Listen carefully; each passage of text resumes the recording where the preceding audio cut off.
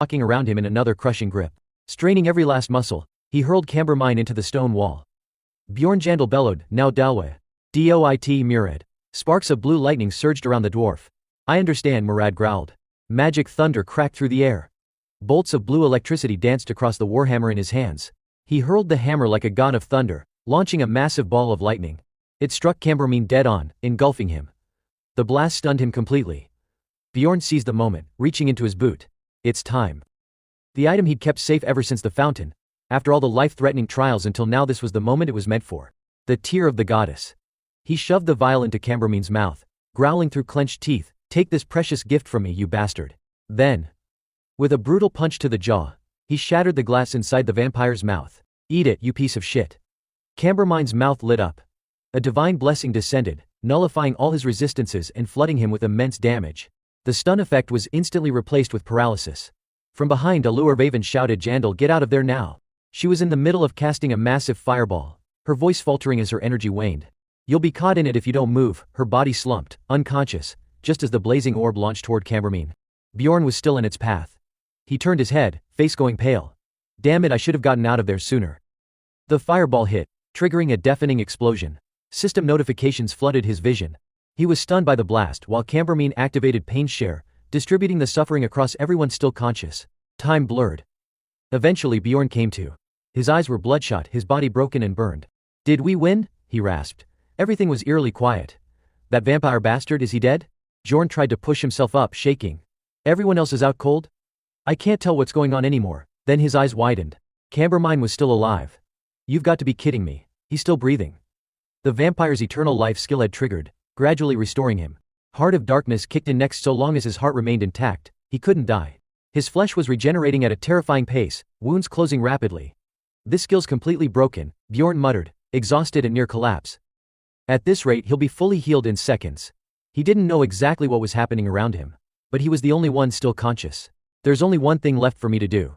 Staggering, dripping with blood, wounds ripped open, Bjorn forced one step after another. He shoved the vampire's limp body over. "I have to kill him before he wakes up." He collapsed onto Cambermine, panting heavily. Even though the vampire's body was still a mangled wreck, Bjorn couldn't reach his heart. Cambermine had instinctively shielded it with his hand before the explosion. Bjorn raised both fists and slammed them into the vampire's chest.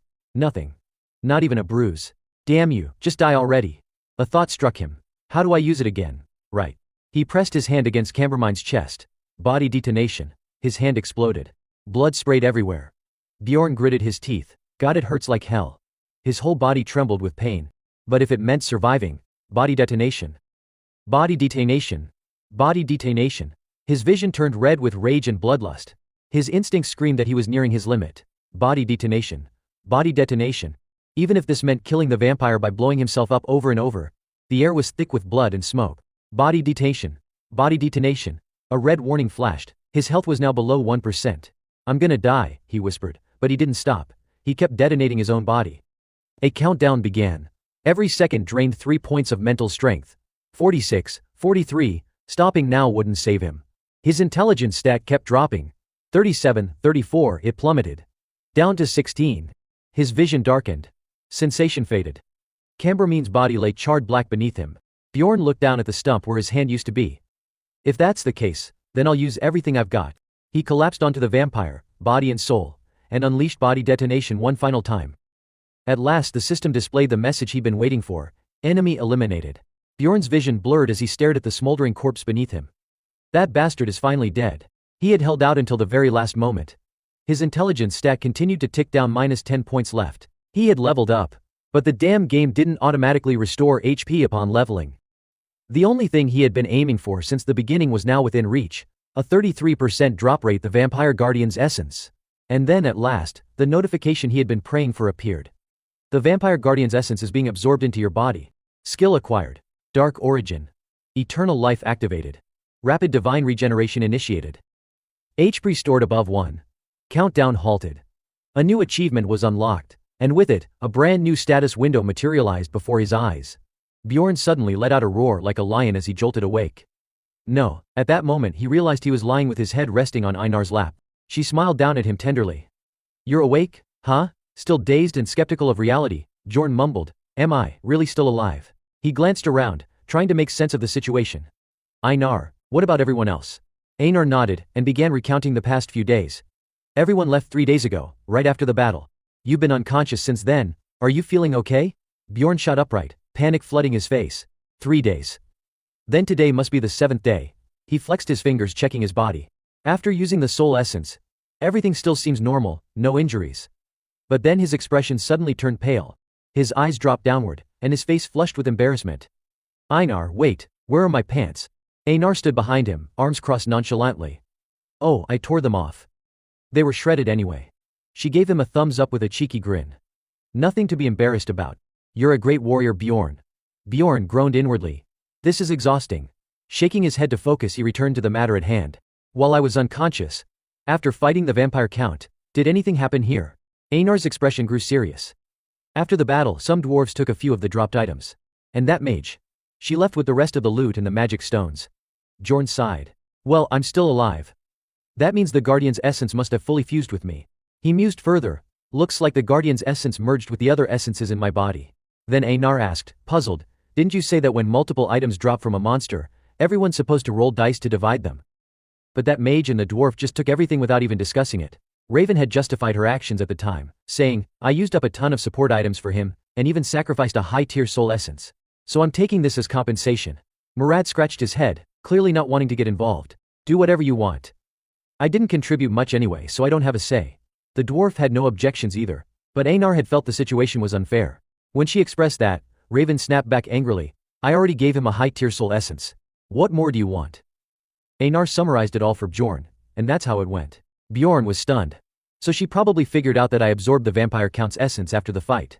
But it's not like I got much out of it. I used the undead golem's soul essence, burned through all my recovery potions just to stall for her. What else was I supposed to do? She is greedy, sure, but I'm not even mad. I'm alive, that's enough. Einar, on the other hand, was clearly upset. She waited until you passed out and looted everything. We went through hell together. And that's how she treats us. So selfish. Bjorn nodded, sympathetic. I get why you're mad, Einar. But in the end, we're lucky to be alive. He smiled and added, thanks for staying with me while I was unconscious. It means a lot. Einar gave him a playful smirk and replied in a brotherly tone, don't mention it. We're friends. With things settled, Einar asked, so what now? That dungeon's cleared. Do you want to head up to the next floor or leave? Bjorn shook his head. Not yet. There's something I still need to do here. Even though the greedy little mage had taken everything that visibly dropped from the vampire count, there was still one hidden item in this place, and she didn't know about it. Bjorn's heart raced with excitement. I've got to retrieve that item. He then looked down and sighed. But first, I really need to cover myself. Hey, do you have anything I can wear? Then, the system notification appeared. You have been transferred to the first floor of the crystal cavern. The labyrinth is closing to initiate teleportation to Raphodia. Bjorn, now fully dressed and looking so muscular that people couldn't help but stare in awe, muttered to himself, so I'm finally back in this city. That expedition was pretty damn dangerous, but I did gain quite a bit from it. Let's see what I can get from selling all this loot. At the guild, a staff member handed him a large sack. Here you go, this is your reward, 231,520 stones. Bjorn stared at the sack like it had just insulted him. So all I got was 231,520 stones? Huh. Nearly died for this measly sum, what a scam. Well, at least I did manage to absorb 2 spirit cores on that run. Just as he reached out to take the bag, the staffer yanked it back suddenly. What now? He asked, puzzled. The woman eyed him cautiously. That's a suspiciously large amount of stones for a rank 9 adventurer like yourself. And what exactly are you carrying in that backpack? His expression darkened. Why are you asking that? This has never been a problem before. Is something wrong? Suddenly several city guards emerged from behind. Freeze right there, lunatic. Bjorn stiffened, stunned. What the hell is going on? One guard barked, save your explanation for the city's investigation chamber. As the crowd flowed by, only Erwin remained standing still. She wiped a bead of sweat off her beautiful face and murmured. Exploring the 3rd floor really was brutal. The strength of those level 7 monsters was on another level. For the first time in my life, I truly felt powerless. Even with her giving it her all to help me, the level 6 monsters weren't just sitting around either. She was stretched thin just trying to handle them. She paused, thinking back to earlier floors. My first expedition on floor 1 was dangerous, sure, but once I teamed up with Bjorn, everything became much easier. But this time, it was a real life or death experience. I wonder how Bjorn's doing these days. Now standing in line for her report, Erwin felt a cheerful flutter in her chest. It's been a while since I saw him. He must be busy exploring the deeper levels. I'd love to see him again. I've got so many spirit cores and stones to brag about. She chuckled to herself, stretching dramatically. Ugh, my poor shoulders, maybe I'm worrying too much. He's probably fine. Still, I hope we meet again soon. Finally, it was her turn. The staff member announced, "You've earned a total of 184,100 stones. That's a pretty big haul for someone in your rank." She smiled and explained, "Oh, I was exploring the dungeon with my older sister." The clerk flipped through his records. "Your name?" "Daria Wittember Tertia," she replied, standing tall with a bright smile. He nodded. "You're a registered adventurer who's already been sponsored. You're free to go about your business now." Erwin thanked him and walked away, still hoping for a reunion with Bjorn. Elsewhere, after returning home, Erwin took a long bath. She hummed cheerfully like a carefree songbird, still caught up in the excitement. "I wonder if I'll run into him again here." Wearing a vibrant green dress that made her look even more radiant and full of life, she twirled in front of the mirror. "I've earned enough to treat myself today. Maybe I can finally buy some new clothes." Her cheeks flushed slightly as she thought, "If I do run into him, we could go out for a nice meal together." Smiling brightly, she couldn't help but feel giddy. "I really want to see him again. I wonder if he's still hanging around that place." But then, a shocking piece of news struck her like lightning. "You're looking for the guest in room 302? He hasn't returned yet." Her smile froze. "What? He hasn't come back?" Panic set in. "He's still not back. What if something happened to him? Please, let him be safe. Please come back soon." 1 week later, Erwin was walking by the inn when she happened to glance at room 302 only to see someone cleaning it out. Shocked, she shouted, "Hey. What do you think you're doing? You can't just take someone else's stuff without permission." The cleaning man didn't even look up. "Sorry miss, but that guest has been gone way too long. The dungeon's been closed for a while now and still no sign of him." "You tell me, what do you think that means?" Her legs trembled. She whispered, he might have died in that labyrinth." She collapsed to the ground in the pouring rain, clutching herself as sobs overtook her. Suddenly, a voice called out, "Erwin." She looked up. "Sister." Teresia rushed toward her, reaching out to pull her into a warm embrace. "I heard what happened. But don't let your mind spiral. We don't know the full story yet. He's not the type to die that easily." Erwin wiped her tears and, with renewed determination, declared, "Sis, I want to get stronger. Strong enough to protect the people I care about." Bjorn had been falsely accused, and it had been more than just a few days now. "A whole week had passed since I was imprisoned," he thought bitterly. He was charged with robbery. During the first interrogation, the inspector pressured him harshly. "Where did you get this crossbow? Have you fired any arrows with it yet?" Bjorn did his best to explain. "This is a weapon from the men who tried to kill me. Everything would have been fine if they hadn't attacked first." The inspector gave a cold laugh. "Then we'll have to investigate who attacked whom first, won't we?" Bjorn glared. "You're arresting people over something like this? Has the Adventurers Guild become this corrupted?" His face remained dark and tense. Even if adventurers carried something suspicious, there was always an unspoken rule: never interrogate someone without solid proof. But the inspector sat down and explained coolly. "The guild's rules changed a few days ago. To reduce the number of robberies, we've decided to scrutinize all rank 9 adventurers more thoroughly." Bjorn clenched his jaw. "Everywhere I go, it's the same damn story. Being low-ranked is nothing but misery. I've got a ton of magic stones on me, and I'm carrying someone else's gear. They probably pick people like me, nobodies with no connections, to interrogate." The inspector kept pressing. "Come on, confess. Where did you get all this stuff?" Annoyed, Bjorn repeated, "I told you, from the bastards who ambushed me. A group of 4 thieves attacked me and tried to rob me." He added, "And the bald one? He's not a problem anymore. I sent him to hell myself. He broke the vow we made. He went back on our deal, and that cost him his life." The inspector adjusted his glasses, clearly skeptical. "You're saying you were stabbed in the neck and survived? Then where's the scar? Can you explain that?" Bjorn scowled. "What, are you blind? It was right on my neck." He reached up, but there was nothing there. "Wait, could it be the vampire essence? Did it accelerate my regeneration so much that even the scar disappeared? Everything's such a damn mess. I didn't even want to talk about the rift in that dungeon, but now it's all coming out." The inspector burst into laughter. "A spatial rift? A vampire count appearing on the 3rd floor? What are you, a 3-year-old, making up fairy tales?" Bjorn exploded, yelling at the ridiculous man. "Fine.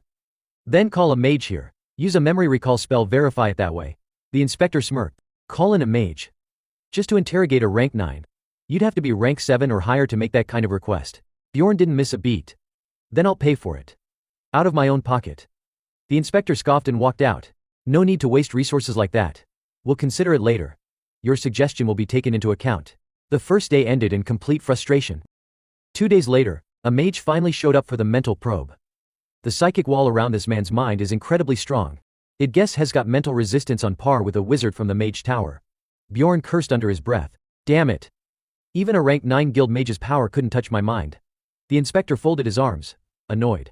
Calling in a high-ranking mage for something so trivial is a waste. Even if you brought up Raven the sorcerer or the dwarves, I wouldn't care. He refused to listen to a word. Then he extended his hand, signaling a final push. Just drop the mental resistance already. Tell us the truth. Admit what you did. It was clear they just wanted him to plead guilty. But this was the 7th interrogation just this morning. And then the inspector triumphantly pulled something out. Bjorn Yandel, we finally found solid evidence. Bjorn squinted. Wait. That thing. It was the message stone he had acquired during the battle against the Crystal Alliance on the first floor. The inspector smirked. Looks like this isn't your first robbery. Based on the ID codes, this stone belonged to a deceased adventurer.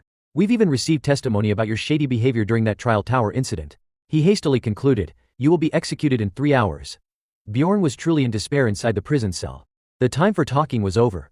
But if he recklessly broke the bars and escaped, he would just become a condemned fugitive. That left only one path to survival, proving his innocence. Determined, he steeled himself. I absolutely cannot die here. Then, the system granted him the option, self-detonate flesh. The entire holding cell burst into violent flames. The explosion was massive. Bjorn stepped out of the scorched cell slowly, his body steaming. A nearby guard backed away, stunned and terrified. What the hell? What did you just do? Bjorn landed a brutal punch right to the guard's face. I'm breaking out. One hit, and the guard collapsed instantly. All right, time to run. He cracked his knuckles in frustration and yanked a ring of keys from the man's belt. Around him, the other prisoners began shouting and clamoring, hey Barbarian, you actually did it. He's insane. Please, let us out too. Bjorn stood silent thinking. No doubt there are some real criminals in these cells, but there are probably a few innocents like me too. Screw it. He unlocked all the cells. Let them cause chaos. Cheers erupted as the prisoners rushed out like a tidal wave. Freedom, we're free. Let's go, they screamed. Long live the madman. Long live the barbarian. We're finally free. Meanwhile, in the lobby on the first floor of the Adventurers Guild, the guards heard something strange. What was that sound? Then bam. The doors exploded off their hinges. The mob of prisoners poured out like floodwaters. We're free. It's a jailbreak, someone shouted. A staffer panicked and turned to the adventurers. Please. We'll pay handsomely. Help us subdue those escapees. A brutal brawl broke out immediately. Die, you bastards. Taking advantage of the chaos, Bjorn slipped away and headed upstairs. Those guys will be recaptured soon enough. Unlike adventurers, escaped prisoners had no decent weapons, just stolen batons or sticks.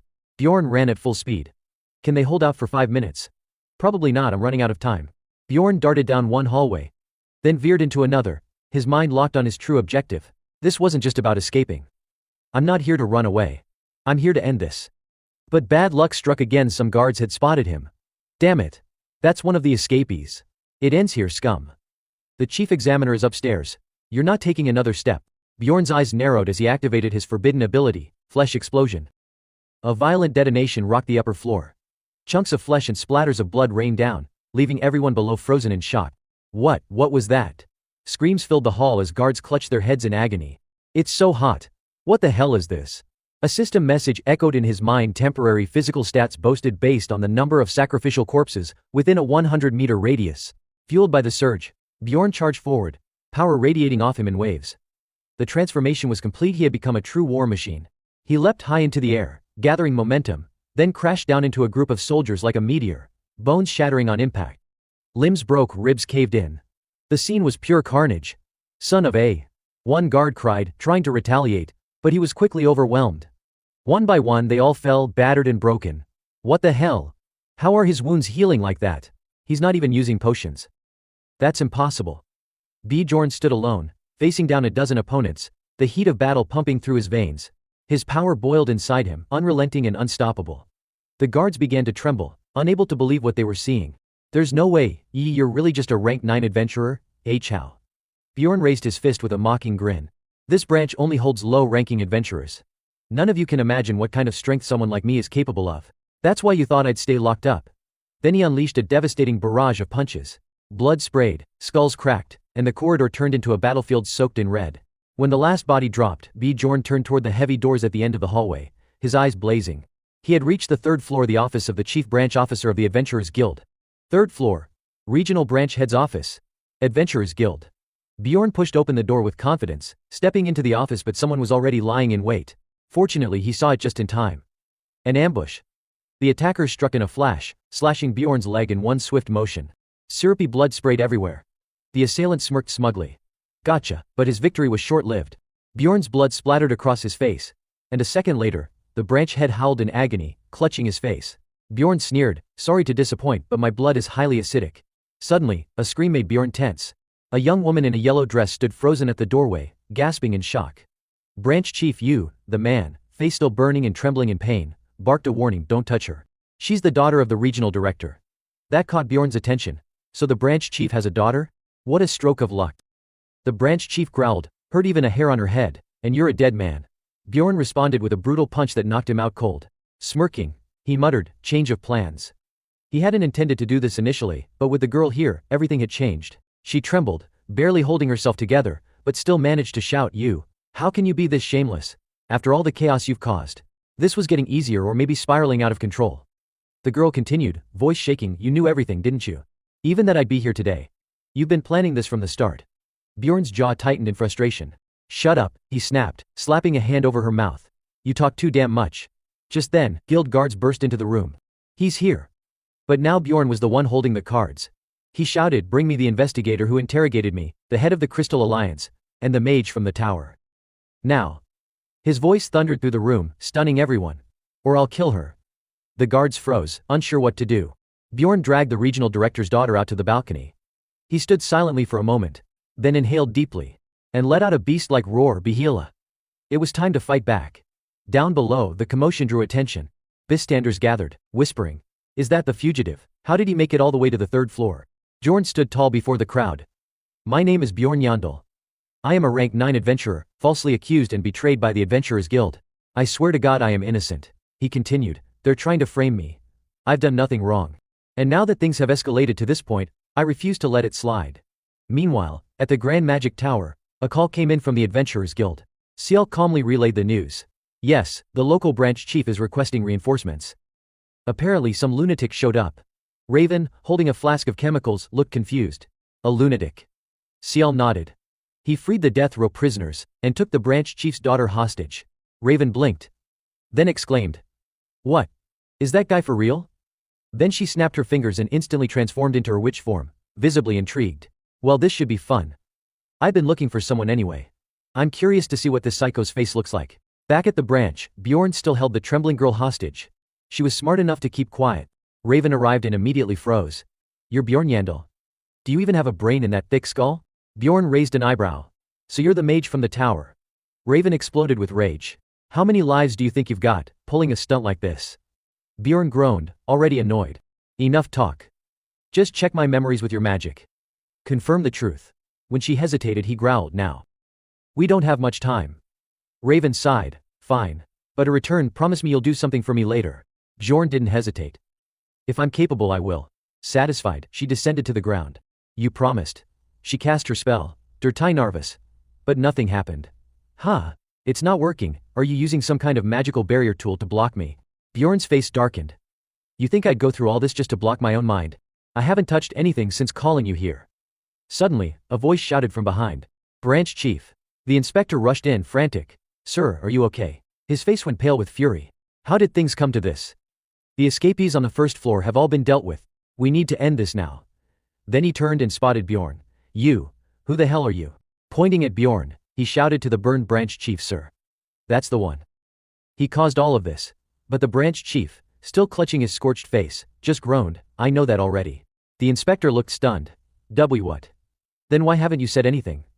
The branch leader hung his head low, muttering that he had been framed. Weren't you in charge of investigating him? Do you have any solid evidence to accuse him? The inspector flinched nervously, and quickly tried to justify himself. Are you implying I made false accusations? Ridiculous. That man possessed an enormous amount of magical stones, far more than a level 9 adventurer could reasonably acquire. I found it suspicious, so I searched his backpack. It was filled with gear and items that had to be stolen. Furthermore, based on the investigation, there were testimonies claiming that Bjorn Yandel killed an innocent person in the Crystal Union, and even robbed some items from them. Bjorn exploded with anger. Those statements came from members of the same guild. How can you trust their testimony when they're clearly biased? The branch leader turned toward the inspector. Then why didn't you use memory verification magic on him? The inspector snapped like a cornered mutt. Because he's a pathological liar. He said he survived after being stabbed in the neck, And he didn't even have a scar to prove it. He also claimed to have absorbed vampire essence. The branch leader furrowed his brows. Absorb vampire essence? Yes, sir. That's exactly what he said. Isn't that absurd? A vampire appearing in a rift on the first floor of the Tower of Trials? He's clearly lying. And besides, his body seems to resist memory detection magic either because of his unique physique or some kind of item. If he's lying, then why should we bother summoning a mage from the magic tower? Wouldn't that be a waste of their time? The inspector adjusted his glasses smugly. Let's just end this here, Savage. But then Raven stepped forward. Yandel did absorb vampire essence. I was there. I saw it with my own eyes. But I can't use memory magic on myself. The inspector looked stunned. You're saying it's true. What are you trying to imply?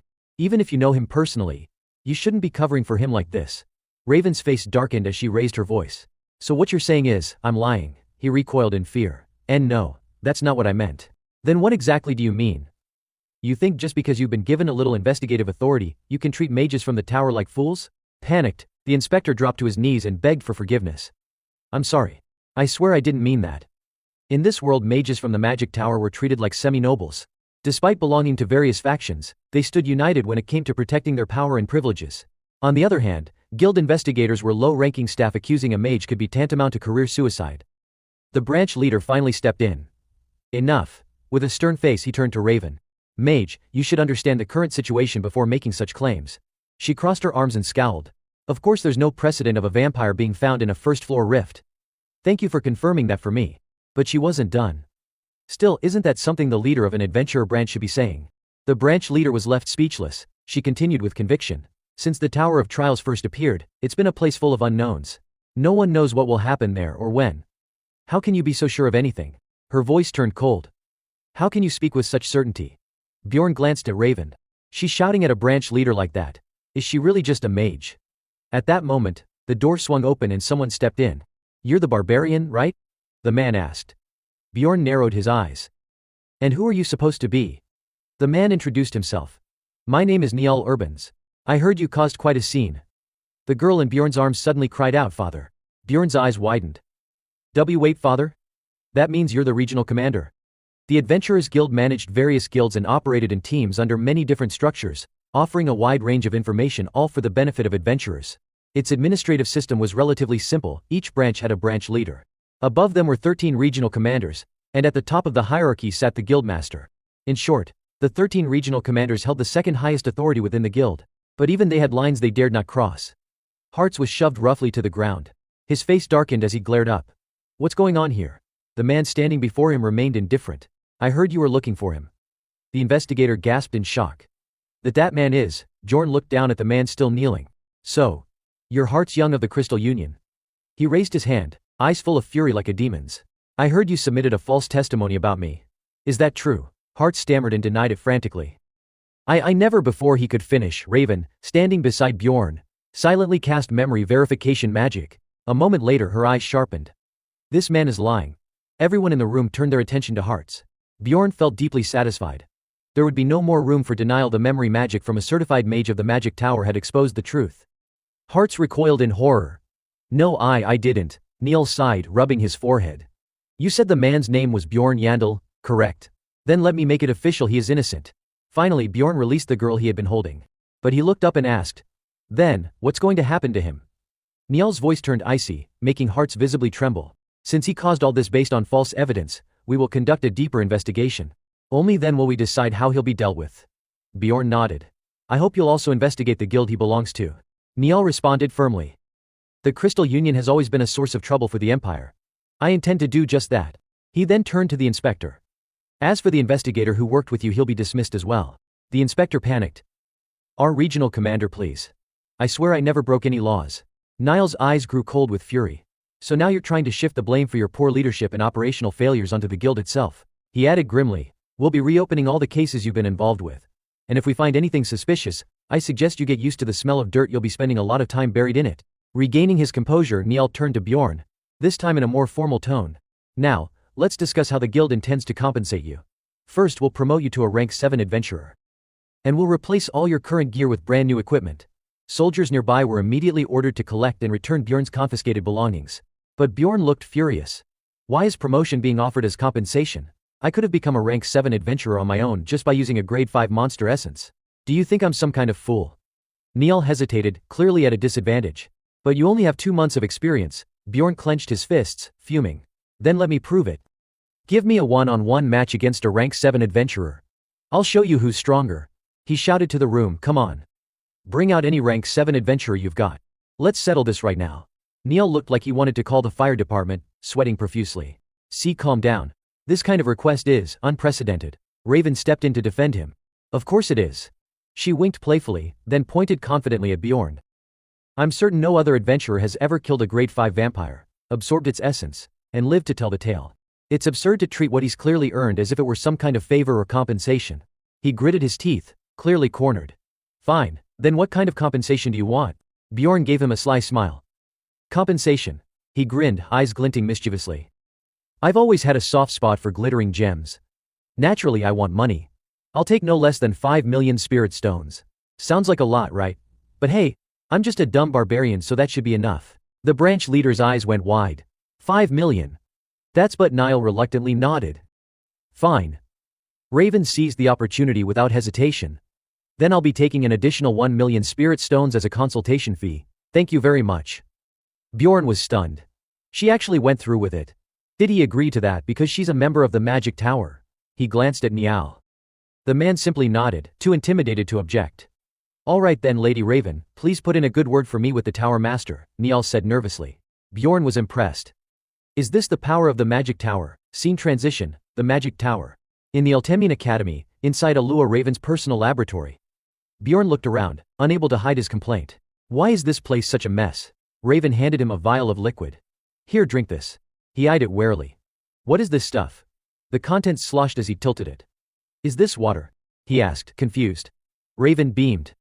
Yup. I don't have any clean cups lying around. Or would you prefer concentrated basil juice? Bjorn turned pale. No, this is fine. He was pretty sure this mysterious solution still had bits of monster entrails floating in it. He took a seat and glanced at her.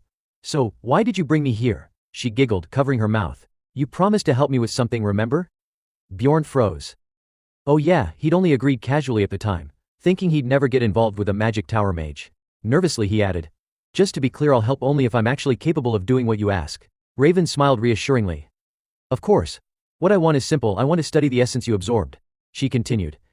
It'll be good for you too. You've never allowed anyone to examine your body after absorbing those essences, right? We might discover new traits. Bjorn observed her more carefully. Her eyes had changed. She was completely absorbed in her research. It made sense. The essence of an undead golem was already rare enough, but now she had access to the guardian vampire's essence, something no other mage in the entire tower had ever seen. No wonder she was so thrilled. Are all mages in this world like her? He wondered. She wrapped it up with a cheerful tone.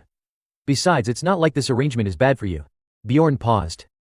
Wait, so everything you said during our contract negotiation was all because of this? He recalled Raven's discussion with Niall just a few minutes earlier.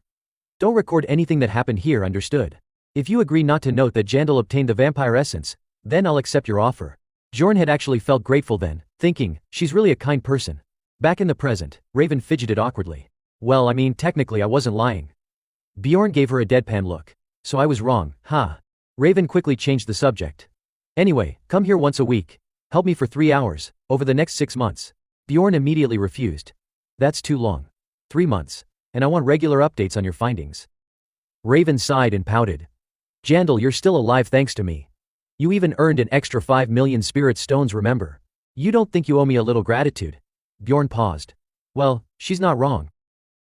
But that's a separate issue entirely. If this relationship was going to last, he needed to be upfront about who he really was. Bjorn smiled slyly. Shouldn't you be the one paying me? Raven blinked. Wait, why? Bjorn leaned in close, staring her down. Anyone who doesn't stand up for themselves is a damn fool. Raven looked up and scowled. What? His voice was dripping with menace. You let me absorb the essence of a corpse golem without my consent, didn't you? Raven flinched. That, so what? I gave you the essence for free, didn't I? She snapped and shoved him back. Bjorn clenched his jaw in rage. You forced it on me just so you could survive that vampire. That's a huge deal. Raven shot back. Don't you think I did it to save you too? But Bjorn didn't want to hear it. His tone turned ice cold. I don't care. I didn't want to absorb it. Now pay me 10 million mana shards.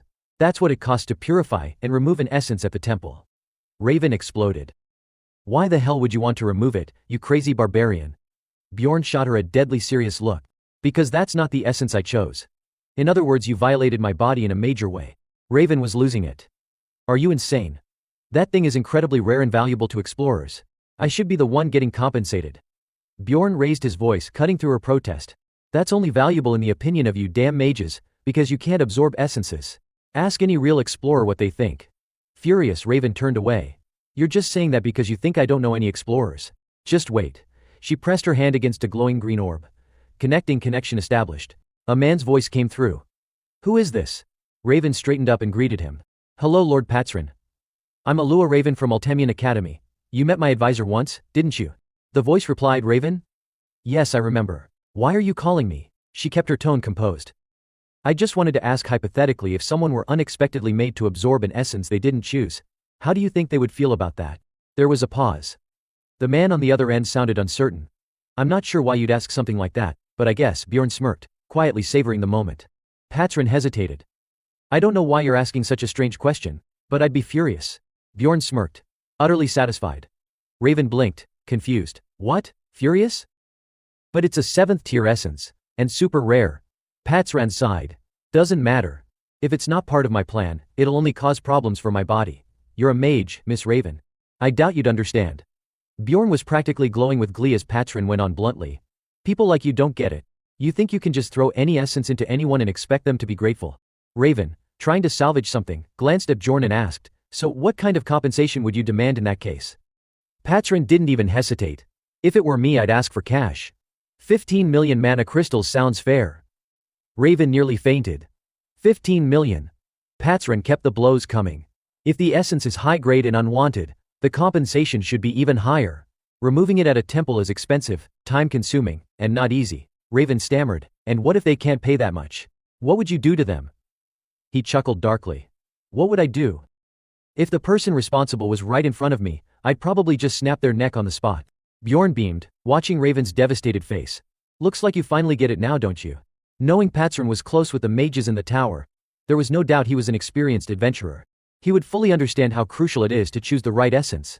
If Raven had just asked a desperate level 9 adventurer clinging to life back then, she might have gotten a very different answer.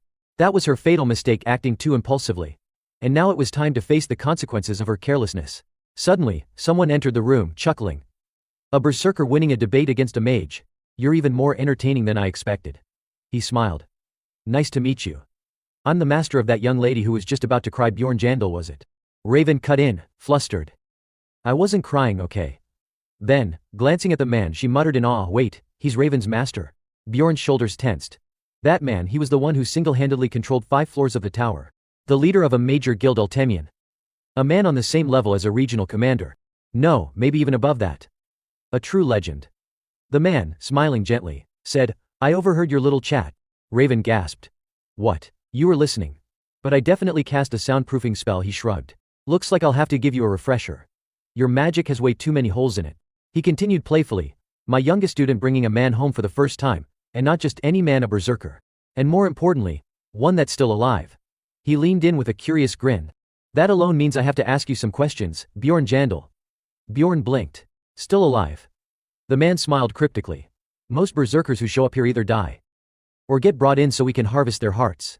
Bjorn's expression turned stone cold as he glared at the man. The old man gave a creepy little chuckle, then waved it off. Come now, cheer up. I was just joking. Just joking. Bjorn, confused and slightly horrified, muttered. That's what mages think of as humor. The man grinned. Even I'm a berserker with a sense of humor. Didn't I tell you my name was Demian or something? Bjorn narrowed his eyes, smiling faintly. In that case, I guess I should return the favor, with a berserker-style joke. He pointed directly at the old man's face. I kinda want to crack your skull open right now. This time Demian was the one who flinched. What? Hey now, Bjorn chuckled and grinned. Of course I was just joking, old man. Lighten up and laugh a little, you white-haired geezer. The old man's eyes widened in shock. Old man. Bjorn nodded with a satisfied smirk, his tone suddenly colder. So, it's fine to blurt out nonsense as long as it makes people laugh, huh? He then patted Sile's head gently. That part was a joke too. Alua Raven, standing nearby, stared at him in disbelief. Yandel, are you sure you're not actually insane? I should have realized when you started acting like a lunatic back at the guild. When Bjorn didn't respond, she faltered, worried. Did I go too far? How am I supposed to fix this? But to her surprise, the old man suddenly burst out laughing. Now that's some personality you've got there, kid. Don't worry, the old man said with a grin. I'm not one of those uptight brats who get hung up on every little thing. Bjorn could tell just by looking at him that the man was still annoyed. You seem angry though. So what now? I am a madman after all. Responding to my jokes like that, huh? Bjorn grinned. Alright then, I take back calling you an old man. Let's go with Ice Mage Elder instead. The old man took a deep breath, trying to stay calm. Like I said, I'm not the type to hold grudges. Oh, and about those 10 million essence stones, how about this instead? He held out an item. Numbered Ice Spirit Accessory 9425. The number may be low, but it's still a numbered item. Bjorn immediately recognized it. A numbered item. These rare artifacts could only be obtained from high-ranking guardians. Each one was unique, exceptionally hard to find, and held special abilities. And this man was just giving it to him. Still, Bjorn played it cool. What's so special about this? The old man chuckled. That item will seal one of the unwanted effects from any essence the wearer has absorbed. You've absorbed the undead golem's essence, right? The acid blood might be manageable, but it'll be a real pain otherwise. So what do you say? Bjorn narrowed his eyes and thought.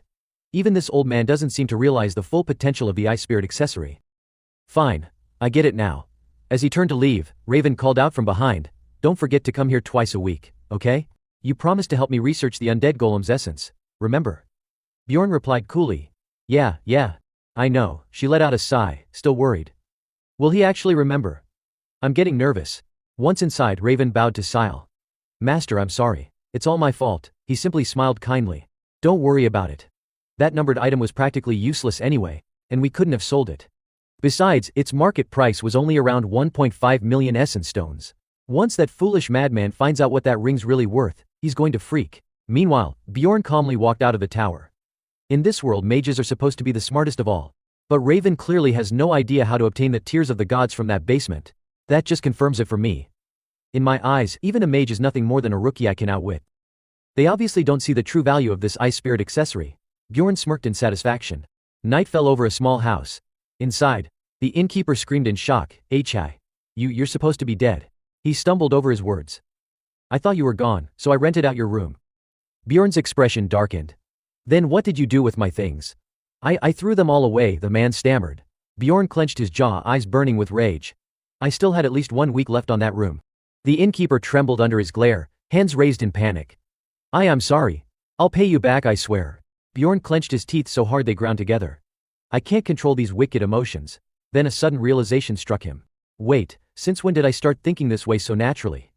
Ever since he opened his eyes in this world, even witnessing the murder of his fellow tribesmen didn't disturb his mind in the slightest. When he killed someone for the first time, though it had been necessary, the act itself felt disturbingly easy. Escaping from the prison cell had taken only a moment of hesitation. Now his emotions were spiraling out of control. Arguing with that old man in the tower, something Lee Hansu, a 29-year-old office worker, would never have done. He had thought it was just a situational shift brought on by extraordinary circumstances.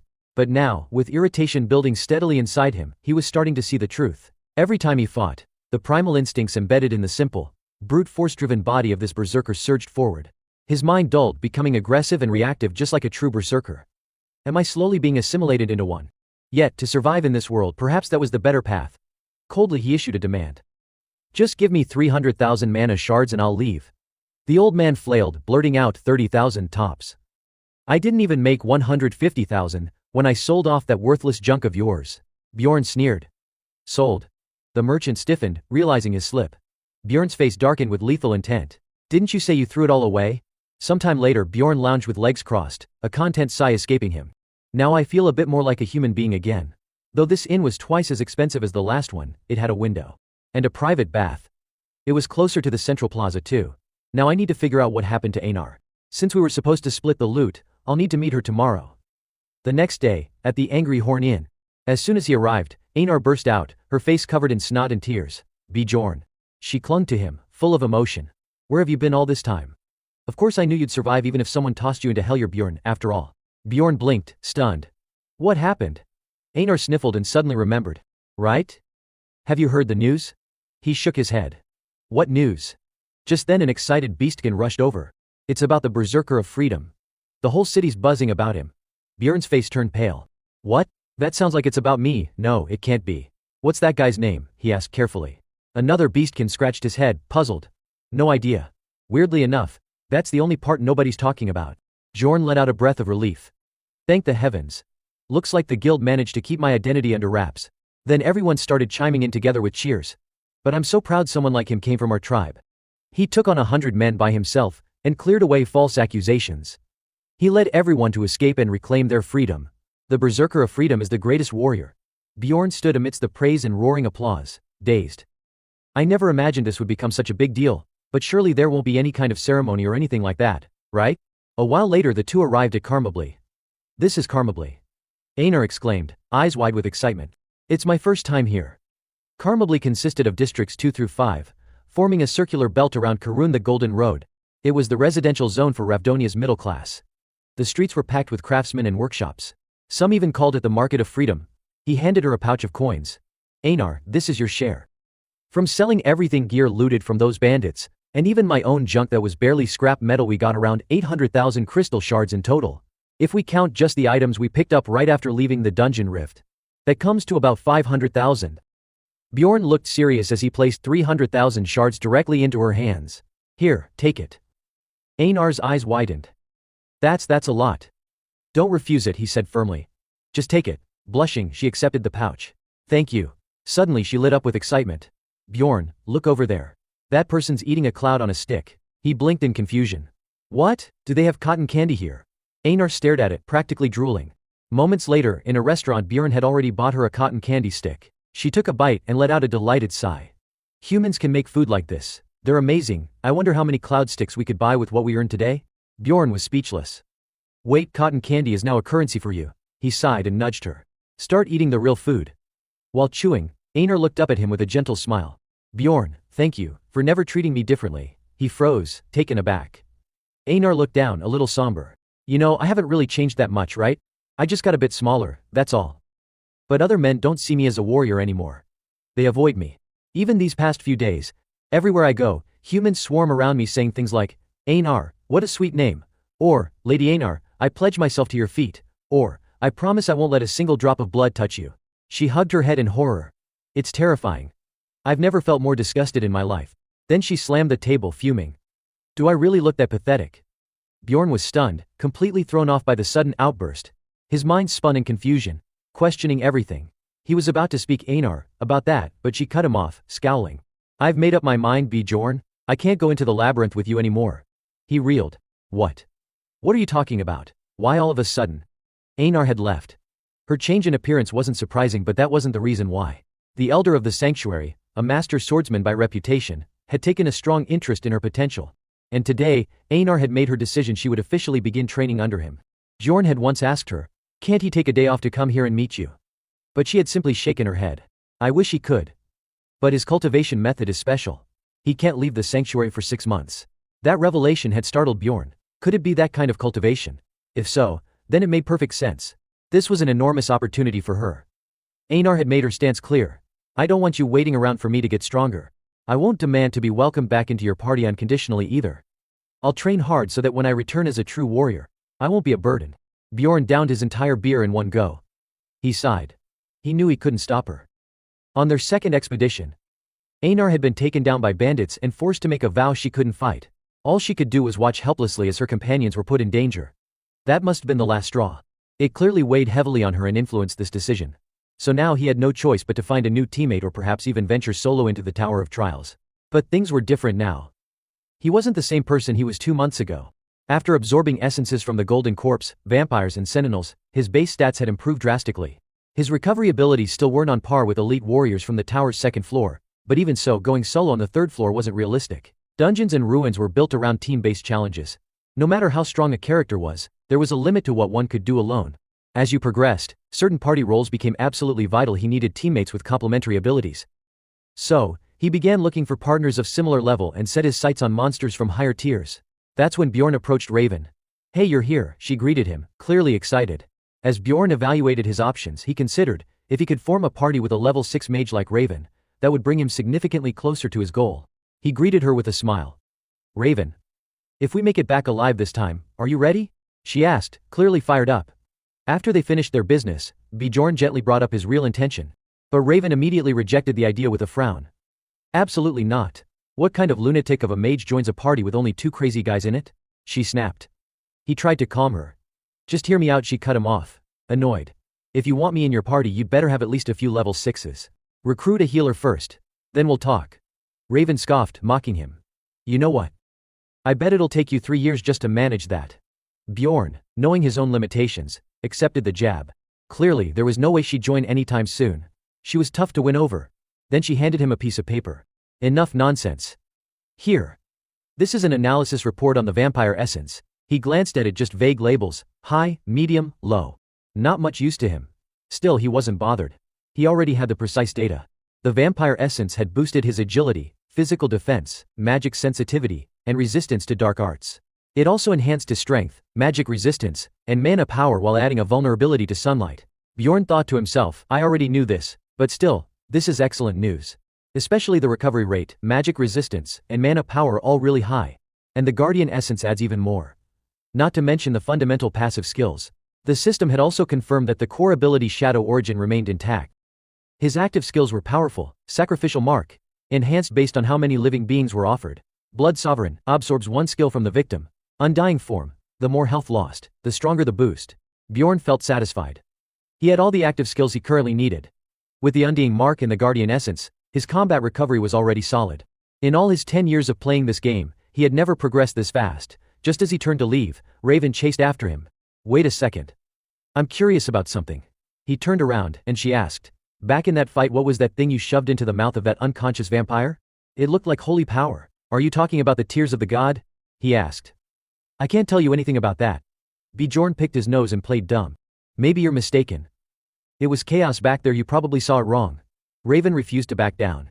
No, I saw it clearly with my own eyes. But Bjorn was committed to the act. There was no such thing. Gotta go. He suddenly activated his berserker speed and bolted away in a flash. Hey wait, Raven shouted, stomping her feet in frustration. He's definitely hiding something. Think I won't find out. Just wait. Inside the massive library filled with thousands of books, someone shouted excitedly, found it. Overview of Rift No. 3.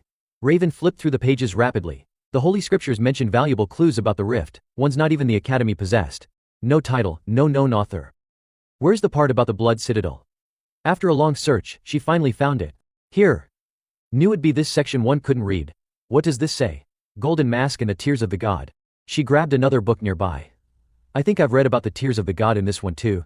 Ah, here it is. Tears of the God, a rare sacred relic of unknown origin. When destroyed, it grants a powerful blessing to the surrounding area. 150 years ago, during a dimensional collapse, Cardinal Androne used 3 vials of holy water to save his followers. They vanished afterward. Raven was stunned. A sacred relic? The effects and usage matched exactly what she'd witnessed. Could he have obtained it by chance? But how would a berserker, fresh from his coming-of-age ceremony, know the exact hidden location of the Tears of the God? Even if he stumbled upon it, how would he know its function and use it so effectively against that vampire? Could it be, was he Yandel?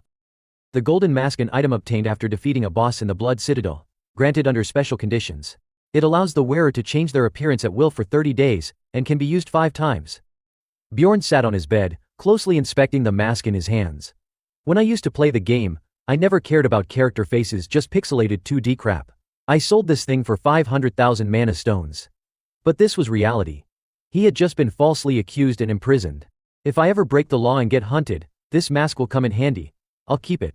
Meanwhile, in the inn, the atmosphere was buzzing. Hey, did you hear the news? The Mana Stone Alliance just disbanded. What? A whole guild gone overnight. Teresia quietly listened in. The Mana Stone Alliance had built an expansive network of communication crystals, and provided countless conveniences to first-floor adventurers. It was a booming guild that rose to power in the past decade. But were they ever real adventurers? Someone scoffed. They were just a bunch of thugs. Another chimed in, exactly, total scum. Teresia stayed silent. Things had started well at first. The guild helped many struggling commoners. But as they grew stronger, the alliance turned corrupt, isolating outsiders and bullying newcomers. She stood up to pay for her meal. Just look at what they did to my little sister, she muttered. Honestly, if that berserker hadn't stepped in, she would have been in real danger. She thought she'd have to deal with them herself, but now, no need. The other guests kept chatting. But seriously, why did they suddenly break up like that? One whispered back, don't tell me you haven't heard it's because of him, that berserker of freedom. Teresia smiled quietly to herself. Ironic. But I guess I owe that crazy guy one. The man asked again in disbelief. You mean the guy who escaped from prison to prove his innocence, and even took the regional chief's daughter hostage? His friend nodded. Yep, it was complete chaos, and there are even rumors he's going to be promoted soon. That's what the escaped inmates were saying. But the real shocker? That lunatic isn't even a level 9 explorer. He just completed his coming-of-age ceremony not long ago. Yet he managed to turn the entire prison upside down. That means he's practically a newbie. Teresia froze, puzzled. A level 9 explorer? That maniac? There's no way it could be a coincidence like that. Hadn't that lunatic already died? If the so-called madman of freedom was actually that person, then it explained why he hadn't returned to the inn in over a week. Slowly she made her way back home. Hesitating at Erwin's door, she reached for the doorknob, unsure. Should I tell her? In the end she opened the door and softly called out. Erwin. Her little sister was sitting alone in the dark, face blank and defeated. Teresia paused, debating whether or not to tell her the truth. The next day, Bjorn walked up to the reception counter.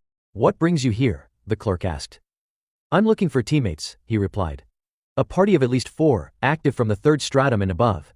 I'll need to see your ID and badge, the receptionist said. Bjorn quickly handed them over. Here. The clerk skimmed through them. Let's see, Bjorn Yandel, level 7, 5 stars. His voice jumped an octave on those last 2 words. 5 stars. Bjorn blinked, confused. What's this about stars? But then he played dumb, stammering. Wait, did I say something about stars? Nope, no idea. The clerk fumbled to cover, handing him a list. This is the roster of teams that meet your criteria, Explorer Bjorn Yandel. Taking the list, Bjorn sighed. He didn't bother calling out the act. This was clearly coded language within the guild, probably meant to flag high-value prospects. Still, high price or not, they sure were acting all smiles and polite. Suddenly, his eyes widened in surprise. That name, Hikurad Murad grinned brightly. Knew it was you. I wasn't sure at first. But damn, you're already level 7. Bjorn took a seat and returned the greeting calmly. Long time no see, Hikurad. Glad to run into you again, Hikurad beamed. But save the catch-up for later, there's someone else joining us. Bjorn perked up, intrigued. Oh? You already recruited someone else? Not exactly, Hikurad replied cryptically. But if you count a mage, then yeah, kind of. Bjorn raised an eyebrow. A mage? That rare. They're looking to join a party? Hikurad waved. Yep, should be here any second. Look, there they are. Bjorn turned, curious and eager. Who could it be? Bjorn was still confused. Did this team really manage to recruit a mage? Suddenly the door opened, and a blond young man with a scholarly look stepped in cheerfully. Hey there, madman. Dwarf. He smiled brightly and introduced himself. I'm Lear Dwaki. I came here because I want to join your team. Hikurad stood up warmly to shake his hand. Nice to meet you. So you're the mage we were waiting to meet today. Dwaki half joked with a wink. It's just a coincidence that a mage happened to pass by right at the right time, isn't it? Hikurad blinked in confusion, completely missing the hint. As usual, Bjorn had to step in and explain. With a sigh, he clarified. He means he is the mage. Oh, got it now. Hikurad said, shaking Dwaki's hand again, now with even more enthusiasm. Still, I'm happy to meet you. I'm Hikurad Murad, a level 6 explorer and a level 8 mage affiliated with the Royal Magic Association of Rapidonia. Hikurad suddenly paused again, confused. Wait, the royal family of Rapidonia? Bjorn irritably corrected him. No, he means Hesnot with the guild. Seriously, how do you know so little? Dwaki stared curiously at Bjorn, intrigued. For a madman, you sure know a lot. Mind if I ask your name? Bjorn could feel his blood pressure rising. This guy was already getting on his nerves. Still, he forced himself to be polite and growled, Son of Yandel. Bjorn. Sit. Once everyone was seated and food and drink were on the table, Bjorn immediately got to the point. Let me be straight with you. Why do you want to become an explorer? As far as I know, level 8 mages rarely do dungeon work like this. He analyzed calmly. You're not experienced enough to handle the mid to upper layers. And the lower floors don't pay enough. Honestly, staying in the city as a full-time mage would be much more stable and lucrative. Meanwhile, Dwaki beamed as he gave his answer. Simple. I want to become a famous explorer and bring glory to the Martuan barony. Hikurad nearly flipped the table. A barony. You're a noble. Dwaki casually explained. My mother's sister's husband is the 3rd brother of the wife of Baron Martuan. Bjorn was appalled. What kind of nonsense connection is that? They barely even know each other. Dwaki chuckled cheerfully. Don't worry, I don't plan on mistreating anyone. Bjorn stared in disbelief. Is this guy insane? The more he talks, the more he sounds like a complete fraud. Lear Dwaki, handsome face, blonde hair, about 160 centimeters tall, thin, a level 8 mage with mind control, manipulation magic, a few curses and some dark spells. He had no field experience, was full of lies, and absolutely arrogant. I don't trust him completely. But having a mage might attract better applicants. So, we accepted Dwaki as bait. Sure enough, in the days that followed, many skilled people applied to join the team just like I expected. Hikarad and I had to meet 3 or 4 times a week, just to review all the applications. Bjorn diligently went through the forms, nodding. Yeah, this guy seems solid. But deep down he sighed in exhaustion. We're working together, but it feels like I'm the one doing everything. Hikarad beamed, so we're accepting him, right? I was worried you'd reject him. And that's how our team was formed. We even upgraded all our gear. Bjorn couldn't wait. He immediately rushed off to brag to Lagna. She stared coldly, her face emotionless and unreadable. Bjorn, still brimming with excitement, asked curiously what's going on. You see this, right? If you're that curious, I'm happy to explain. This, he said proudly, is armor and a shield made from lithium. And this thing on my back. It's a spatial expansion backpack. Not super expensive, but I just bought it. She didn't seem the least bit interested. Her tone was cold and sharp as she cut him off. Someone's complaining. Take off your gear. Bjorn awkwardly reached for his spray to silence the squeaking parts and muttered. All right. I guess she's not really into jokes. Later, after wrapping up his business at the library, he left quickly. But then, from nearby, the sorrowful sobs of someone crying caught his attention. Turning his head, Bjorn was stunned. A lunatic. He thought in disbelief. But something was off. He wasn't carrying any weapons. Every lunatic clung to their weapon like it was their very soul. No matter how hungry, poor, or cold they were, they always carried it. Bjorn approached cautiously. Hey. The man flinched and shrank back in terror the moment he saw the intensity in Bjorn's eyes. Bjorn frowned and reassured him, relax. I'm not going to hurt you. Where's your weapon? What are you doing here? The man hesitated. I didn't have any money, so I sold it. Suspicion flared in Bjorn's mind. He's being respectful and polite, but he sold his own weapon. That didn't add up. Bjorn smirked, sure of his conclusion. This bastard, he's a fake. I am an evil spirit, Bjorn said dryly. Son of Yandel. Bjorn. The man nodded politely, son of Lean. Tarikan. Later, Bjorn despite himself offered to buy Tarikan a meal. Tarikan devoured the food like he hadn't eaten in days, eyes shimmering with emotion. I won't forget what you did for me. But Bjorn wasn't buying it. This whole story is way too shaky. Tarikan claimed he had undergone his coming-of-age ritual a month earlier than Bjorn, but then got lost and never made it into the labyrinth. Bjorn was almost certain he had just run away, too scared to fight monsters. Escaping from a bunch of panicked lunatics wasn't exactly a heroic feat. But that choice came with consequences. Bjorn guessed that Tarikan had tried to survive in the city, but no one would hire a lunatic. That's the biggest downside of being one. Experienced players were usually the ones who unlocked the boss chambers of the Abbey's doors. A veteran should know exactly how badly lunatics were treated in this world. Tarikan didn't. And when you're outside the labyrinth, living as a lunatic is borderline impossible. Bjorn nodded slowly.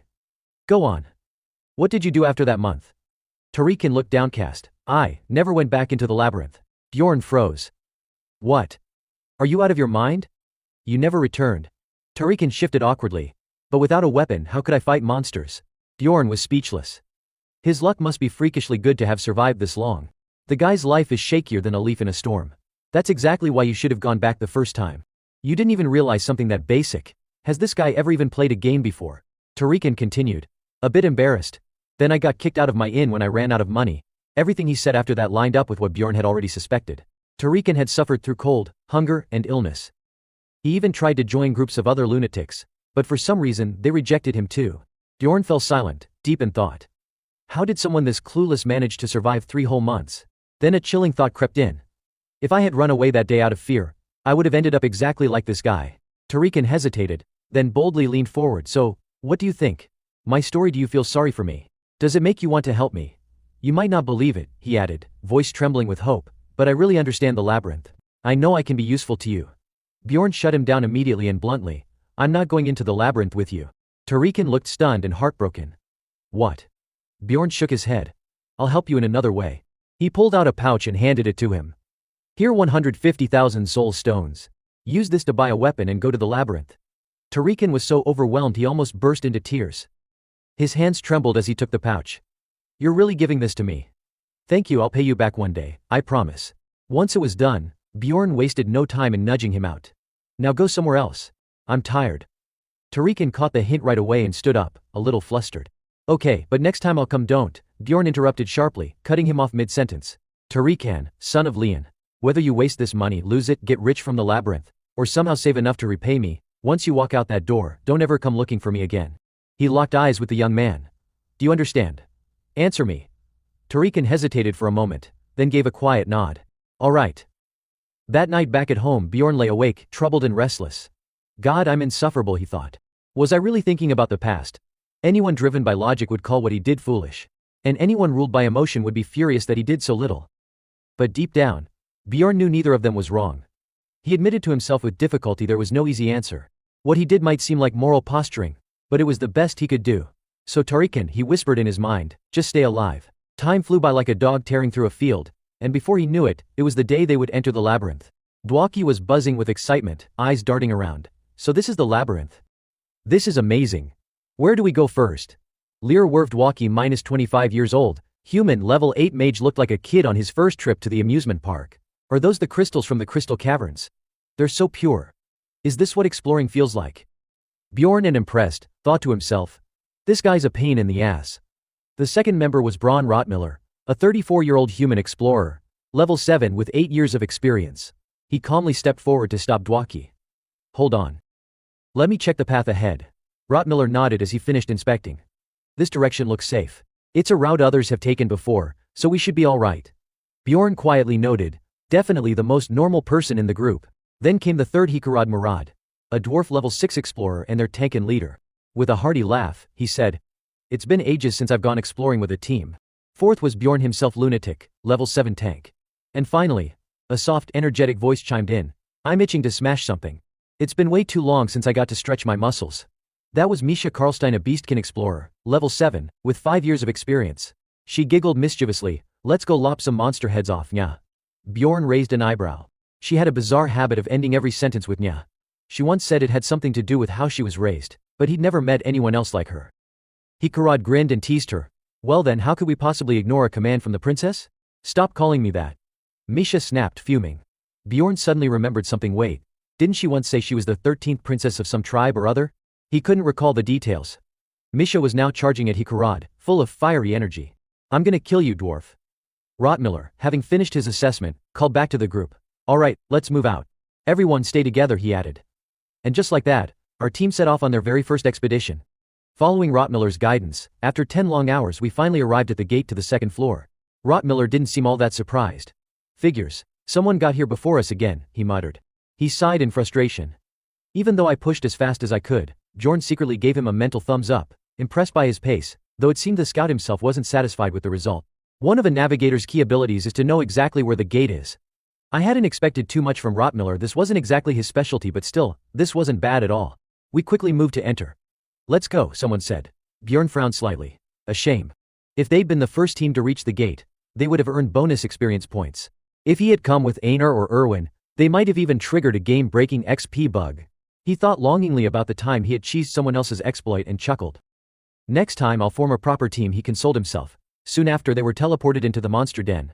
Hikarad's face turned green as he gagged. No matter how many times I come here, I just can't stand this stench. Bjorn quickly surveyed the surroundings. The second floor was linked by a gate on the eastern side of the first floor. As the name implied, this was the monster-infested level. After a bout of complaining, the dwarf finally turned around to check on someone. Dwaki, you okay? Dwaki's face had gone pale. Clutching his mouth, he looked like he'd just been slapped by Sister Hugh. Please just nobody talk to me. Hikarad laughed and gave him a friendly pat. Man, you really can't handle it, huh? Misha jumped back a few meters in alarm. Gross, she muttered. Bjorn sighed. Yeah, this place has a particularly nauseating smell. That's the defining feature here. He turned to the person ahead. Rottmiller, you good? He remembered hearing that Rottmiller had heightened senses, particularly smell, which enhanced all of his perception. The scout nodded reassuringly. I'm fine. This isn't my first time here. Rottmiller then took the lead. From this point on there'll be lots of sinkholes. If you don't want to fall into one, just follow my lead. Despite the stench and surroundings, he remained calm and professional. Bjorn was impressed. He's the only one staying this composed. Must be his 8 years of experience. They continued to follow Rottmiller through the swamp. The monster den was nestled inside a canyon. To pass through they had to wander a maze of cliff paths. Traps were everywhere, was a nightmare. This was where a navigator's role became truly vital, especially compared to places like the fairy forest. The monsters on this level weren't too strong compared to the party's overall stats, so the danger was manageable.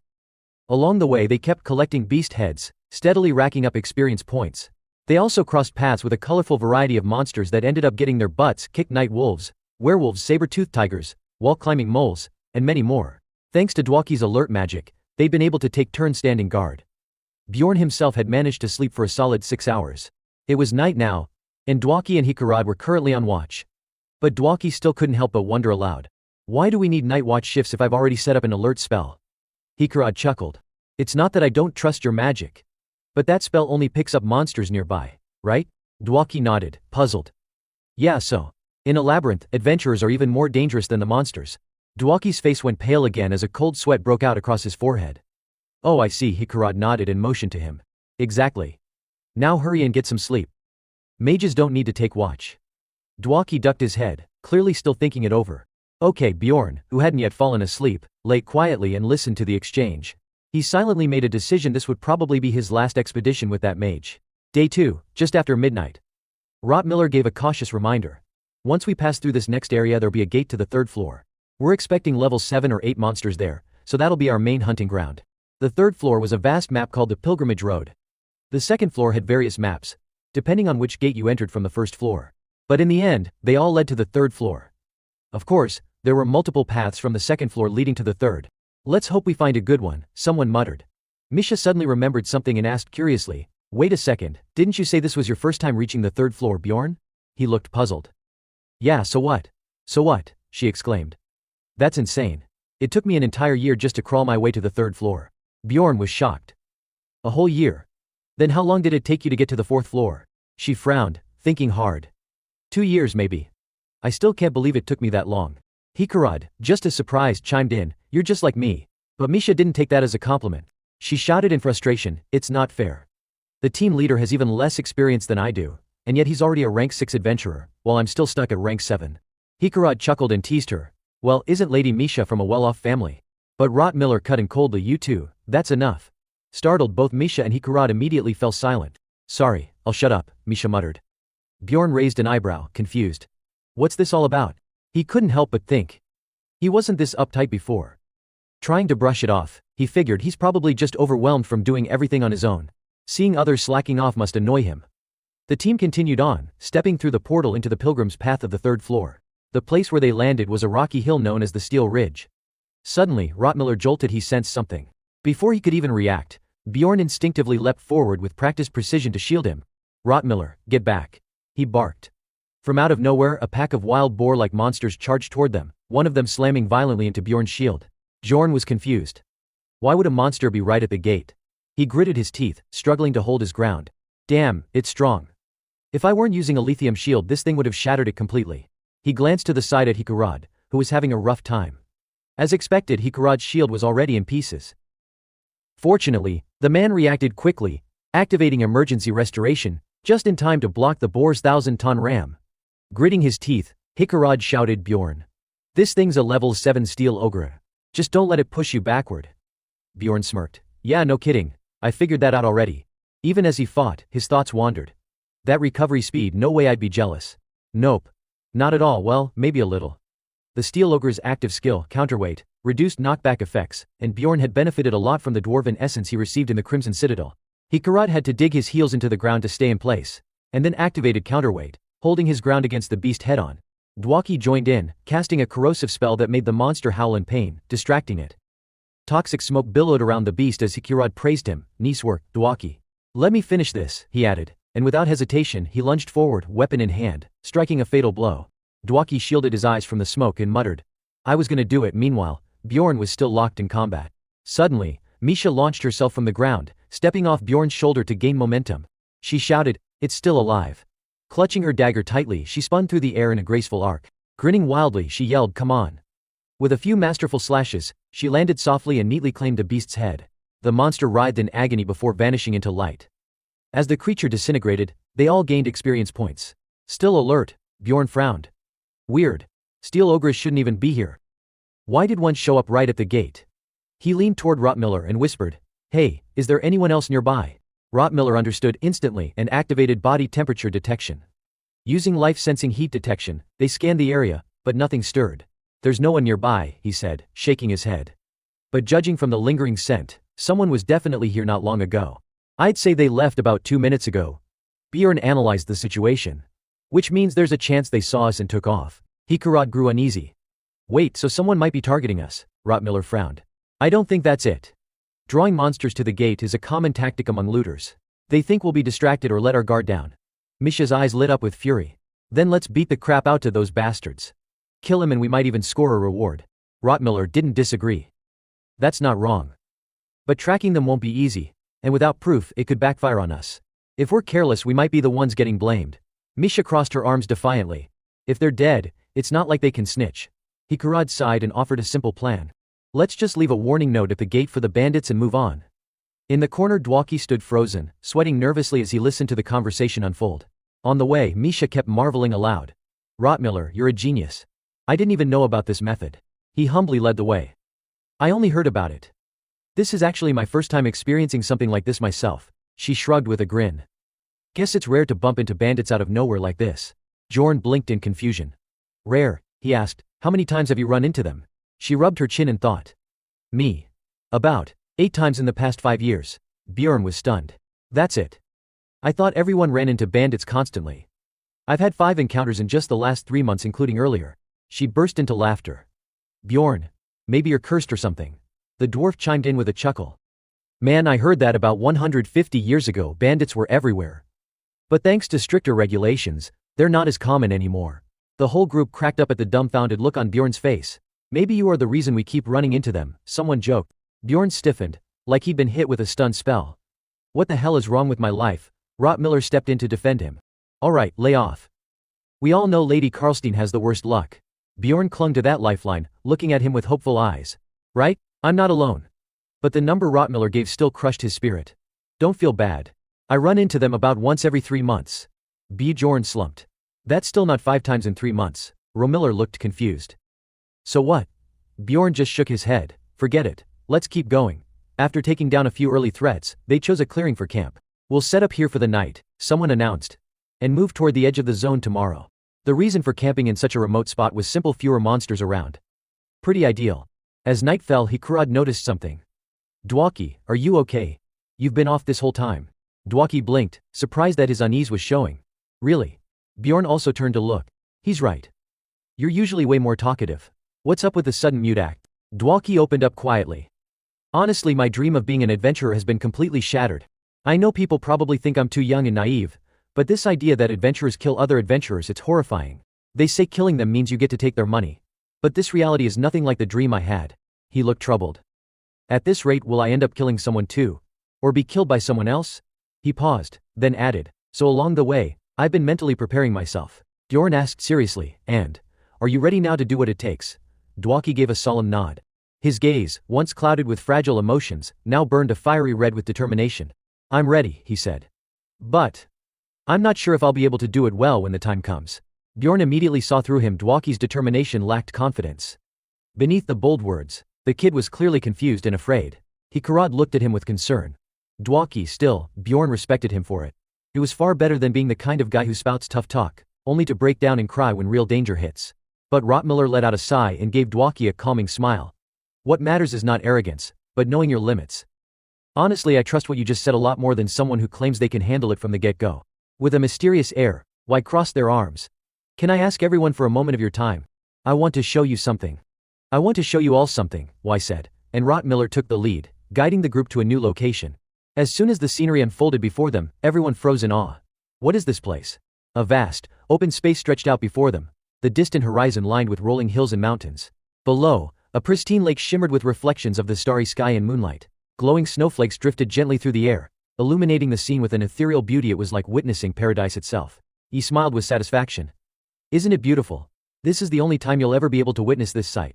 No one knew why such a phenomenon occurred exclusively on the third floor of the labyrinth. But once they saw it with their own eyes, the reason no longer mattered. Dwaki stared, captivated, eyes wide, unable to blink. We turned to him with a warm smile.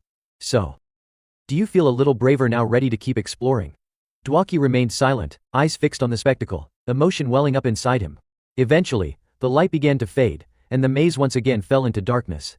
Everyone drifted off to sleep except for me. I was on night watch. Yet, even in the stillness, Bjorn's sharp senses picked something up. He could feel the faint, restless movements of Dwaki. The quiet shifting in his sleeping bag. Bjorn smiled knowingly. It wasn't until much later that he finally heard the boy's slow, steady breathing. The next morning, before the sun even rose, we were already back on the move. Bjorn did a quick mental calculation based on the experience gained so far. They must have accumulated just over 50 points. To reach level 4, One needed 150 experience points. That meant the road ahead was still long. At his current level 3, he could absorb up to 3 essences. So far he had absorbed 2. That meant he only had 1 slot left. He needed to level up quickly. Still, if he could find 1 more solid essence, it would be worth it. After a while, Rottmiller announced, "We've arrived."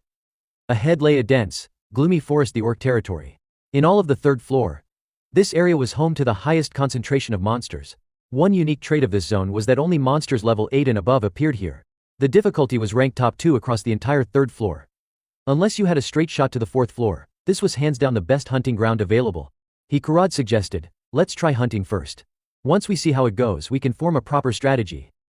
Rottmiller activated his heat detection skill and immediately caught something. "Hey Murad, there's a group of orcs heading this way -1 o'clock. The lead orc snarled, its eyes locking onto them. Everyone snapped into formation. Bjorn barked. "Good. Just stick to the plan like we practiced." The orcs, sensing easy prey, charged in with reckless aggression.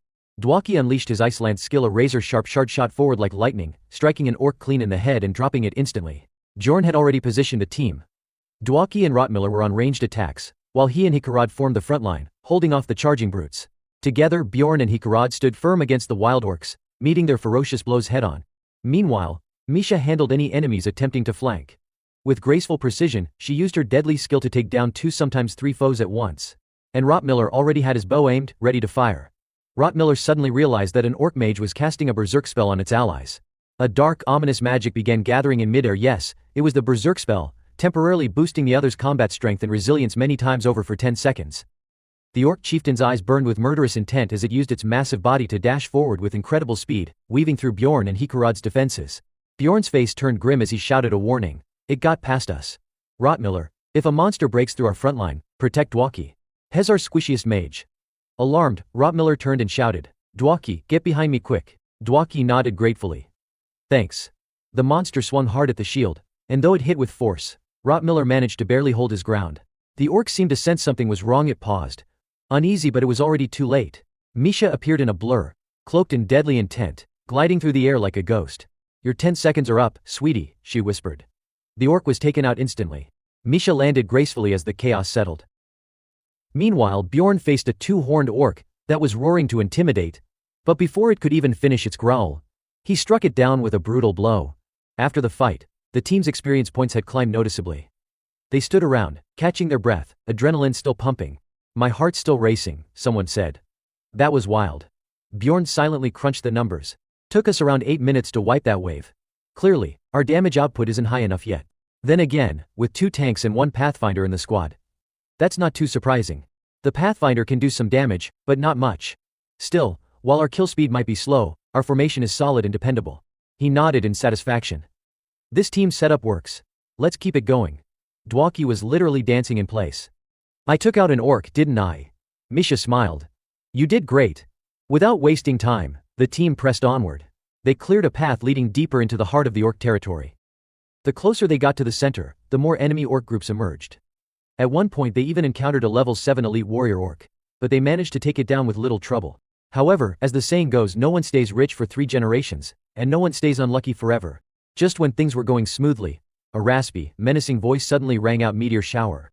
A terrifying explosion erupted ahead, sending shockwaves through the air. Smoke and fire filled the sky, and the overwhelming pressure forced everyone to fall back. Bjorn raised his shield and cursed. "What the hell was that? If that had landed on us, we'd be toast." A man walked forward calmly from the smoke, his expression cold and arrogant. "This orc territory belongs to the Dorwi Guild. You people better leave now." Dungeon and Stone was marketed as a role-playing game, but unexpectedly, it also included territorial management mechanics. At first, players could travel freely between maps, unless they advanced the main storyline. However, forming a guild allowed members to take control of hunting zones.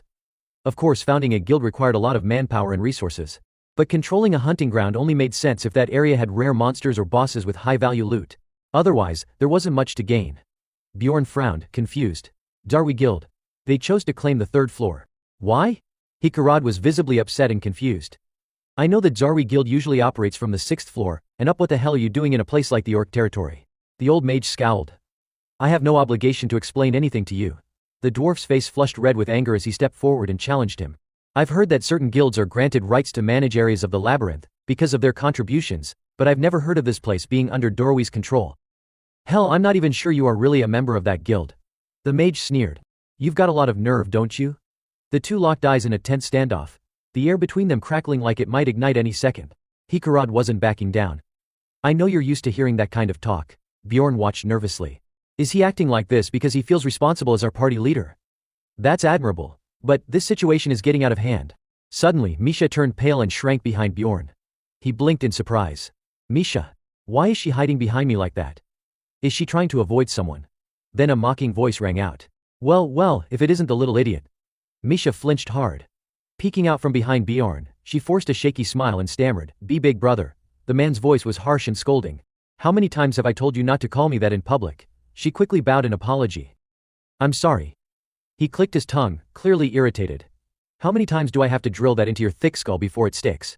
The old mage turned, curious. "Is that girl over there your sister?" The man frowned. "She is now, yeah." The old mage paused, deep in thought. "I still owe a debt to Lord Karlstein. If she truly is your sister," then Talon cut in sharply, voice cold and final. "Don't bother. I can't tell you the reason, because it's a family matter. But believe me, our parents couldn't care less about that debt." The old man gave a knowing nod. "If that's how you feel, then so be it." He turned back to the group. "Now, I'll explain why we're here in the orc territory.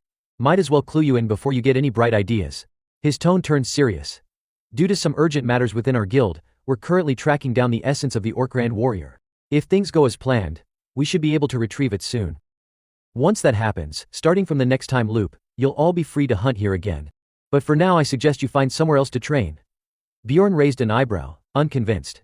A guild that operates on the 6th floor, going to this extent for just an essence drop. That item isn't even that rare. Is that really all there is to it, or are they hiding something? The old man smirked, voice dripping with disdain. "Fine. If you still want to stay, don't expect to find any monsters left to hunt. Better leave before it's too late." Sweat trickled down Bjorn's face as the threat sank in. "So, if we don't leave, they'll do whatever it takes to sabotage us. That's the way the labyrinth worked. Those with strength and numbers made the rules. Acting recklessly could get them all killed." Hikarad cursed under his breath. "God damn it." Bjorn sighed in frustration. "I know the dwarf just wants to do right by his team, but if he doesn't want to drag us all into a mess, he has no choice but to stand down." Finally, Hikarad gave in. "All right. We understand." Then, a small voice piped up from behind. "Leave this to me." Bjorn turned in disbelief. "Dolki." The mage stepped forward with a polite smile. "It's an honor to meet you, sir. My name is Lirwerv Dwaki, an 8th Circle mage, and a member of the Raftonia royal family. I've dedicated my entire life to the study of magic." The old mage looked unimpressed. "In the end, you're just another worthless brat. You dare call me sir, huh? You piece of trash. You've barely learned a few basic spells. And you dare call yourself a mage? Devoted your life to magic? You mean learning cheap tricks to scam people on the roadside?" The old mage pointed his finger and shouted before anyone could react. "You thick-skinned brat. You're giving me goosebumps, so please, never call yourself a mage again." Dwaki was utterly stunned, his face frozen in disbelief, visibly shaken and emotionally crushed. He stammered, "No, Bjorn was at a loss for words. "Dwaki, are you out of your mind? Why would you call him that? Now you're getting chewed out to your face, and yeah, it stings, but just take it, don't talk back." As tense as Bjorn already felt, things only got worse when the dwarf, Hikarad, suddenly erupted. He yelled in outrage, "Hey! You're going way too far." Bjorn turned pale and was ready to flip the table out of sheer frustration. "Damn it all, this crazy dwarf, this is seriously not the time to argue or pick fights. We need to get out of here now." But the old mage remained cold and indifferent. "I'm merely stating the truth." That only fueled Hikarad's fury. "The truth, huh? Let's see about that." Bjorn weakly tried to step in. "Hey, come on," but before he could even finish, Hikarad roared and launched himself forward with a lightning-infused technique, clearly about to brawl with someone from a guild powerful enough to control the entire 6th floor of the labyrinth. Was he really going to start a fight with them? Wielding his lightning hammer like a force of nature, he was seriously about to pick a fight with a man who could probably oversee the entire 6th floor. The mage's face darkened. He remained motionless at first. Then, as Hikarad closed in, his eyes flicked upward cold and deadly. But before anything could happen, Bjorn appeared just in time and slammed Hikarad's head straight into the dirt. "Back to Mother Earth. Stay calm, Hikarad Murad." The air instantly turned cold and still eerily quiet. Dwaki and Misha stood frozen, their world completely shattered. Rottmiller exhaled a deep breath and lowered his bow. It looked like he had been ready to shoot Hikarad just to stop him. Bjorn, still radiating deathly intent, said in a low growl, "Calm the hell down." He may have looked tough, but on the inside he was practically shaking. They had just barely survived that one. The old mage and the people around him were still eyeing them like predators sizing up weak prey. The mage gave a regretful chuckle. You've got yourself a decent comrade. You should be grateful for that barbarian. They weren't even sure how they got away from that situation, but eventually, the group found themselves back in an open clearing. Only then did they finally catch their breath. Hikarad bowed his head and apologized in a strained voice. He looked like he was about to get on his knees. I'm sorry. I completely lost my cool and acted on impulse. Rottmiller and Bjorn both looked exasperated. You almost got us all killed, Rottmiller snapped. Hikarad deflated. I'm sorry. Bjorn stood behind, nodding in wild agreement, raising all his limbs like a cheerleader. Good, Rottmiller. Keep grilling him until it sticks. Just as Bjorn was basking in righteous fury, Rottmiller suddenly switched lanes so fast it gave Bjorn mental whiplash. But in the end, nothing really happened. So I'll leave it at that. Bjorn's head practically exploded. Wait, are you forgiving him? Rottmiller, still sympathetic, half scolded, half praised. Yeah, it was reckless, but personally, I think standing up for your teammates is something worth admiring. Bjorn was horrified. You're seriously praising him now? He huffed, steam practically pouring from his ears. Rottmiller is too nice to be a team leader. If it were me, I'd have cursed him out for hours. Misha scratched her head sheepishly. I'm really sorry too. Maybe things wouldn't have gone so badly if I hadn't been here. Dwaki quickly waved his hands. No, that's not right at all. Honestly, I think we only got kicked out because you're on the team. Don't say stuff like that. Misha smiled tearfully at him. You're a kind mage. Hikarad let out a hearty laugh. Now that's what I call a good way to cheer someone up. Bjorn was shook, questioning everything. His worldview shattered into pieces as a chill ran down his spine. What the hell just happened to the mood? What is this, warm and fuzzy atmosphere? Am I the weird one now? Misha lowered her eyes, smiling sadly. Do you all know why I don't like talking about my family? I'm the only one in my house who can't form a contract with a spirit beast. Beastkin were a race capable of forming contracts with ancient monsters known as spirit beasts. These contracts came in many forms. Some could summon spirit beasts to assist in battle. Others gained enhanced physical abilities. And some were granted unique magical powers. Naturally, only a few beastkin were chosen by the spirit beasts. But the crucial point was Misha came from the prestigious Karlstein bloodline. In other words, the fact that she couldn't make a contract was considered a disgrace to her family. She recalled bitterly, I used to have fun with my siblings when I was little, running around, playing without a care in the world. But as I got older and still didn't get chosen by a spirit beast, everyone started to ignore me. She could still feel the disgust in their eyes. Don't touch me, you half-blood freak. They started calling me a mutt. A bastard. No one really knows the truth, since my mother died when I was young. But I couldn't take the cold stares, so I ran away and learned to fight. That's how I became an adventurer. Hikarad was moved to tears. He grasped her hand gently. It must have been so hard for you, and I know saying this couldn't have been easy. Thank you for sharing it with us. Misha choked up. No, I should thank you. You're the one who stood up for us and got mad on our behalf. Hikarad chuckled warmly. I'm glad you feel that way. Another victim of Hikarad's charm. Bjorn physically recoiled, shivering down to his soul. Somebody take this old man away before I lose it. Where the hell did that conclusion come from? Is he done yet? Of course not. I'll tell you about myself next. Hikarad said, beaming. However, all the swords he forged came out misshapen, twisted, bent, completely deformed. Hikarad sighed dejectedly. I really have no talent. 10 years, and I still couldn't graduate from training. That's why I decided to become an adventurer at the age of 30. I needed money, so I just kept running forward. Dwaki cried his heart out, pounding his chest. I'm definitely the most useless one here. I only got into the magic school because of my family's connections. But I wasn't talented enough to make it into the tower. All he could do was stare longingly from the outside, wishing he could be part of it. Recalling that old mage, Dwaki clenched his fists. If only I had been a proper mage, I'm sure he would have shown me at least a little respect. Hikarad, visibly moved, placed a firm hand on his shoulder. No, that mage is the real jerk. You're an amazing wizard. Dwaki looked at him with teary eyes. Thank you. Bjorn, completely bewildered, muttered, what the hell is going on? Rottmiller finally spoke up with a serious face. I've been part of many teams before, but I've never experienced something like this. Bjorn, smug but also overwhelmed, groaned. That's what I've been saying. What the hell? But he forgot that he was one hell of a smooth talker. If this emotional roller coaster kept going, he might get flung off just by sitting still. He turned awkward. I also want to apologize. Bjorn jerked his head toward him. Surprised. You too? He confessed. When Murad and Miss Karlstein spoke about their age and experience, I got really irritated. I think I even snapped and told everyone to shut up. It was pure, disgusting jealousy. I thought those two didn't have the right to complain because they're non-human adventurers. I never once considered what they might have gone through. Hikarad blinked in surprise. Wait, really? But don't humans also have advantages as adventurers? Even Misha tilted her head, confused. Yeah, humans can use aura and even become spirit mages, high sorcerers, or saints. Bjorn understood all too well, but didn't feel like chiming in. Yeah, but only a select few are born with that kind of talent. Whatever, not the time to get into it.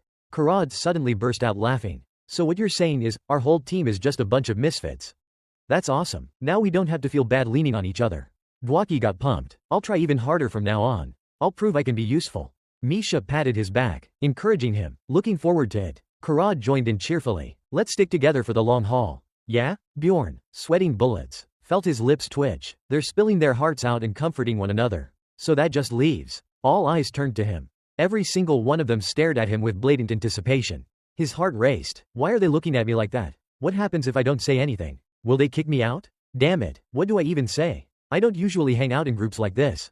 Bjorn clenched his fists, forcing the words out. I don't have a mother. He shouted, lying through his teeth without blinking. Everyone's faces immediately fell. Shocked silence. I get it, he added, trying to lean into it. But the others were frozen like statues. Sweating nervously, Bjorn ground his teeth. Still not enough? He panicked and shouted again. Improvising. My mother died right after I was born. And my father, he went into the labyrinth when I was a kid and never came back. I've grown up since then, but even if I wanted to, I could never see them again. He clutched his chest with fake emotion. And yet somehow, the atmosphere grew heavier. The silence was so suffocating. Even his own breathing sounded loud.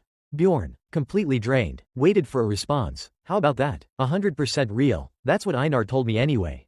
Rottmiller looked sorrowful, deeply empathizing. Growing up like that must have been really tough. Misha was sobbing. I'm so sorry. I was complaining about my family without even realizing. Dwaki sniffled bitterly. So you've been pretending to be okay this whole time? Karad grabbed Bjorn's hand, his voice trembling. Bjorn, I may not be your father. But if you ever wanted. Bjorn immediately recoiled. His face darkened. That's enough. Please, just stop. The whole group started sniffling, eyes full of pity as they stared at him. That's right, Bjorn's the youngest one in our team. Someone muttered. You don't have to bottle things up in front of us. Another added softly. Bjorn's lips twitched. I feel like I've officially become the most pitiful one here. Whatever. It's not like I don't have a mom. Anyway, he nodded to himself, recalling his badass achievements. Besides, I'm a young barbarian who made it to rank 7 in just 3 months. But then he suddenly froze. His face going pale as a memory struck him. Sure, I got dragged into this game world and had to gamble my life over and over, but the most important thing is. Misha immediately noticed something was off. Bjorn, what's wrong? The others panicked and swarmed around him. Are you thinking about your mom again? Someone asked. Concerned, Bjorn looked like he was about to keel over. Damn it all, why is my life such a mess? Misha and Dwaki scrambled to comfort him. If you ever miss your family, Misha said warmly, you can think of me as your big sister. It's okay, Dwaki added. Meanwhile, Rottmiller turned serious again and spoke to Karad. Back to business. What's our next move? I think we should head for the Witch's Forest. Karad replied. The moment that hot topic dropped, Bjorn snapped back to reality. The Witch's Forest? Misha asked. What about the Grand Marsh? Rottmiller nodded. It'll take us 6 days to get there. Dwaki offered an alternative. Then let's just go straight to the 4th floor. I've heard the Witch's Forest isn't ideal for warriors. But Karad cut in, voice low and firm. I think it's still too early to head to the 4th floor. Bjorn agreed immediately. He's right. Karad's tone turned grave. I've seen many teams underestimate the danger and end up dead. We should stick together a bit longer and get more prepared before heading up. Bjorn rubbed his chin, thinking it over. The Witch's Forest, it's the kind of place you only go to when you really need to. Definitely not ideal for hunting. That guy seems dead serious too. The 4th floor must be that dangerous. On the 4th floor, there were still rank 7 and 8 monsters like on the 3rd. But occasionally rank 6 monsters would show up. The odds of encountering one were high enough that you'd probably run into one within 4 days of exploring. In other words, once you go up there, you're guaranteed to face at least one. I died so many times on the 4th floor just from not being ready. Bjorn recalled, wincing at the memory of his many brutal deaths. I really thought I'd nailed it this time. So I get where the old man's coming from. He spoke up. Karad, I think we should go straight to the 4th floor. He carefully analyzed the situation. Both Karad and himself were sturdy tankers, fully capable of withstanding attacks even from a level 6 monster. They could open a path, and buy enough time for the rest of the group to escape. That thought gave him a sense of reassurance, especially now that he had vampire essence. Fighting a level 6 monster wasn't really a problem anymore. Though their team still lacked a bit of firepower, they did have a half-baked mage, and the other 2 members were seasoned fighters. It would take some time, but they could probably manage the 4th floor. Misha leaned in and whispered to Dwaki, he's got a point but I'm still a little nervous. That guy's a berserker, after all. Can berserkers even think? Aren't they all just muscle and madness? Dwaki nodded with a shrug. Yeah, I feel the same way. But sometimes he does make sense. Maybe we should go along with him this time. I think we'll be fine. Bjorn clenched his teeth. You two loudmouth cripples, you think I can't hear you? What the hell are you even whispering about? I heard all of that, he growled. Don't piss me off or we'll all end up dead. Hikarad hesitated, clearly concerned. I still think it's too dangerous, but then he sighed. Fine. Let's vote. The group quickly reached a consensus. Floor 4 it was. With that, the ragtag, pitiful little squad of theirs headed off to challenge the 4th floor. By the 3rd day inside the labyrinth, Rottmiller took out his compass and scanned their surroundings. Let's set up camp here tonight. This spot looks decent. Hikarad rested his hands on his hips. Rottmiller, I think we still have enough energy, and it's not that late yet. Maybe we should push on and find somewhere a little safer. Rottmiller shook his head. We'd have to walk another 3 hours to find a better place than this. I say we rest here. Ah, I see, Hikarad muttered, impressed. Then here it is. Let's follow your lead. The moment they sat down, Misha and Dwaki started chatting cheerfully. Want some jerky? Thanks. Bjorn glanced at his watch. It's 9 p.m. We've set up camp at this time the last 2 nights too. It was clear he'd planned every stop in advance, estimating based on pace and distance. It might not seem like much, but in a labyrinth where night and day are indistinguishable, that was no easy feat. Feeling more relaxed, Bjorn took off his gear and looked curiously at Rottmiller. What's the plan for tomorrow? Busy studying the map, Rottmiller replied. I think we'll reach the witch's forest by late morning. Bjorn let out a soft breath. The guy didn't even have to think, he was like a walking GPS. A true former explorer. Though, that wasn't always a good thing. Rottmiller looked back and offered a kind reminder. The witch's forest will be rough. We should all get some rest. He started organizing his things. Alright, it's my turn for night watch, right? Misha smiled as she lay down. Good night. Under the warm glow of the campfire, everyone drifted off to sleep except Rottmiller. Then, deep in the night, Bjorn was jolted awake by an urgent voice calling his name. Bjorn. He blinked drowsily. Is it my turn for the watch already? Rottmiller shook his head. Not yet. Bjorn's senses kicked in and he immediately sat upright. Monsters, Rottmiller answered gravely. Both? Bjorn echoed, his expression darkening. Did he mean both monsters and hostile explorers? As they waited in tense silence, a scream pierced the darkness from afar. Help. Bjorn frowned. That voice sounds like someone's being chased by a monster. Rottmiller narrowed his eyes toward the sound. Could be. Doesn't matter though. He turned to Bjorn. Remember that boar-like monster we encountered a few days ago near the gate? Bjorn furrowed his brow. Are you saying someone laid that trap back then too? Rottmiller nodded. Exactly. And the scent I just picked up is the same as back then. Hikarad looked uneasy. You mean those bandits from before? Exactly, Rottmiller said, his tone grim. I still don't know who they are, but we're their target. I think they're trying to fake being attacked by monsters, so they can sneak into our group. Misha clutched her dagger and whispered, What do we do now? We're almost there, someone shouted from the distance. Fire. There's a fire. Bjorn swiftly donned his helmet, eyes sharp as steel. Then we used this opportunity. He stood and drew his weapon. If you're not confident in your acting skills, just stay where you are. The group of people came running, panicked and breathless. Help us. Bjorn stood his ground and barked out a warning. Stop right there. Take another step, and I'll send you straight to hell. Tayson gasped for breath, begging desperately, please help us. Everyone else in the team is dead. I'll reward you, I swear, just please help us. Bjorn replied coldly. Drop all your weapons. Now. Tayson hesitated, unwilling. But the monsters are right behind us. Do you really have to do this? Bjorn swept his eyes across the scene to assess the situation. The orcs that had been chasing them had stopped. They were just watching, not attacking. It looked like they were holding back, because of the crowd possibly calculating. That gave Bjorn an edge, and he wasn't about to waste it. His voice grew even sharper, radiating murderous intent. I'm giving you 2 choices, either drop your weapons or get lost. Grinding their teeth in frustration, the group had no choice but to comply. Fine. We'll do what you say. Just help us, one of them grumbled. Weapons clattered as they were tossed to the ground. Bjorn muttered quietly, Rottmiller. Gather the weapons and stash them somewhere far from us. Rottmiller nodded. Got it. The orcs, visibly disappointed, clicked their tongues and retreated. Bjorn muttered in amazement, so they backed off because they thought these guys joined our party? Damn, monsters are more cunning than they look. Just then, a soft voice cut into his thoughts. Thank you for saving us. It was the priestess from the group. She smiled brightly and introduced herself. I'm Elisa. You truly are our saviors. Wearing a torn dress that barely covered her legs, her long pale thighs were almost fully exposed. Hikarad swallowed hard and cleared his throat with a cough before stepping forward with a greasy smile. I'm Hikarad Murad. I don't know exactly what's going on, but it looks like you've been through a lot. Bjorn shot him a disdainful side eye. That filthy dwarf, already falling for her act. Totally ensnared. The 2 men with her followed. I'm Irita Tayson, one said. And I'm Hans Argot, said the other. Bjorn froze. Hands. That name dragged up some unpleasant memories. Hans, wasn't that the name of the bastard I ran into during my first dungeon conquest? The man smiled casually. It's a pretty common name. Sounds like you've met another Hans before.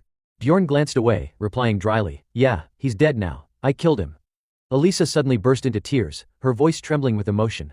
If it weren't for you, I don't know what would have happened to us. The grace of Leetless shines upon us.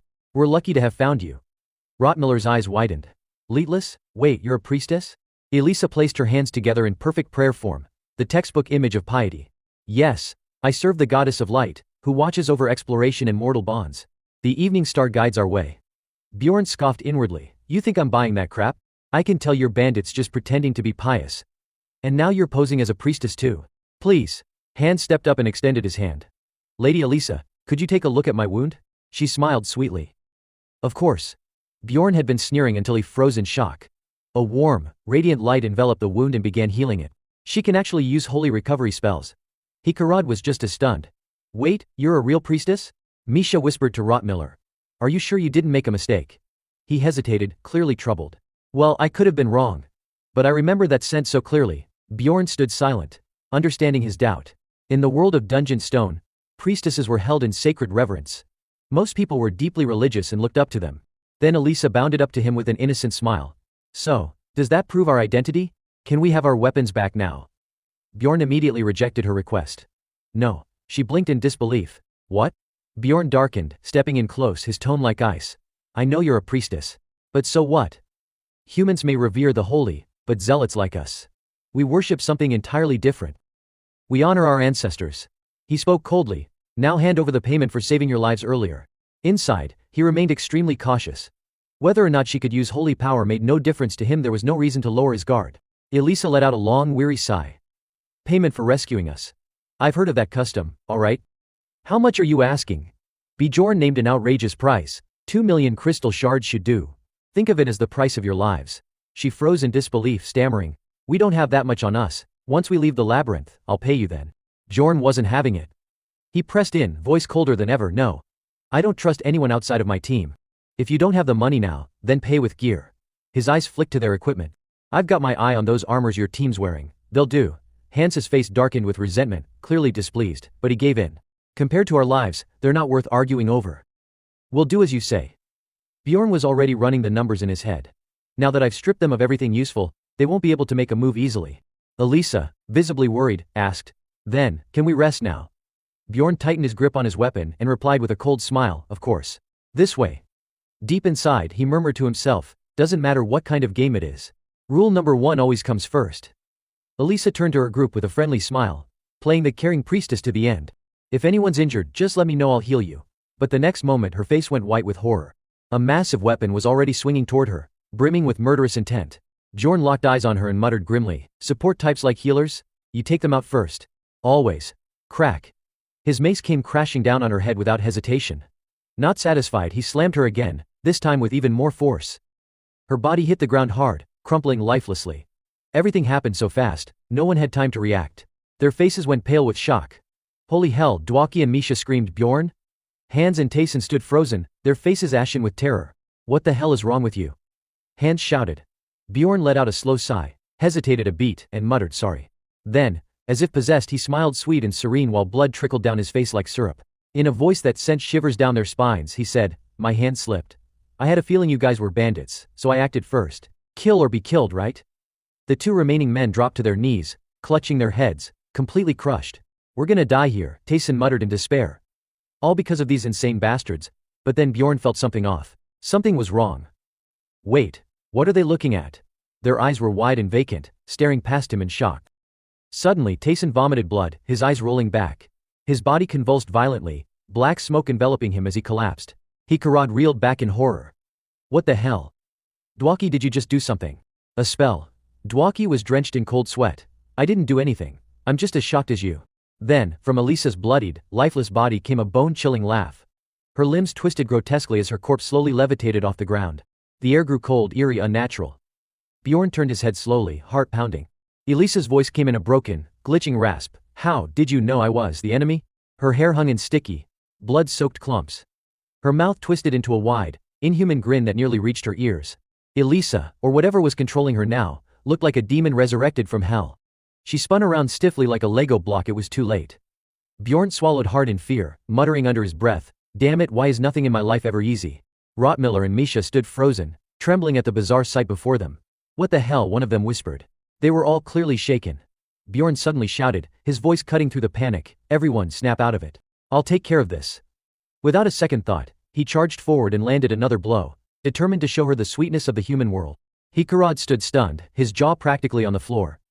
After a few seconds he stammered, "Bjorn, what the hell are you doing? That's blasphemy against a priestess." Wiping off the syrup-like splash on his face, Bjorn retorted coldly, "What the hell are you talking about? Look at her, how can you say that? The best defense is attacking before we're literally dead." He let out a sigh of relief, so overwhelmed he felt like flipping the table and swearing out loud. Damn it. If she can die and come back like this, then there's only one explanation. For those who didn't know, Kurui priestesses, once they become clerics and reach the 5th tier or higher, can unlock a hidden class. This class includes all types of combat spells, healing magic, and some curses. It allows the use of both holy and dark magic, though it comes at a heavy cost. Since Kurui is a dark god, being caught practicing such a class is basically a death sentence. To maintain these skills, living sacrifices are needed. That's likely why she became a bandit in the trial tower, one of the safest places to find sacrificial victims without being discovered by outside guards. Meanwhile, Hans, standing trembling off to the side, suddenly began exhibiting symptoms similar to Taylor's. Blood gushed from his mouth, as if an invisible hand was squeezing the life out of him. Elisa had already begun absorbing his life force, casting spells with a mostly restored body, though half her face still looked distorted and monstrous. Her voice echoed like it came from the depths of hell. "Because of you, I've lost 2 of my most valuable subordinates." Bjorn scowled, clearly unimpressed. "You're seriously blaming others at a time like this? What kind of twisted upbringing did you have? You're a real piece of work." Elisa looked confused. "What did you just say?" Bjorn feigned a furious outburst. "Because of you, Hans and Tyson are dead. You should have just died back when I bashed your head in and cracked your skull." Elisa raised an eyebrow, amused. "Why should I die just because of your nonsense?" he roared, playing her like a fiddle. "I've had enough of this. Come on. I'll avenge the 2 friends I just made, Hans and Tyson." His teammates looked completely baffled by what he was saying, but little did they know, he already had a plan in mind. "Of course we're going to loot every piece of gear and treasure off her after this. I'm already excited, though taking her down won't be easy." Without another word, Elisa activated her signature skill, Call of the Dead. The 2 corpses immediately rose, radiating murderous intent, obeying only her commands. Hikarad gasped in horror. "Look, the dead are rising." But Bjorn stayed calm. This was within his expectations. This is one of the basic skills of the Kuri cleric class. Normally, it just summons undead monsters, but in this case, it's different. He observed carefully. Looks like the skill's been upgraded. Summoning her former subordinates must have made them much stronger. Elisa laughed maniacally and commanded, "Kill them, my slaves." The 2 undead charged like rabid beasts. Bjorn and Hikarad quickly moved into position, courageously blocking their advance. Meanwhile, Misha slipped behind them like a shadow. She unleashed a poison talisman, then struck Tyson with a swift, powerful slash. Dwaki joined in, using ice lance, stabbing hands clean through the gut. Hikarad braced himself under the pressure, impressed. "We didn't even need to plan ahead, our teamwork is surprisingly solid." But he frowned. "Ice magic won't work here." Bjorn, quiet and focused, thought to himself, "They're immune to both poison and ice. That's why our attacks aren't doing much." Still locked in combat with the undead, he called out, "Rottmiller." Turns out Bjorn had already prepared something. "Just a second," Rottmiller replied quickly. Then, when he was done setting up, he shouted, "Everyone fall back now, I'm going in." He hurled a glass bottle filled with oil straight at Tyson. The hard glass shattered on impact, splashing oil all over the zombie's face and body. Flames erupted instantly, engulfing him. Tyson shrieked in pain as fire consumed him. Bjorn exhaled, relieved. "Just as I thought, they're terrified of fire." Elisa's face darkened as she cast another spell, Flames of the Undead. She scoffed, "Useless." The dark magic from her hand activated immediately, and Rottmiller recoiled in alarm. "That fire, it's absorbing the surrounding flames." Bjorn clenched his teeth, tense. "The fire's blocked. This is bad, really bad. I can't use holy power, there's no priest here." His mind worked rapidly, formulating the best plan. "Everyone, focus your attacks on the priestess. Hikarad and I will hold off the others." He felt confident about handling the 2 undead enemies. After all, he had already stripped them of their weapons. Now that they were resurrected as zombies, they could only use brute force. Bjorn and Hikarad might not deal heavy damage, but they had enough defense to buy time.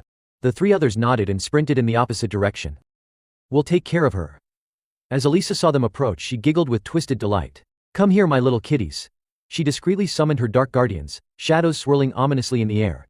Misha gasped. "Something's coming, everyone, be careful." Elisa let out a shrill laugh and commanded, "Bring me their heads." Misha showed no fear as she charged into the black magic, slashing fiercely. Rottmiller fired an arrow that pierced through the air, while Dwaki unleashed a barrage of ice magic. But Elisa didn't flinch. She only laughed, an eerie sound that sent chills down their spines. Suddenly Misha felt a deep sense of dread. She widened her eyes as realization struck. This black mist, it's a curse. But it was too late. The curse surged forward like a beast and lunged for Misha just as someone dashed between them. He careened. He blocked the curse with his own body, chest heaving. Bjorn told me I have to protect you. Misha's heart sank. Then Bjorn, he's handling those two undead alone. Elisa screamed in rage, flinging her arm outward. Damn it, you fools. Her eyes blazed as she shrieked, Tyson. Hands. You were supposed to protect me, you trash. Where the hell are you going? Bjorn smirked, his voice dripping with mockery. Sorry to disappoint you, but he glanced at the two. These guys are busy with me. Astonishingly, Bjorn had turned the tide against both enemies, pushing them into a corner by himself. Elisa gritted her teeth in disbelief. This humiliation, I'll never forget it. Seeing no way to win, she began casting a teleportation spell. Bjorn's eyes widened in fury. No. That bitch is trying to run. We're just going to let her escape.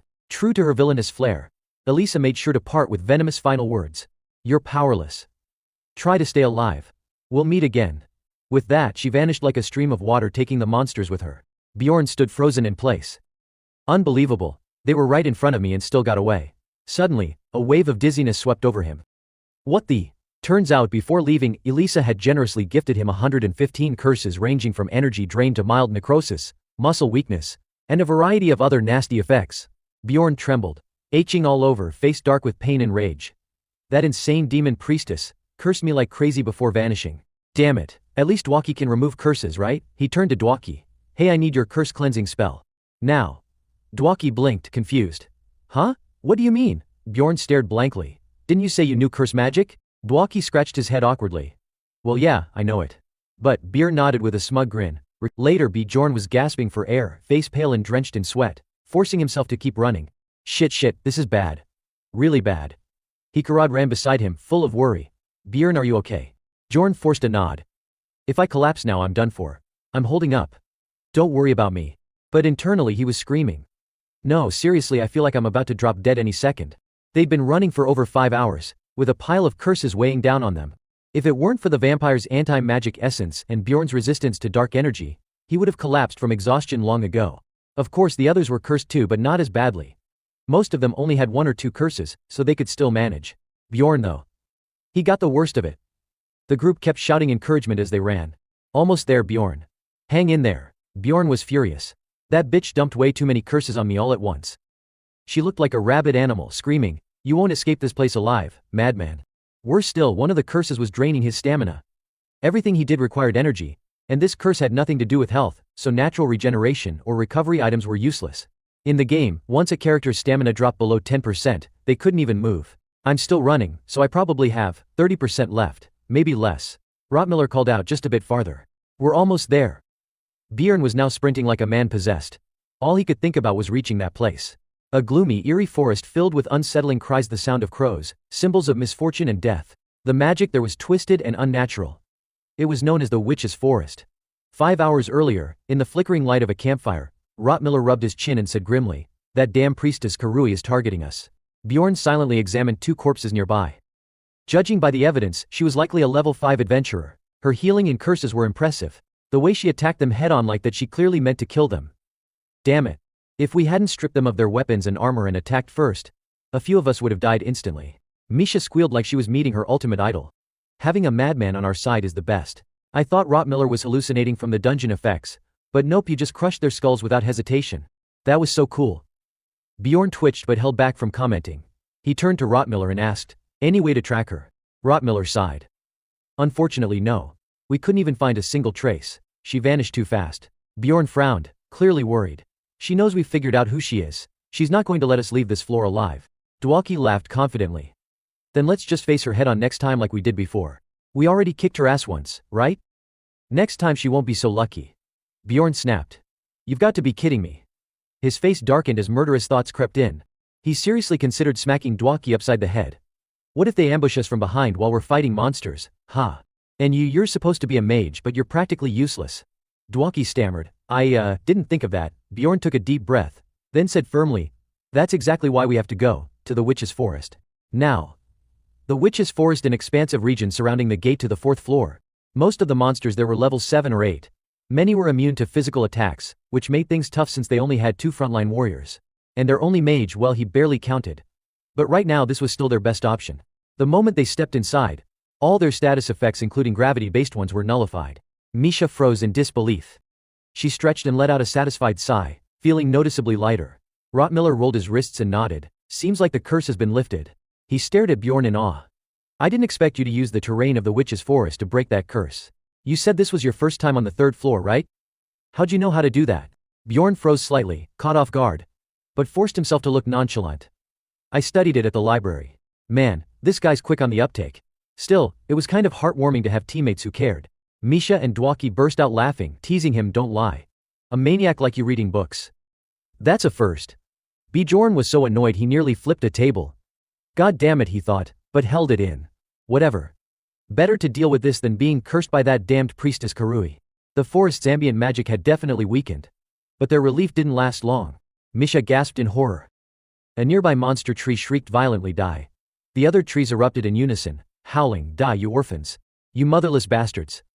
Bjorn stared at them coldly, visibly annoyed. "Great, hallucinations again. Must be the forest messing with our heads." He grumbled to himself, "I have a mother, okay? This crap doesn't even work on me." The forest's attempts at psychological warfare barely scratched him, but not everyone fared so well. One look at Misha sobbing and clutching her head said it all. She writhed in anguish. "Bjorn, how can you stay so calm through all this? Those insults, I can't take it." Bjorn sighed internally. But the other 3 seemed fine. "I guess I really do have reliable teammates," he paused. "Wait, except for Dwaki. That guy's useless anywhere we go." Something felt off. Is this more of the hallucination and disorientation effect? Everything looks distorted, like I'm seeing the world through a warped funhouse mirror. He frowned, watching Dwaki violently retching on the ground. "Can you still use magic in that state?"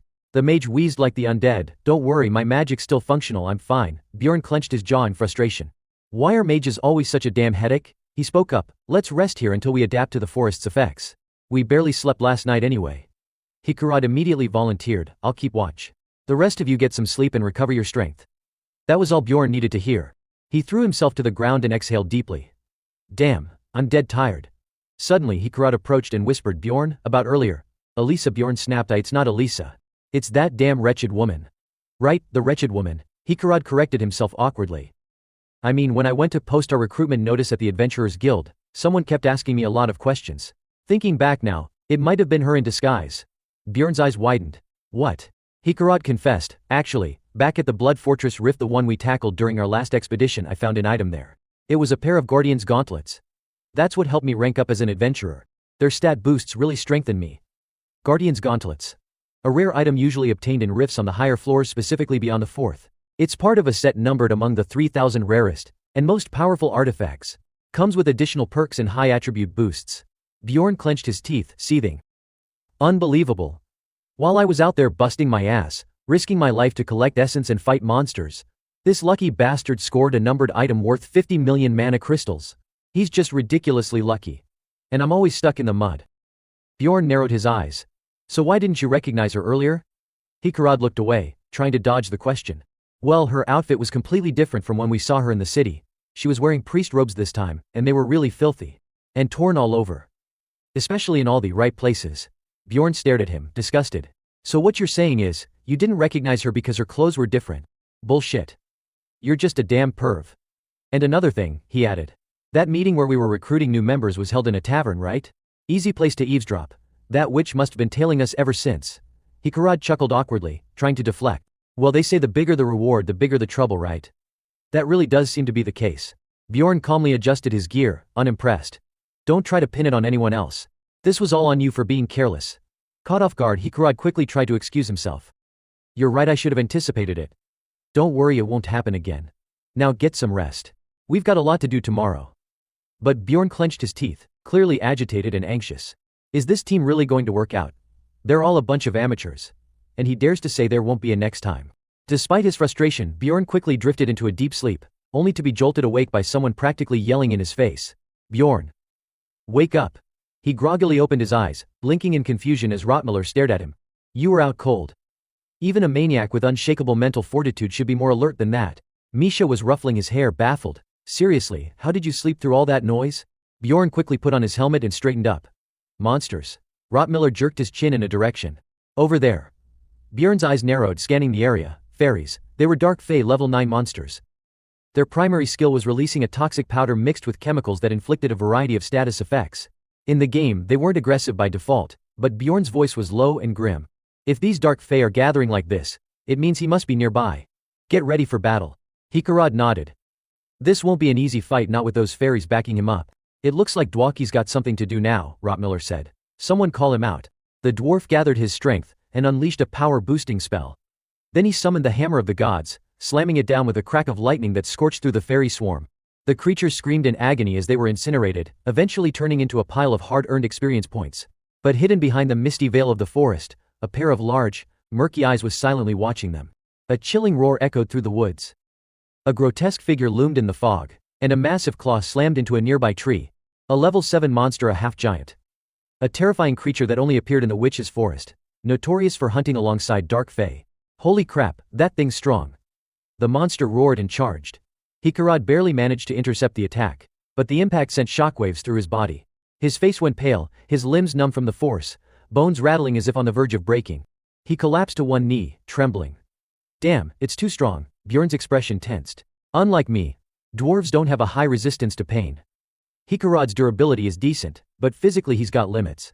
This was exactly why Berserker warriors were so highly valued in the witch's forest. They were used to frontline combat and taking hits. But here pain was amplified, the forest intensified every injury. On top of that, most monsters in this area had high physical resistance and mental disruption effects. It was a nightmare for adventurers. To make matters worse, many of the monsters here were resilient against physical damage, making them a pain to deal with. Hikarad shouted, "Where's the mage? Cast something now, I'm on it." 1 second. Dwaki shouted, scrambling to respond. He quickly cast a freezing skill, then followed up with a high-level zigzag projectile. The blast hit clean, severing the monster's head in one fluid strike. Hikarad inspected the remains. No essence, unfortunately. Still, that was no easy kill. Let's go, Rottmiller urged.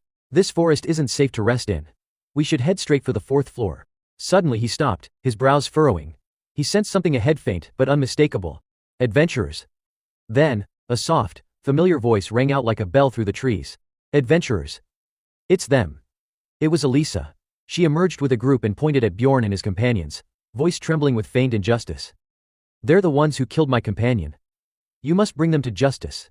The group of adventurers stood alert, taking on the airs of noble protectors as one of them stepped forward. Lady Elisa, please stay back. We'll handle this. Bjorn seethed with rage. That bitch is already a pain to deal with, and now I've got to put up with these idiots too? A head-on fight was out of the question. There was no chance of winning. There was only one option left. He turned slightly, making a subtle signal to Hikarad. Use it. Hikarad immediately understood. He gritted his teeth, raised his arm, and activated the arm of the Guardian. Crackling with thunder and an overwhelming surge of energy, the power surged to life. Got it. The arm of the Guardian released a blinding flash, dazzling their pursuers. While the item was active, it nullified any harmful attacks targeting allies, giving them a rare moment of safety. Bjorn shouted, "Now's our chance, run." The group bolted at full speed. Misha frowned as she ran, puzzled. What the hell? How is she keeping up with us? Isn't Bjorn's hideout in the witch's forest supposed to be safe? Bjorn remained silent, deep in thought. The way things are going, once they reached the witch's forest, it would have been nearly impossible for Elisa to chase them alone, which meant she must have convinced some clueless adventurers to follow her, using some sob story, probably posing as a poor priestess who lost her companions to ruthless bandits. She planned to have us waste energy fighting those fools who can't tell right from wrong, and then strike both sides once we were too exhausted to resist. The more Bjorn thought about it, the more disturbed he became. That woman, she's terrifying. Enough talking, keep running. He snapped, calculating quickly. The knockback effect from the Guardian's arm only lasts about 5 more minutes. It's almost done. Just as they covered more distance, the knockback effect wore off and the witch's forest activated. Rottmiller's eyes sharpened as he triggered a skill, Pathfinder. It allowed him to detect traces left behind by monsters and enemies, and to identify the safest route forward through traps and terrain.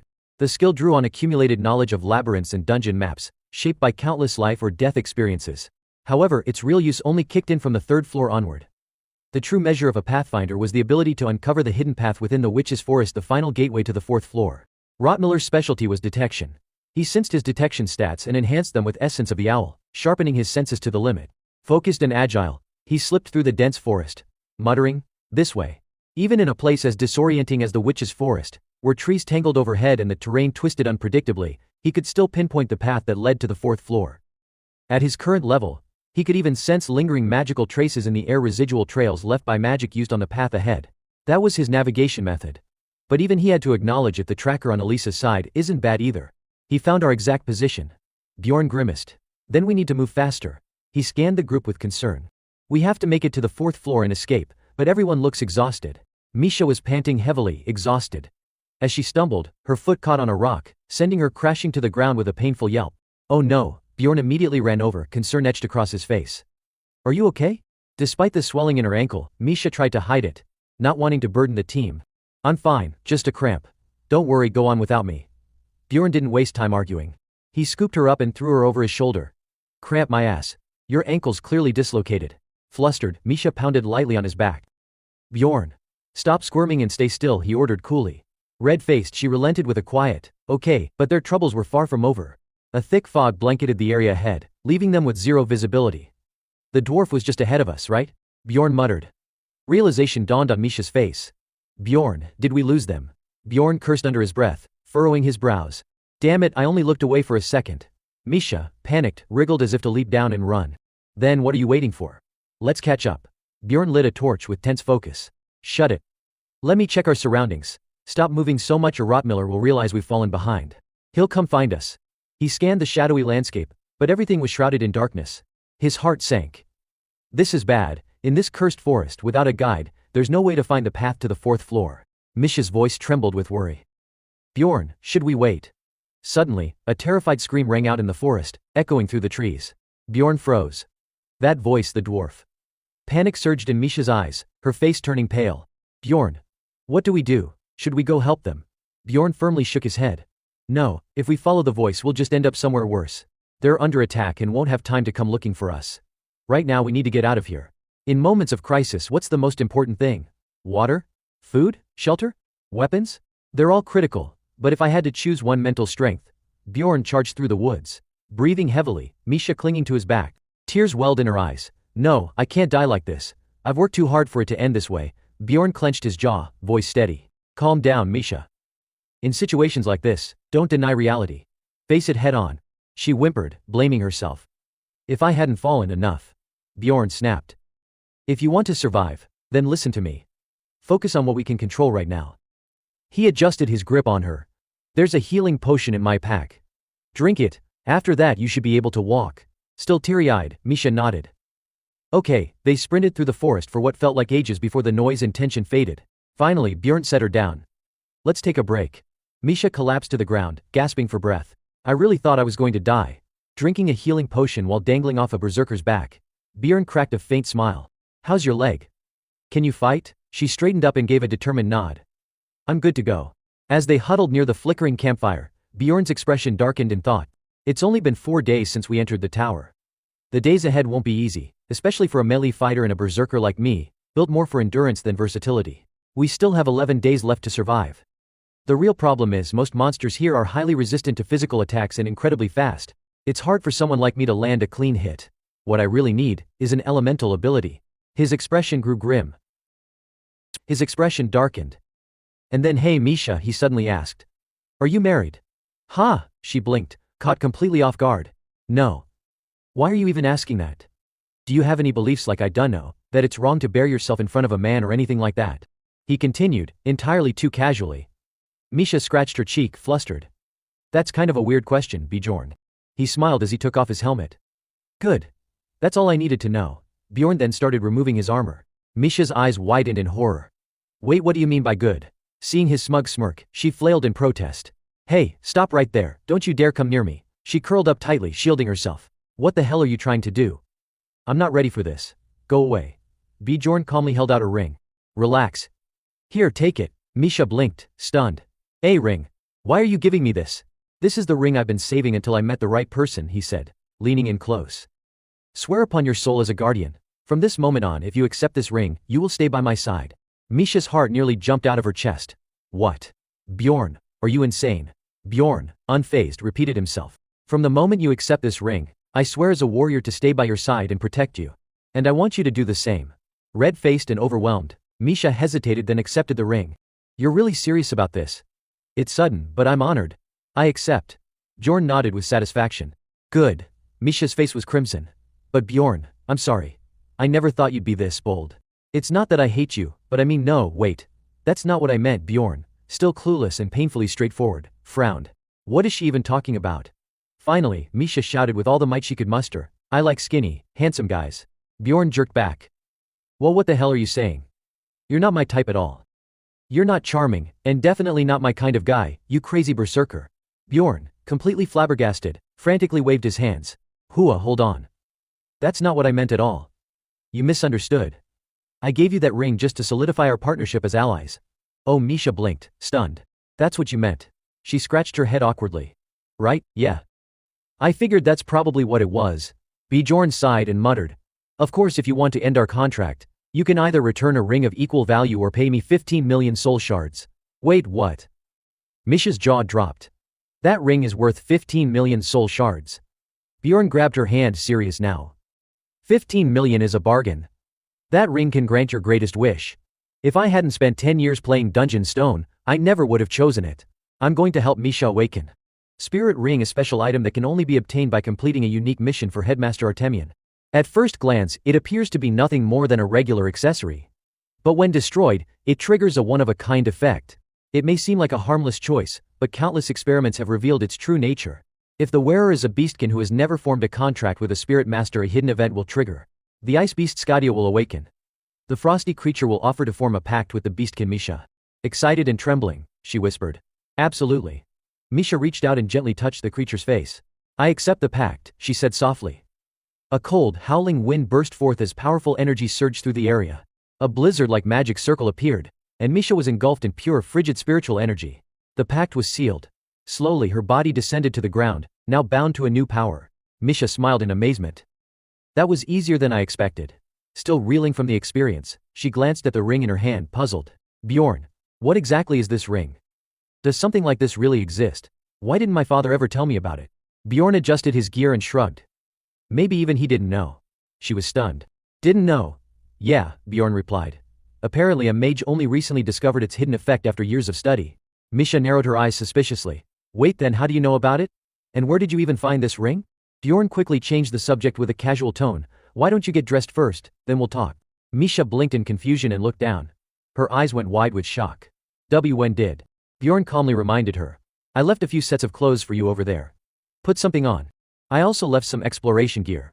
Still flustered, she stammered, wait. Are you wearing protective gear right now? And why the hell am I completely naked? Bjorn answered without a trace of shame. Well, I took your clothes off. I heard the ritual destroys all the summoner's equipment. Misha screamed. Then why did you bring up weddings and stuff earlier? Bjorn explained matter-of-factly. I figured if you already had a husband, he'd be pissed enough to kill me. She scowled, accusing, you knew and didn't bother warning me properly. Were you trying to take advantage of me? Bjorn lazily began packing up. I forgot. Things were moving too fast. Enough, he said. Aren't you forgetting something? Misha muttered under her breath. I'm sorry. Bjorn didn't quite catch it. What? She took a breath and repeated, thank you. He stared at her. That's it? She nodded firmly. Thank you. Say it like you mean it. Misha blinked, confused. Do I really have to say it louder? Then she smiled faintly, sincerely. She softly said his name. Bjorn. I once tried to kill myself. Bjorn's expression turned serious. My father found me and saved me, she continued. He replied flatly. You should be grateful you even have a dad. Misha walked around a bit and let out a quiet, bitter laugh. It wasn't exactly a heartwarming moment. She looked off in the distance. You know what he said when I woke up? I barely opened my eyes and saw him. I said, Dad? Her expression turned cold. And he just glared at me and growled. Misha Karlstein, if you're really that eager to die, do it in the dungeon. How much more disgrace do you want to bring to this family? Bjorn was stunned. Her home life was far worse than he'd imagined. Misha leaned back against a tree with a somber smile. That's why I came into the dungeon. Not because I wanted to die like my father said, but because I wanted to escape the family that hurt me so much. I thought, if I became a famous adventurer, maybe he'd finally see me as someone who belonged in that family. She watched the cold energy flicker across her skin. But now, I'm not even sure if he'll acknowledge me now that I've made this pact. And honestly, I don't care anymore. Misha took a step forward and bowed deeply. Thank you, Bjorn. I swear I will treasure and repay your kindness until the day I die. Bjorn snorted. Swearing on the spirit guardian? Huh. With glowing eyes, Misha beamed. I swear on the spirit guardian. There are 3 main types of spirit packs: summon type, enhancement type, and skill type. Beastkin who form contracts with soul beasts typically gain one of these powers. Misha's contract fell under the enhancement category. She seamlessly fused her previous combat techniques with her newfound ice element, her movements now sharp and fluid. With a punch that sent a chill down to the bone, she landed a devastating blow on a monster. The piercing cry of an ice dragon echoed as the creature was obliterated, sent peacefully on its way to the afterlife. Bjorn smirked with satisfaction. Finally, we have someone in the party who can deal elemental damage. Now we can go after those damn psychic-type monsters. Psychic monsters were easier to handle because they ranked lower. As Misha wiped out a cluster of floating wraiths, she muttered. This feels kinda weird every time I hit them. Bjorn didn't pay much attention. He was casually scanning for more experience points. With Misha now able to fight solo, it freed him up to focus on different threats. Just like how Soul and Prince fuse into berserkers' bodies over time, beastkin spirits also grow through distinct stages. Misha was still in the early stage of her bond, and couldn't yet channel the ice element of her beast spirit into her weapon. But as a martial artist, now that she had a spirit companion, her combat capabilities had expanded significantly. The real issue, however, was surviving alone in the Witchwood. Spotting a new line of ghost wraiths drifting closer, she called out urgently, "Bjorn, they're coming." They immediately bolted. "We need to get out of here now," Bjorn shouted. "Got it," she responded, not missing a beat. Bjorn clenched his teeth, bracing himself. This is where true survival began. Nearly 11 hours had passed in the dense, gloomy forest. During that time they had adopted a hit-and-run strategy, attacking when enemy numbers were low and retreating when they grew too dense.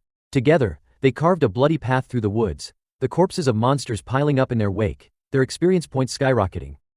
After one particularly intense skirmish, Misha stretched with a tired groan. I'm exhausted." Bjorn, already seated and catching his breath, urged, "Hurry up and gather the spirit crystals." Clutching a handful of crystals, he exhaled in relief. "Good thing we haven't run into any tier 7 monsters yet. And that crazy priestess lady still hasn't shown any signs of coming after us."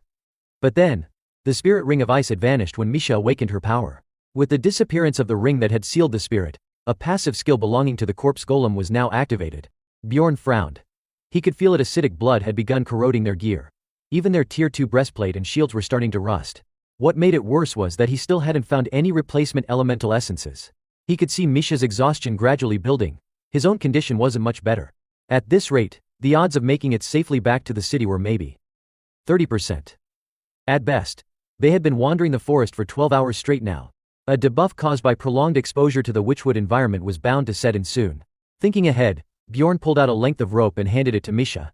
"Tie this around your waist. If we get separated, tug on it to signal me. You know about the status ailments from staying too long in the Witchwood, right?" he asked. Misha nodded as she carefully tied the rope. "I know." Suddenly, their vision began to blur, everything spinning into a surreal haze. The forest grew even more disorienting. Bjorn tensed. "Let's go. From now on, we can't afford to waste even a second."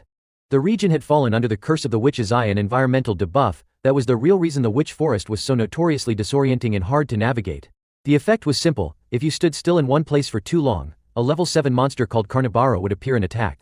Worse yet, the amount of time you could remain stationary gradually decreased as the Witch's Eye level increased. Bjorn and Misha had already spent 70 hours inside the forest. The abnormal state had reached level 5, intensifying the fog and vision distortion. By the afternoon of their 3rd day inside, Bjorn was utterly exhausted. It had been 60 hours since they got separated from the Hound unit, and they were still wandering aimlessly. Because the Witch's Eye had been triggered, they couldn't afford to rest. Once it reached level 5, a Carnivoro could appear if you paused for even 10 minutes. It typically took 15 minutes just to kill one, which meant resting would only bring more and more monsters until you were overwhelmed and killed. Another adaptation they made was tying a rope between them. In a place like this where it was so easy to get separated, that rope was their lifeline. If one of them lagged behind or got lost, the other could quickly find them. Misha was visibly struggling, her face pale and her breathing ragged.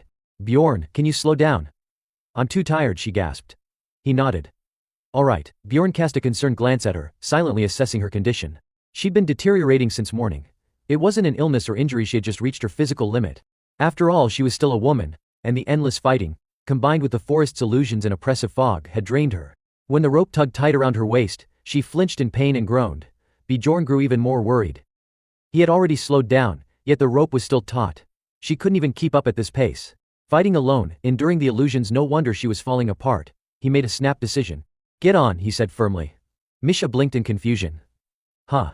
He clarified, "You should rest for a bit." But Bjorn, if I rest, the monster's like before." No time to argue. Without waiting for approval, he picked her up and slung her onto his back. Misha let out a startled yelp. What are you doing? Just get on. I'll carry you for a while. Use this time to recover, he said, reassuringly. She hesitated but didn't resist. She was simply too exhausted. Taking a deep breath, she murmured thanks. They'd now spent 87 hours in the witch forest. The abnormal state had reached level 6. Bjorn had been carrying Misha for the last 17 hours, a tremendous strain even for him. The cursed trees screamed relentlessly around them, their twisted voices screeching, "Die, die, die. You pathetic filth, maggot, murderer, trash." Bjorn's breathing was ragged, his vision dimming. He was reaching his breaking point. If they didn't find a way out soon, then, out of nowhere, a sweet female voice slipped into his mind. "Darling, why don't you just leave her behind?" He froze. That voice. It was unmistakable. "Come on," it cooed seductively. "I've already fulfilled your life's biggest wish. What does she have that I don't? You know the answer just by looking, don't you?" Cold sweat broke out on his back. His ex-girlfriend from his previous life, she was here. But this didn't feel like an illusion. It felt real. She stepped closer, her tone turning sharp. "Maybe she's scared. Scared you'll abandon her like her family did." Bjorn gulped. He could almost feel her body heat. She moved with the same flirtatious sways as always, pouting and whining. "Let me give you a massage, honey. That way all your fatigue will just melt away." Everything about her was exactly like he remembered. The way she walked, the way she talked. She stepped closer again, gently brushing her fingers along his cheek. "That's always been your problem, babe. You try too hard to understand everyone. To feel sorry for them. But haven't you ever gone too far?" she whispered. "You never even told me what you really wanted." She looked up at him, her pouty expression striking a familiar chord in his heart. She was exactly the way he remembered. "I know you, my love, every little corner of you," she murmured seductively. She tucked her hair back with a flirtatious flick. "We've had so many intimate moments together, haven't we?" Then she reached out and gently caressed his face. She slowly and seductively caressed her toned, flawless legs, drawing his attention on purpose. "I even changed my socks," she purred. "You've always liked it when I dress like this, haven't you?" Bjorn's mind went blank. His face flushed with heat. Damn it, is this really her? His first reaction upon seeing his ex-girlfriend again was sexual desire. She leaned in close, her voice a soft whisper against his ear. "Forget about that wild girl," she coaxed. "Come to me instead. You should spend the night with me, baby." Bjorn's strength left him completely. He collapsed to the ground, his gear scattering around him. She clung to him tightly, her hands roaming across his body. "Other girls don't understand you like I do, isn't that right?" A wave of heat surged through him like steam boiling inside. She brushed her lips softly across his, whispering, "You're tired, aren't you? Let me take care of you. Let me make all the fatigue go away." Just as things were about to spiral out of control, a voice tore through the moment like lightning. "Bjorn. Snap out of it." A fist charged with mana slammed into the woman's chin, launching her backward like a rag doll. Her entire body flew several feet before crashing to the ground. Bjorn's heart pounded wildly in his chest. What the hell? That was an illusion. Misha stormed forward, and launched a flurry of kicks at the woman, now revealed to be a monster. "Die, you bitch." Breathing heavily, she turned to Bjorn and reassured him, "It's okay now. I've taken care of her." With a proud grin she puffed out her chest. "That dryad is toast. You're safe." Bjorn was still trembling, his face pale. A dryad? A rare level 8 monster in the witch forest. The dryad had used a charm skill on him. And he'd completely fallen for it. With the monster defeated, he gained a chunk of experience points. He hastily put his gear back on, still shaken. No wonder the illusion felt so real. It wasn't caused by the witch forest's environmental effects. It was the dryad's innate skill. He turned to Misha. "Thank you. If you hadn't been here, I'd be dead." She chuckled, sticking out her nose proudly. "No biggie." Suddenly Misha's eyes widened as she spotted something. "Bjorn, look over there." A group of adventurers was approaching. Bjorn squinted curiously. "The first adventuring party we've seen since we got lost in this forest." The sharpshooter of the group scratched his head. "Only 2 of you, huh?" A man named Bates smiled and waved. "Looks like you're lost." Bjorn's guard shot up instantly. The witch forest is enormous and barely anyone comes here to hunt. It's rare enough to find another party at all. And this is already our 8th day on the 3rd floor. Most groups heading to the 4th floor should have passed through by now. Stove, one of the newcomers, spoke up. "You two got separated from your party." Bjorn nodded. "Yeah, but in his mind he was alert and wary. I can't trust them so easily." Misha giggled, elated. "Bjorn. Does this mean we're saved?" He quickly hushed her. "Calm down." Noticing his wariness, the strangers raised their hands in a placating gesture. "Hey, we're not bad guys," Bates said. "We've got kids back in the city to take care of too. You've probably been through a lot. Come on, relax." Bjorn remained cold. "I'll have to decline." "If you've got kids, that just makes you even more dangerous." They blinked, confused. "Huh," he explained. "Having kids to support means you've got even more reason to make money." Misha furrowed her brows. "Bjorn, why are you being like this? They're offering to help." He cleared his throat and muttered, "Be quiet." Inside he was deeply conflicted. How should I deal with other adventurers when I run into them? He'd asked himself that question 100 times. And every time, he came to the same conclusion. If I offer a reward and ask them to lead us out of the forest, they might accept assuming the price is right. But before that, I need to know who they really are. Are they good people or not? He took a deep breath and finally spoke. I'm Bjorn Yandel. The blonde-haired man chuckled lightly. You're pretty cautious, huh? I'm Hans Stove, the scout of our team. Bjorn stiffened in shock. Your name is Hans? Hans laughed heartily, nodding. That name's pretty common, right? Bjorn clenched his jaw, visibly tense. Why the hell are there so many Hans in this world? He had already encountered 2 others named Hans before, and both had died by his hand. Bad name. -1 trust point. The group consisted of 2 warriors, 1 archer, and this scout named Hans. The other 2 smiled awkwardly, sensing the tension. Bjorn's stomach dropped. Their formation is too dangerous. In the dark, oppressive forest night, 2 figures stood facing a group of heavily armed soldiers. The atmosphere was thick with tension. These people were clearly dangerous. Yandel gritted his teeth and warned Misha, Misha, follow my lead. She nodded quietly. Okay. He was nervous.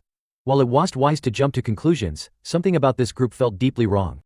Hoping to de-escalate the situation, Yandel spoke up first, attempting a retreat. You all should head your way. We were just about to leave ourselves. The group looked confused. Leave? But we came here to help you too. Why would you leave now? Yandel's instincts were screaming. The longer they stayed, the more certain he became that nothing good would come out of this encounter.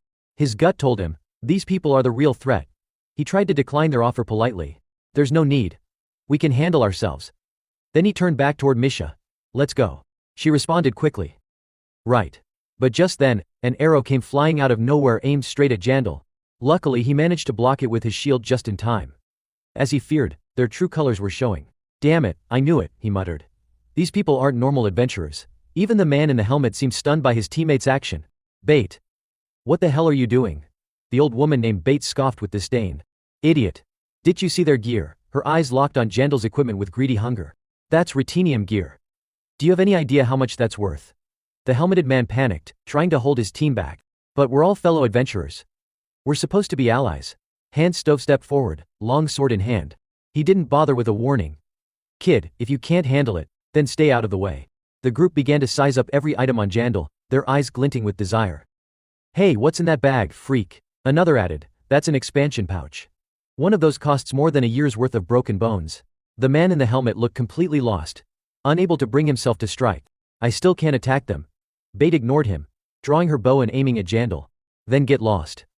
A warrior clad in heavy armor stepped up beside her, ready to back her up. Let's take it all. It's not our first time. Besides, we're broke. Realizing how bad the situation was, Misha whispered to Yandel, Bjorn, we need to run.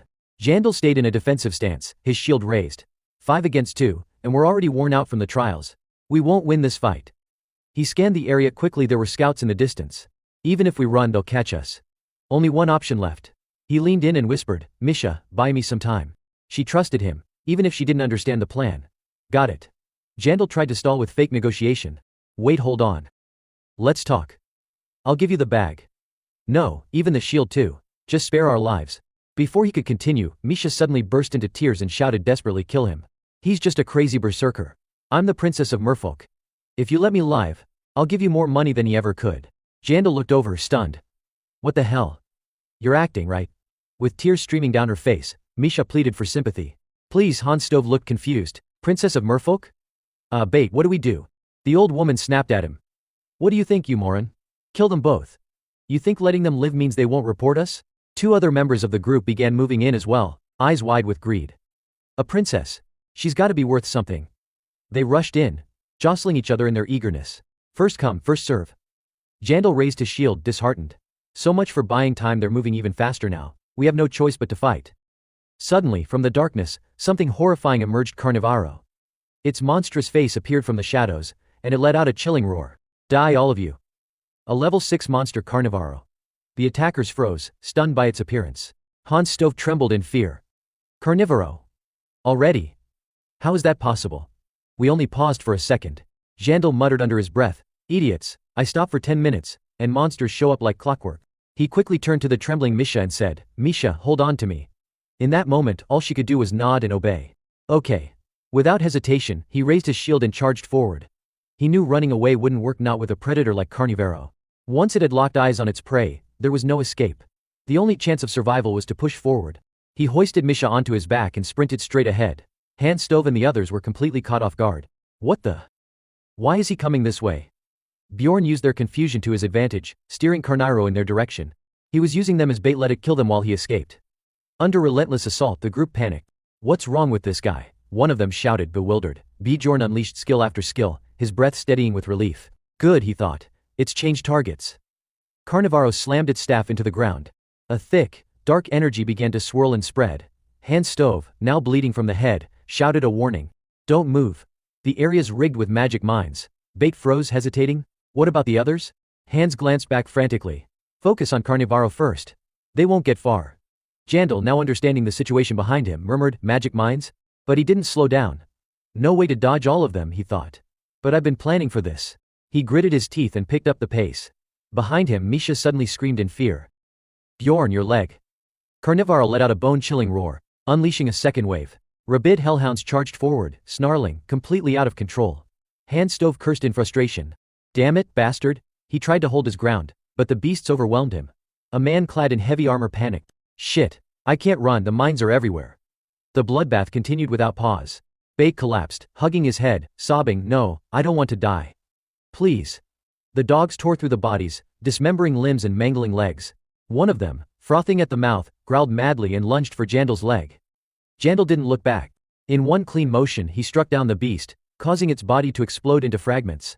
Gasping, he kept running until he realized something. I can't feel my leg. He looked down in horror. Is it gone? I can't keep running. He made a split-second decision and turned to Misha. Misha, take them out. She nodded immediately. Got it. He tilted his body, letting her slide off, then added, be quick and come back. Like an arrow, Misha darted off, growling, die. She leapt into the air, gathering momentum and charging up a skill. With a single devastating blow, she struck the beast. Scanning the battlefield, she saw scattered bodies and among them, Bait was still crawling, begging for his life. Please, an old woman sobbed nearby, her hands trembling, completely powerless. Help me please, just give me a potion, she whimpered. Misha looked down coldly. I'll pay. When the words stopped abruptly as blood sprayed.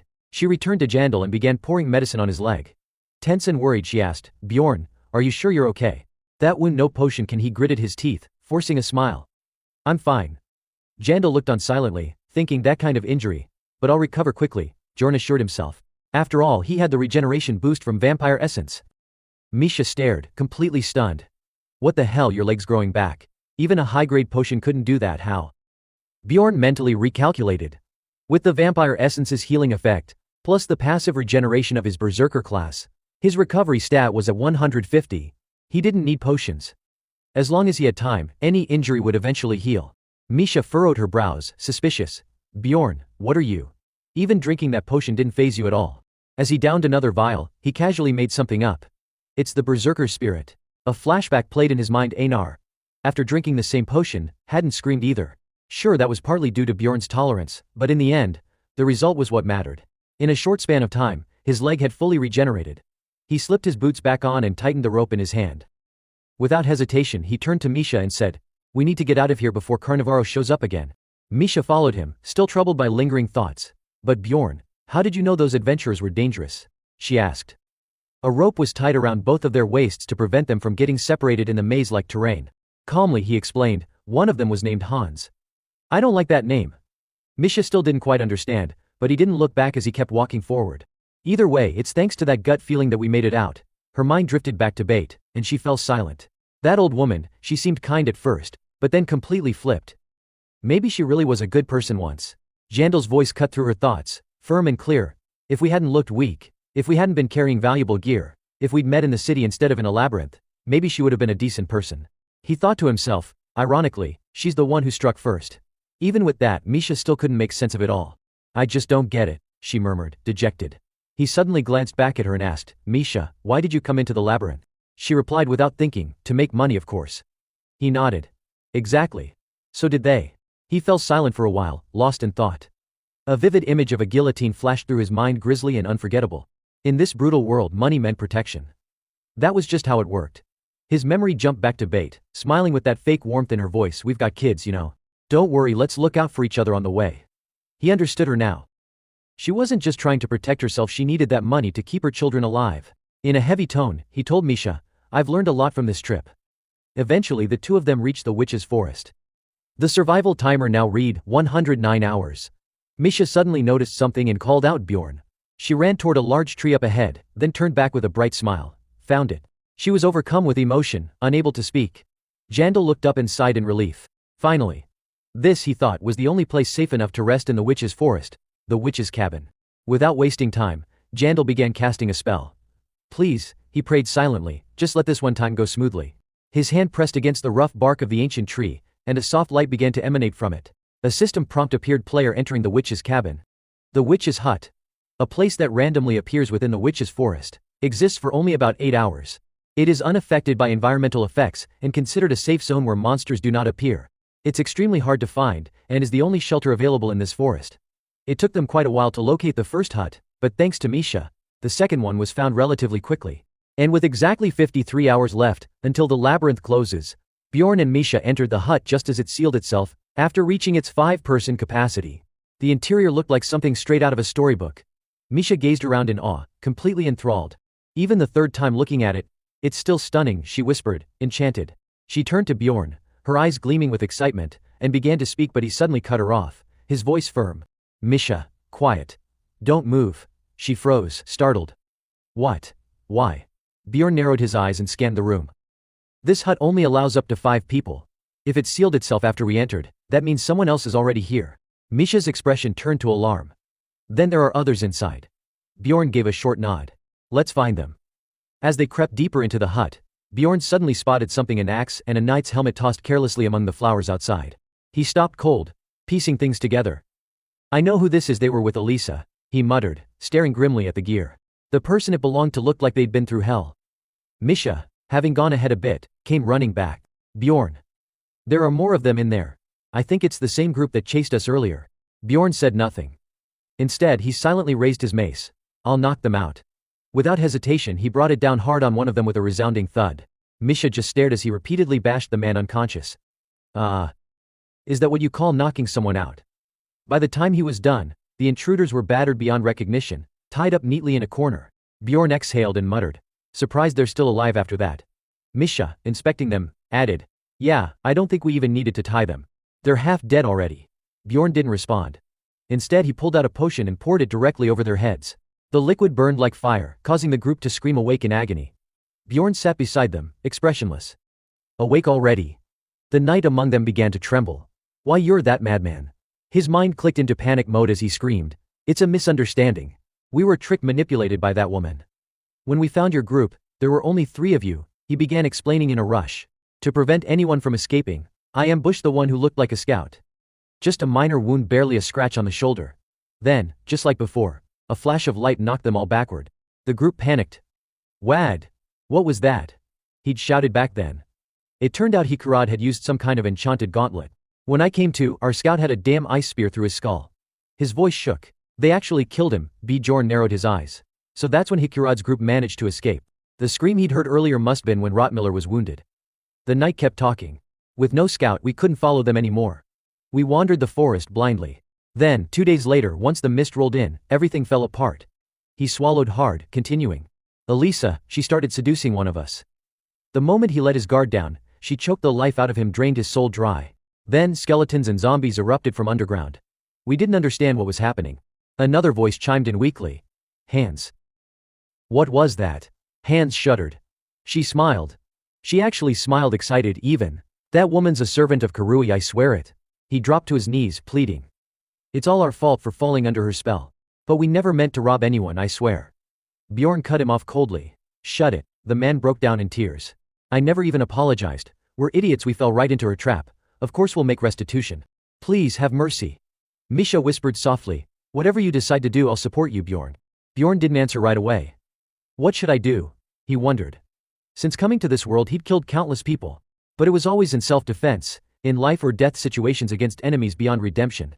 These people, as much trouble as they'd caused, none of them were dead yet. Now they stared at him, tearful and begging for mercy. Yes, this situation was different from before. Would killing them now really be the right thing to do? Bjorn felt like he was standing trial in the court of his own conscience. His darker self snarled. Does it really matter if it was a misunderstanding? Killing them is easier than having to constantly watch your back. But the voice of reason in him resisted fiercely. You're overthinking this. Killing people is still wrong, no matter what. The darker self replied coldly. But that's a rule from your old world, isn't it? Bjorn remained silent, waiting for his inner conflict to deliver a verdict. He glanced at Misha and asked carefully, "What do you think?" She frowned. "I can't trust them," she said flatly. "Mistake or not, they tried to kill us. I don't think people like that deserve forgiveness." He nodded slowly. "I see. That's enough for me. If you walk with saints, wear the robe. If you walk with devils, wear the mask." His grip tightened around his weapon. He raised his mace. "In other words, you all have to die." The man before him froze, panicked. Wait. We told you it was a mistake." But Bjorn's response was merciless. He swung down hard. "Maybe I am mistaken. But who knows what you'd do to me once I let you go." Blood sprayed warm and metallic, splashing across his face. He stared at the mess in silence. He'd known this moment would come the day he woke up in this body. Bjorn Yandel. From now on he had to live as that name. Not just wear the name but become the madman it represented. That was the only way to survive in this brutal world. Misha noticed his trembling hands and stepped closer, worried. "Bjorn, are you okay?" "Your hands are shaking." His eyes darkened. "Don't worry, I'm fine. Let's gather their gear." Later the silence of the cottage was broken by Misha's horrified scream. She stood frozen, watching him drag the bodies toward the fireplace. "What are you doing?" she asked, shocked. Bjorn tossed the corpses in one by one. "Offering our first sacrifice." A system notification confirmed that the witch's hut extended its protection by 8 hours. Flames roared to life, engulfing the remains. He stood still, staring into the fire. "Just like in the game. We have 2 more logs now," he said calmly. "That means we can rest here safely for at least 24 hours. Misha stood stunned, struggling to process his cold efficiency. "Bjorn, are you really okay?" she asked again. Seeing her timidly standing in the corner, he removed his helmet with a puzzled look. "Why are you just standing there? You should be resting." Then he flopped onto the bed, face down, sinking into the warmth. Comfort. Finally. It's only real sleep if it's on a bed. But his mind refused to quiet. No more hesitation. He had already abandoned his modern identity. He was no longer the man he used to be. He had become the madman, because that was the only way to survive here. Memories from his previous life surfaced in waves, the image of him sitting at his desk, working diligently, meeting his first love, eating and drinking with her, living peaceful, ordinary days, sleeping beside her at night. Those carefree, blissful times, they were a world away now. Bjorn jolted awake. His breathing was heavy. Panic gripped him.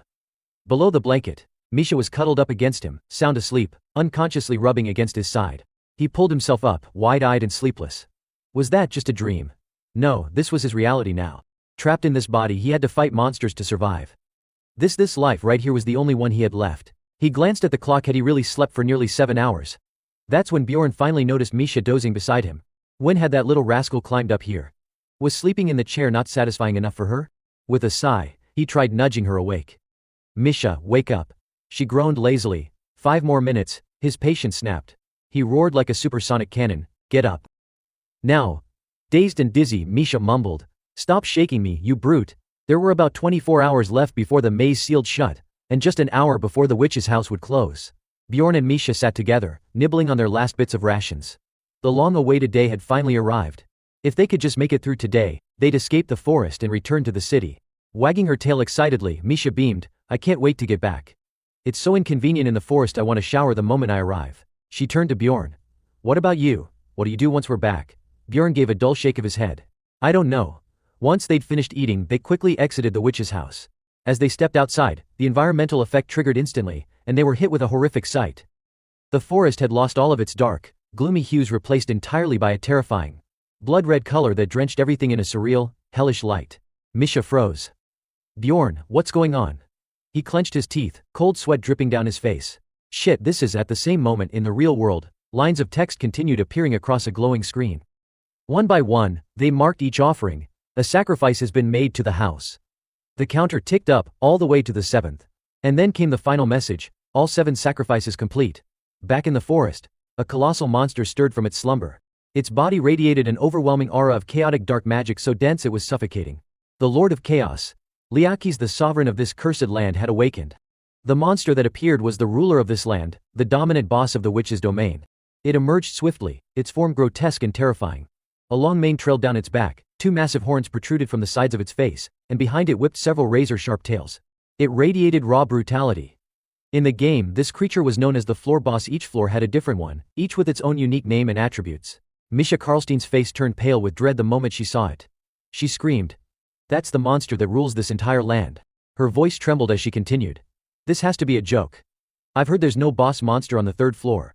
Bjorn turned his head slightly, his tone calm but grim. It's real. And it has a specific summoning method. His gaze darkened, his voice dropping. Some lunatic on this floor summoned it. That means the casualties won't just be a few. Bjorn stopped for a moment, then muttered silently to himself. The floor boss of the 3rd level is the Lord of Chaos, Liakis. He sifted through his memories, then shared more aloud. This won't just affect the 3rd floor. Once it's summoned, it'll rampage through all the dungeons, spreading destruction until it's finally defeated. As he spoke, the teleportation gates began to fail just as he had predicted. Once those portals shut down, escaping to other floors became impossible. Which meant every adventurer on the 3rd floor had to face the grim possibility of a massacre, and would need to act together if there was any hope of surviving. But before Bjorn could continue, Misha blurted out, panic in her voice. Wait, what? Why would the floor boss show up now of all times? Bjorn looked slightly tense, clearly unsure how to answer her reaction. Well, it might be, because of us. His memory snapped back to when he tossed a corpse into the fireplace inside the witch's house. Didn't we burn some bodies there? He said, almost casually. That's one of the conditions for summoning this monster. Misha stared at him in disbelief. Wait, what did you just say? Bjorn clamped his mouth shut, clearly flustered, unsure how to explain himself. Wasn't the last summoning over 10 years ago? He thought to himself. I figured burning just 3 of them wouldn't be enough to trigger anything. But maybe someone else had already burned a 4th corpse before us. His silence only fueled Misha's anxiety. She couldn't hold it in any longer. Bjorn. What did you do? That lunatic you mentioned earlier, it was you, wasn't it? Now we're all going to die because of you. Bjorn lowered his head, sweat pouring down his face. How was I supposed to know someone had already burned 4 bodies before us? That's why this bad luck happened. But hey, maybe don't tell anyone about this, okay? If word gets out that we summoned the floor boss, we're done for. Misha froze in place, her mind refusing to accept what she'd just heard. Clutching both temples with her hands, she screamed, I'm doomed. I'm so doomed. It's all because of this lunatic. Bjorn didn't reply, but he silently muttered to himself, you always say that, but if we hadn't stayed in the witch's house we'd both be dead already, remember? Glancing at the small girl next to him trembling in fear, he finally spoke up. We don't need any more recon. Let's get out of this forest now. As fast as we can. He spoke slowly, his voice steady and resolute. If we want to survive right now, we have no choice, we have to head toward the orcs' territory. That silver badge they had seen earlier. It belonged to the Darwi Guild. According to the dwarf, it was a massive organization that operated above the 6th floor, with hundreds of high-level players under its banner. So to find that emblem on an ordinary 4th-tier house, especially one located at the very center of the area, could only mean one thing. As he recounted the situation, he warned them, we can't go in there alone. If we run into the boss by ourselves, we're dead. If we want even the slightest chance of survival, we need to rely on the Darwi Guild. When the flashback ended, Bjorn wore an expression of thinly veiled disgust, clearly troubled by what he was realizing. Not all members of the Zarwi Guild would be concentrated in the 3rd floor orc territory, but for them to control that hunting ground, there had to be at least 10 of them stationed there. It wasn't a place to be taken lightly. Misha Karlstein looked visibly anxious and quickly spoke up. Bjorn. There are too many people here. From higher ground. An old man clenched his left fist and raised his voice to calm the crowd. Everyone remain calm and follow instructions. But strangely, the more the man spoke, the more distressed everyone around him looked. Then he continued, I heard someone here is a high-level mage. Please use a teleportation spell to open a portal. I'll pay any price. That set off the crowd. Who the hell summoned that boss monster? If I find out who it was, I swear I'll kill them. One man shouted, his face twisted with rage. Another person, pale with worry, added, what now? How are we supposed to fight something like that? A third chimed in, trying to reassure himself. The Darwi Guild's huge. They won't just kick us out, right? Watching the growing chaos, Bjorn could only sigh helplessly. The entire place had devolved into a panic. Then, as a woman knelt with her hands clasped in prayer, something strange happened. A faint golden light began to glow around her, though she didn't seem to notice. The light expanded, forming a shimmering barrier that gently enveloped the entire area. At the center of it all stood Iraz Magrain, holding that same silver badge in his hand. His voice rang out with quiet authority. Everyone please remain calm. This is the safest shelter you'll find. He explained, our priest has already cast a nullification spell to purge this area of monsters. And our guild scouts are stationed all around the perimeter. If the boss shows up, they'll alert us immediately. He rested both hands on the table before him and continued, the 3rd floor of this dungeon will be sealed off temporarily. In the meantime, the Darwi Guild under our agreement with the royal family and the Adventurers Guild will do everything in our power to ensure as many survivors return safely as possible. Everyone listened closely as he spoke. But then Iraz raised his voice. That said, he added firmly, If anyone disobeys our command or causes disorder, we'll have no choice but to remove them by force from this safe zone. I hope you understand." Bjorn and Misha, though standing off to the side, heard every word. Bjorn sneered inwardly. Bold speech. That was basically a warning anyone who stirs up trouble is getting kicked out. And clearly, no one wants that, because now all those loudmouths have shut up. Thanks to the nullification spell, they could finally rest in peace for a bit. Nullification was one of the most powerful spells exclusive to the priest class. It didn't just allow people to come and go, it created a magical zone that no monster could enter. Just then, a strange noise echoed from the base of a nearby tree. It turned out to be Bjorn and Misha leaning against the trunk, catching their breath. "At least we don't have to worry about being kicked out anymore," Bjorn muttered. But he couldn't fully relax. It won't be long before the next problem shows up. Not much later, he turned to the small fox beside him and asked seriously, "Isha, just curious, but how confident are you in your hearing?" Before the fox could respond, Misha Karlstein eagerly chimed in instead. She pointed to her ears and said, "I'm not sure, but people say they really like my ears sometimes." Bjorn froze, completely thrown off. What the hell did she just say? His question made the girl beside him blush in embarrassment, her cheeks turning rosy. "Oh, that's what you meant." "Yeah, I'm confident in that." His eyes darted sideways toward her as he followed up. "Then listen carefully to the nearby groups. Hear what they're saying. If anything useful comes up, let me know." Suddenly, a voice behind them caught his attention. "The boss of the third floor, it's been 10 years since he last appeared, huh?" The second speaker responded soon after. "I wonder what lunatic caused this mess. Lucky for us, a guild from the 6th floor happened to be here. Otherwise we'd be dead." The conversation continued casually, one of them noting, "Who would have thought a bunch of low-tier adventurers like us would get to witness a wide-range nullification spell firsthand?" A sly smirk curved their lips. Big guilds really are on another level. Bjorn's eyes narrowed, his gaze cold and calculating as he studied the group. "So the Darwi guild is here on the 3rd floor, because of this incident. Maybe it's worth betting on them to get through this chaos." He turned back, only to find the girl next to him had dozed off again, snoring lightly, drool trailing from her mouth. Bjorn sat in silent disbelief. Without hesitation, he slipped his hand out from under her, and Misha instinctively slumped forward, collapsing with a loud thud. Rubbing her head in confusion, Misha groaned, "What happened?" Bjorn calmly answered, "It's starting." Still groggy, she blinked. "What's starting? What do you mean?" He didn't bother explaining and simply ordered, "Look around." She followed his gaze. Dozens, no, hundreds of adventurers were converging toward a single spot. Bjorn estimated around 500 people. "Looks like everyone on the 3rd floor is here." Misha leaned in nervously. "So, what's going to happen to us?" His face darkened. He spoke slowly but firmly, "You see, even though the Darwi Guild is powerful, they couldn't handle this kind of crowd on their own. Now with 500 adventurers gathering, let's see how they plan to keep things under control." Suddenly, a loud voice boomed over the crowd. "All adventurers, please pay attention." Everyone turned and listened as the speaker continued. "Thanks to the nullification spell, this area is now a safe zone within the 3rd floor. However, our priest requires all present to show proper reverence to the gods." A smirk formed on the man's face. "This reverence shall take the form of 1 million crystal shards from each person. Pay immediately. Right here, right now. We accept magic stones or equivalent items." Bjorn's face remained impassive, but inwardly he was impressed. Smart move. No adventurer carried 1 million shards in person. It was a strategy to seize their gear under the guise of tribute. The voice continued, "These shards are both an offering to the gods and a protection fee. Even if you lose some of your gear or healing items, don't worry, you're under our protection inside this safe zone." Bjorn covered his mouth, amused at the cunning plan. "Of course there's something to worry about, you idiot. Even a powerful spell like nullification was worthless against a floor boss." The truth was, these people couldn't defeat the monster. But for now they had no choice but to play along under this guild's control. Meanwhile, the girl beside him was busy rummaging through her bag without a care in the world. Bjorn turned to her and warned, "Misha, set aside only the essentials, bandages, potions, the like. Hand over anything we don't need." Misha beamed with excitement as she held up her pile of loot. But before she could react, Bjorn snatched back a purple helmet. "Luckily, we don't need to hand over our gear thanks to what we picked up earlier," he muttered, glancing sideways at her. Then, more seriously, he added, "Without this equipment, they'd starve us out on our next expedition." He leaned back against a tree, his mood eerily calm. 1 million shards, just to survive for a few days here. Insane. Absolutely terrifying. But still, a flame suddenly erupted, and those people began stepping forward unconsciously.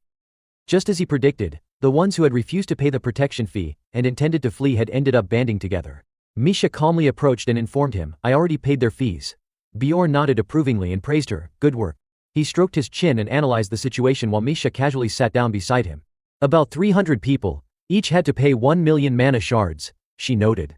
That meant at least 300 million shards had been collected, reducing the chaos and making a fortune in the process. A perfect two birds one stone solution. But then another thought crept into his mind. Even though those people were still here, they had better start praying. If the monster boss made it here, it would be the end of everyone.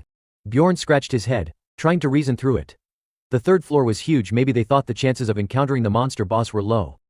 Everyone, whether they chose to leave or stay, was simply hoping for the best. He frowned. But I always prepare for the worst, he muttered. He hoped that when the time came, the people here would stand and fight instead of fleeing.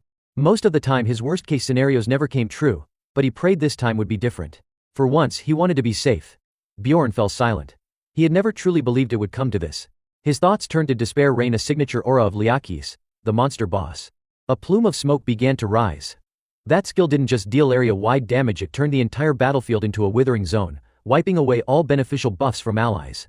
Suddenly, a system alert appeared, warning that prolonged exposure would increase the chance of suffering status effects. Misha's body began to tremble as she weakly called out, "Be Bjorn." Her voice was faint and frightened. Liakis, the monstrous figure with a terrifying amount of black mana, was charging toward them. His fanged maw stretched into a wide, cruel grin. The villagers were paralyzed with fear. "That's it, the boss," someone stammered, his voice trembling. "Quick, stop it." A girl stood frozen in panic, cold sweat pouring down her pale face. Tears welled up at the corners of her eyes, as she bit down on her lower lip and shouted, "Don't tell me you're going to abandon us and run. I don't want to die." Another man barked angrily, unshaken, "You bastards took our gear and promised to protect us. Take some goddamn responsibility." Liaki slowly approached the old man. "So it's come to this," the elder muttered. "This expedition is turning into a slaughter." Then, raising his voice, he announced, "The boss monster Liakis has arrived. Bring out all the items we prepared." They held scrolls imbued with high-level magic buffs. The staff in the old man's hand lit up. Without hesitation he charged in. From a distance Bjorn watched the scene unfold with a hint of unease. Attack and defense scrolls, consumables, rare support gear, all of it deployed. In under a minute, 10 million mana shards worth of supplies had vanished into thin air. The old man raised his glowing staff and shouted with force, "We've got the support items we need. Don't be afraid, we all must survive and make it home. Stand together." Bjorn tightened his grip on his weapon, and allowed a small smile to surface. These people, they really planned to take on Liakis. His lips curled upward. Despite the tension, he told himself, "I'm not the only one who plans for the worst." For the first time he felt a strange sense of relief knowing he wasn't alone. Not a single trace of fear showed on their faces. These were seasoned adventurers, survivors of countless battles, members of a well-coordinated major guild. It took more than luck to live through everything they had faced, and still be here now. The old man let out a fierce roar, "Everyone, get into position. We will stop the monster boss Liakis." In the game, Liakis was known as the ruler of a floor. Each floor had its own unique boss with a different name and characteristics. A boss hunt. If it wasn't like a game, then what would it be like? Liakis didn't hold back in the slightest. As he charged forward, the villagers froze in sheer terror at the towering figure. "Is this a nightmare? Are we all going to die?" One of them stammered. A voice rang out warning them not to even think about trying to block the creature. Just then, Liakis unleashed his signature move, spewing a blood-red substance from his mouth. Another voice cried out urgently, "Dodge that attack." The ground shattered into hundreds of pieces wherever the red substance touched. One of the older fighters narrowly avoided it and shouted, "Laios, is the spell ready yet?" None of the melee fighters or tanks dared to confront the boss head-on. They only focused on blocking its weaker, distracting attacks. Amidst the chaos, someone shouted over the noise, "Healing potion." The older fighter who had dodged death cursed under his breath, "Shit. Don't go head-to-head with it." Once healed, the warriors had to return to the front lines immediately. Even if injured, rest wasn't an option. Two fighters rushed in without hesitation or fear. Of course, not everyone could muster that level of courage. One of the younger adventurers was trembling, his eyes brimming with tears as he whispered, "Damn it, I can't die like this." An older man, sensing the unease, called out to refocus the group, "Don't get distracted. Stay sharp. Stay focused on the fight." But just then, a warrior was crushed under Liakis's foot after getting stunned by its deafening roar. 3 archers perished next, poisoned by the boss's deadly breath. Bjorn observed the situation closely. 4 casualties already. This was bad. God damn it, after they took 1,000,000 mana shards from us. This is what we get. Despite the disaster, the frontline warriors held strong, and the mages continued their magical barrage, trying to push the monster back. Suddenly, a massive light erupted as Liakis began charging a powerful attack. An urgent voice rang out, "Stop attacking. We can't let it feel threatened anymore. Focus on destroying the dark spheres first." Those dark orbs were a nightmare high damage, multiple attacks at once. Almost impossible to block. The man repeated his command, "Don't attack Liakis. Take out the orbs. Control your fire. We have to keep it from entering phase 2. Liakis continued rampaging, and nothing they did seemed to slow him down. Bjorn was drenched in cold sweat, anxiety all over his face. Still, the strategy seemed solid. If they could hold out like this, they might survive until the maze reopened. He looked down at the item in his hand, his face serious. Just one more hour until the maze reopened. 11 dead so far, minus 20% of the entire force. It was grim, but when facing a boss of this scale, maybe it was an acceptable loss. And yet, damn it. Useless bastards. Someone shouted in rage. Another, terrified but fed up, yelled back, how many people have died? Are we all going to die here too? Bjorn stayed silent, deep in thought. The real problem was the adventurers. Panic was spreading like wildfire as more and more people died. He remembered the earlier scene clearly. Each time Liakis attacked, tons of adventurers, even those who had paid for protection, were killed. Honestly, he believed it was their own fault. They had gathered too close together. When the dark orbs spread out, they didn't have time to dodge. Misha spoke up in a low voice, the atmosphere over there doesn't look good. Should we do something? Wait, Bjorn replied. I'm still thinking. Meanwhile, the arguing erupted. We can't just stand here and watch. If we want to survive, we have to work together. Too many have died already. We need to do something. But how? The Darwi Guild took all our equipment. Their faces turned red with fury. Some were in tears, but white tears, strangely. Others stared at their supposed allies with eyes full of hate. Their broken weapons and paper-thin armor glittered faintly in the red light of the forest. Bjorn seemed to sense something coming and gave a quick order. Misha, we're leaving. Now. She blinked in confusion. Right now? He turned to check the time. Suddenly, someone from the nearby village yelled out. What the hell are you people doing? Two soldiers stood blocking the path. One of them raised his voice to calm the crowd. Everyone, please stay calm. If you don't follow the rules, it'll put your lives in danger. Before he could finish, a villager snapped, you bastards. You charged us protection fees and broke your damn promises. Another shouted, we're out here. Give us back our gear. We'll defend ourselves. The soldiers panicked as angry hands reached toward them. Please listen. One of them tried to say, but another voice cut him off out of the way. That's my legendary gear, damn it. Even Bjorn couldn't ignore it anymore. He called out urgently, Misha, stay close to me. He gritted his teeth. Of course this would happen. Casual explorers didn't know how to deal with Liakis. Chaos like this was inevitable when people felt their lives were at stake. Bjorn raised his shield in front of both himself and Misha. But the moment they stepped outside, more monsters came into view, snarling, fanged beasts heading straight toward them. Bjorn! Misha cried, there's a bunch of them blocking the road. She turned to prepare for a fight, but Bjorn had already bolted in the opposite direction. We're running for it. Gotta go around, he muttered. No time to deal with every single one. They weaved past the monsters. Misha breathed a sigh of relief. Phew, we made it. But Bjorn remained tense. We need to get out of here. Fast. The monsters gave chase, hot on their heels. Bjorn was growing more anxious by the second. Just a little further. He looked ahead, trying to motivate himself. If we can just reach that point, we'll escape the danger zone. Then his eyes widened in disbelief. The boss monster had finished absorbing power. A dark spatial field spread outward, an environmental effect called the Domain of Malice, expanding in a 5-kilometer radius. Bjorn and Misha froze in place, staring in horror at what was forming before them. This darkness, Bjorn thought. Is this a skill powered by pure malice? His pupils shrank. His face glistened with sweat. That bastard. It really absorbed all that power during the fight. Misha reached for him, her body starting to turn translucent. Bjorn, what's happening to us? He still wore that same terrified expression. Shit, it's true. This is bad. They had entered the malice zone. Liakis slowly approached them, surrounded by clouds of black smoke. The smoke itself possessed a devastating ability. It would consume any living thing within it. Once caught in the zone, it didn't matter how powerful someone was. Everyone would die unless they escaped in time. What was worse? The skill pulled everyone toward the center no matter where they stood. Someone cried out in confusion, what? I swear I was running away, where am I now? Bjorn looked at the stunned faces around him. Roughly 200 explorers remained. More witches arrived on the scene. The Darwi Guild had dwindled from 50 down to just 20 members. Bjorn fell silent, lost in thought. In the 3 hours before, we only had 11 casualties. But in the short time I was running, so many were wiped out. What the hell happened? Someone asked, what's going on here? Another person scoffed, shut up, trash. A large man growled, you think we don't know how many people died because of scum like you? Take one more step and I'll kill you where you stand. People shouted back, why is this our fault? If you hadn't taken our equipment we could have fought too.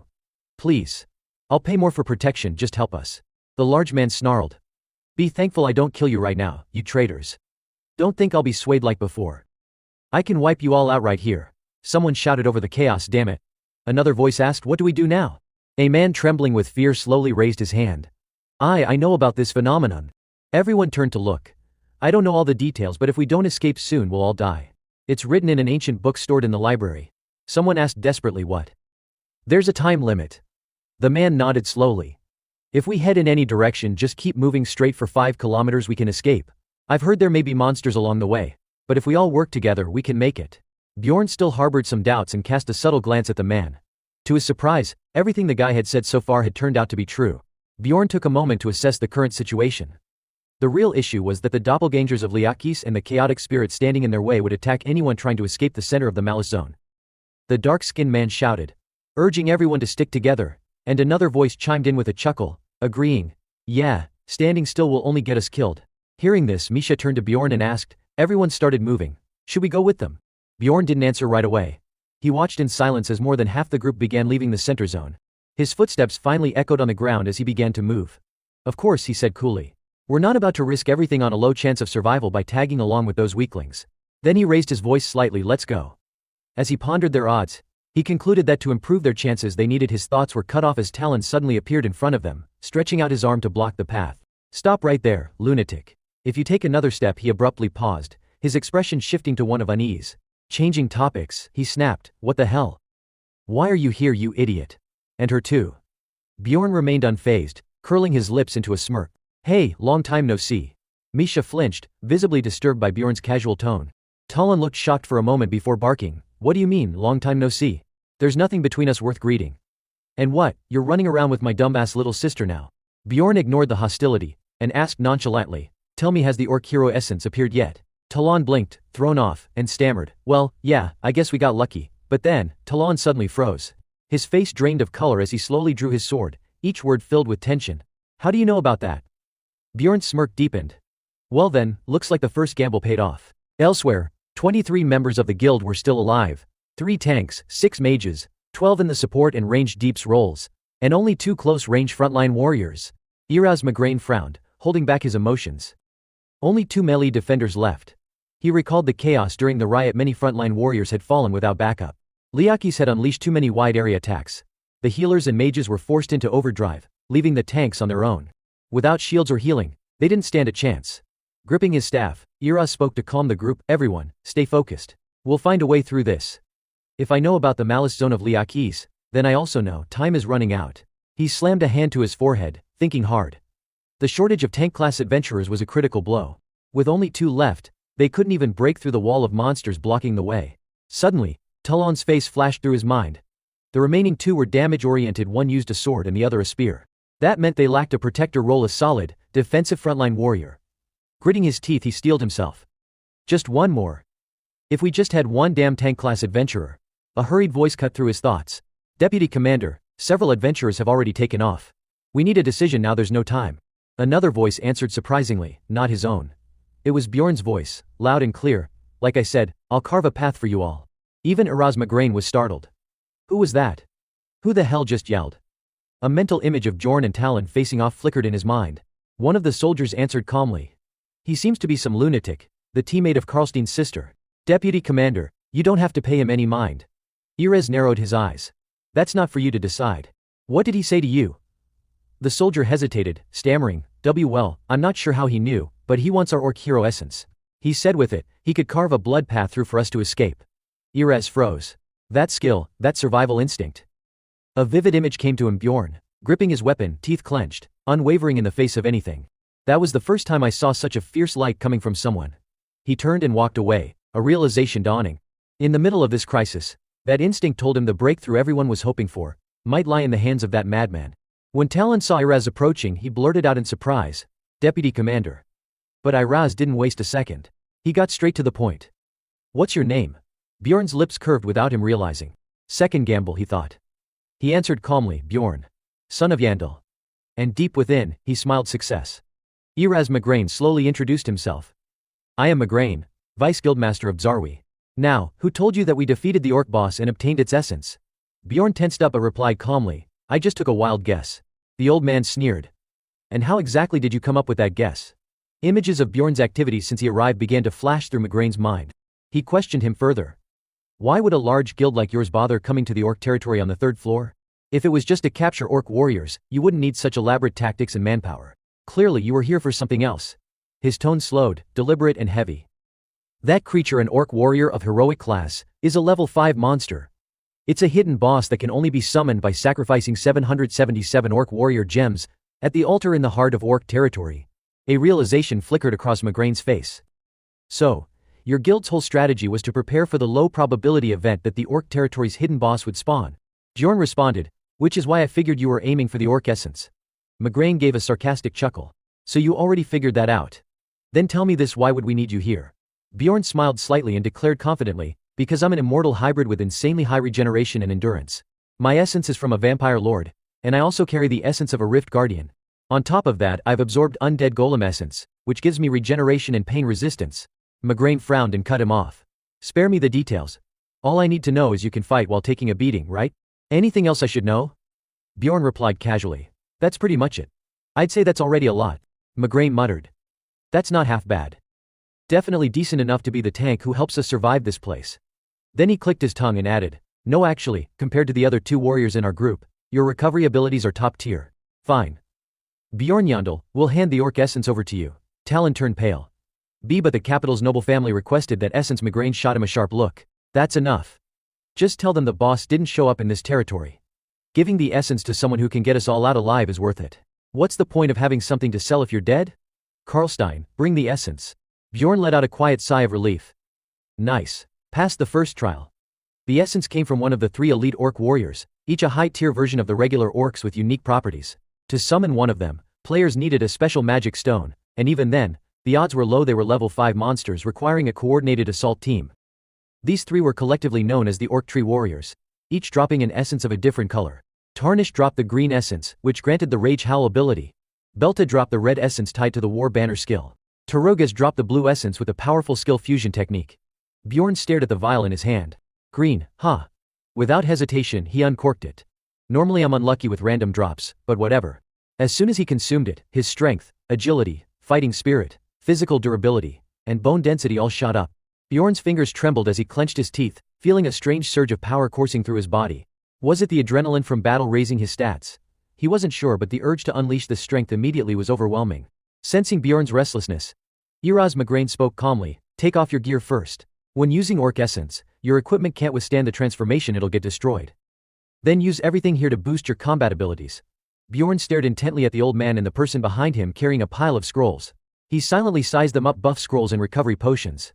Of course, a major guild like this would be well stocked with support items. I'm really lucky, he thought. He shoved his backpack into Misha's arms. Hold on to this tight, he said.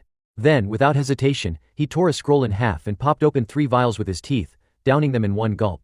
The surrounding sorcerers raised their hands and began chanting incantations. Iraz glanced at Talon. I don't care what power he absorbs. The power of Karlstein is the most effective right now. Talon cut a line across his wrist. Bjorn grabbed his blood-soaked hand. His eyes flared wide as blood-red streaks flashed through them. Iraz gasped. His eye color changed. Looks like you've absorbed the passive skill Blasphemer of the Divine. Then let's begin. Bjorn nodded. All right. Sweat glistened on his face as he closed his eyes tightly, focusing. Slowly he had to channel the skill he had absorbed from the orc hero's essence gigantification. Iraz's jaw dropped in disbelief. Talon froze, paralyzed in fear at the sight of Bjorn's transformation. His body swelled with bulging muscle, veins popping under thick skin, each stat skyrocketing. Bjorn was now a hulking titan. His heavy breathing echoed like a beast's, a living embodiment of a berserker in heroic form. Misha blushed, screaming, "Oh my god." The man standing next to her stared in awe. He's a monster. Iraz shut his eyes, clearly uncomfortable. Someone, get him something to wear. Bring a few more cloaks, now. The boy behind him stammered, pale-faced. How did he even do that? Bjorn tied a cloth around his waist. All right, I've finished transforming. Time to break through. Iraz warned, only 30 minutes left. Can you pull this off? Bjorn replied quietly, of course.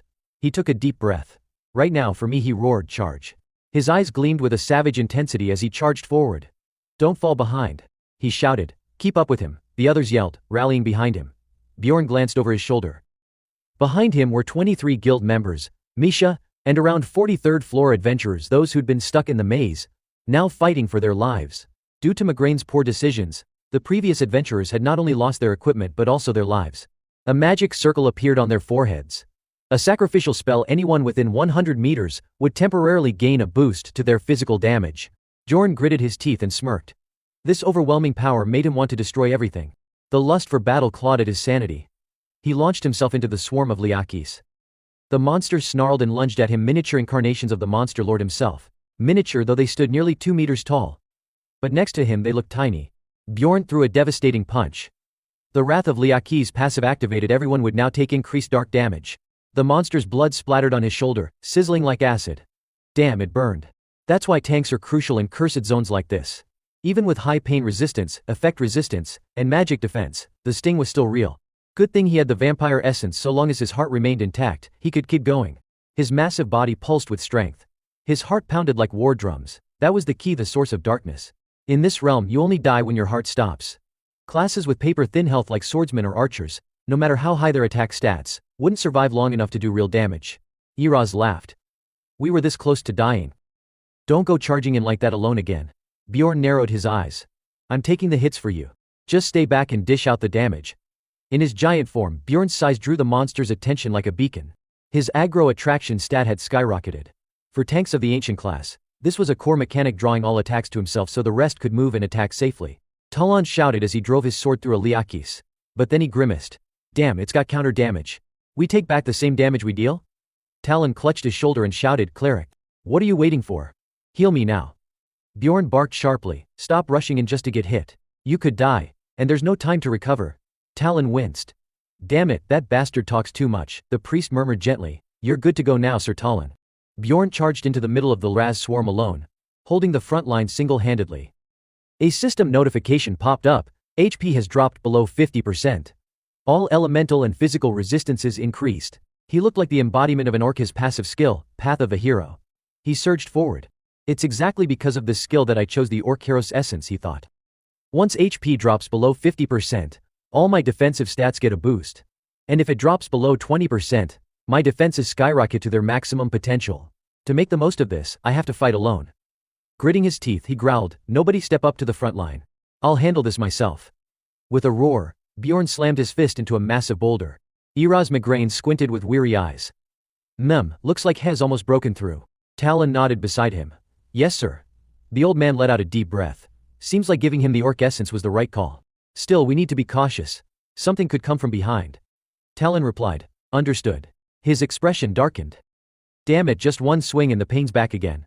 Even though I was only on the front lines briefly, I can say for sure fighting up there isn't something a normal human should ever do. Talon's mind replayed the image of Bjorn charging headlong into battle. Who the hell is this guy? I thought he was just some low-level rank 3 adventurer in a party full of useless dead weight, my sister included.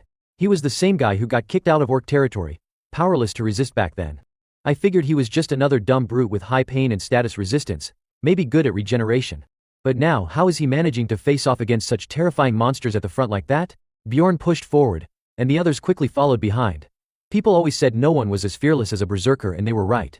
If someone like that joined a guild, everyone would feel safer right away, Talon thought. The vice leader's insight really is scary good. I never expected that decision to give us a way out of this cursed zone. The crowd began murmuring excitedly. Does anyone know that guy's name? He's gotta be famous or something. Watching him makes me feel like he's not afraid of death at all. If he weren't here, I can't even imagine how much worse this would have turned out. Misha, hey, your friend, what's his real name anyway? Misha stammered. I'm not really sure, honestly. Iraz grinned.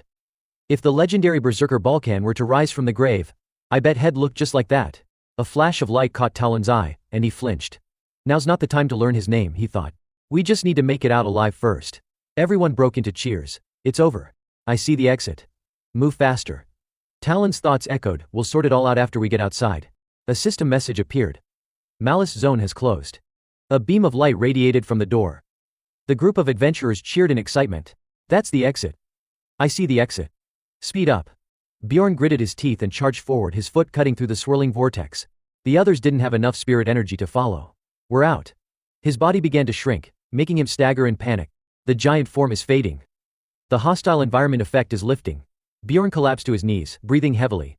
The adventurers around him erupted in cries of joy and relief. We did it. We made it out. We survived. Suddenly a massive black hole appeared in the sky, sucking in the other players. Agonized screams rang out. Those who couldn't escape in time, they would be a colossal pillar of light descended, shattering the ground beneath it. Lightning crackled along the column, scorching the earth around it. The orc territory on the 3rd floor vanished in an instant. That was close, so close, someone gasped. Luckily the giant effect wore off right as we escaped. It's a miracle we got out. Iraz frowned, a cold sweat beading on his forehead. That was almost, but we still need to stay on guard. Bjorn thought to himself, he's right. Once we escape the hostile zone, the boss's ultimate skill triggers immediately. One survivor will be chosen as the prey. Counting those left, the chance was 1 in 15, either me or Misha. If it's not us, then we're lucky, came a quiet voice calling his name, Bjorn. He glanced down at Misha trembling on the ground. Her face was pale and bruised. My body won't move, she whispered. Misha had been chosen as the prey, completely paralyzed. Bjorn stiffened, his pupils narrowing. No way. Out of all these people it's her. Misha's eyes widened, and her voice cracked as she asked, what's going on, Bjorn? What is this? Why is everyone looking at me like that? The other adventurers stared sharply at her. Talon tensed up, cold sweat dripping as he looked at Misha. He furrowed his brow and glanced away. Ryakis slowly approached her. The prey, anyone affected by this debuff cannot move and becomes the sole target of Ryakis. In other words, Ryakis will hunt the prey relentlessly until it dies. Iris stepped forward. Unexpectedly, the prey is your companion. We'll protect her. Would you like to join our guild? Bjorn squinted, replying in a low voice. No, I don't plan to work for any guild right now. Iraz nodded in compromise. That's too bad. You wouldn't get a chance to join our guild anyway if you were chosen as prey. That's just to say you're lucky. Anyway, our contract ends here. I hope we meet again in the city once we return. Bjorn responded softly, same here, if I survive to come back. A smile crept onto the elder's lips as he raised his eyebrows. I'm sure you will. You've shown your talent. I have a feeling you'll make it. I hope this helps you even a little on your tough journey ahead. Daniel cast a blessing of wind, increasing movement speed. Pian raised the sails, speeding up spirit energy recovery. Bjorn closed his eyes, absorbing the abundant energy they had bestowed upon him. They were truly kind-hearted, surely their mana must be nearly drained from this effort. Thank you, sir, he said with a chuckle. Of course, came the reply. Survive this. You've come this far. Don't go losing your life now. Bjorn curled his lips into a small smile, silently reflecting. That's right. I'll do my best. Alright, we're heading out now.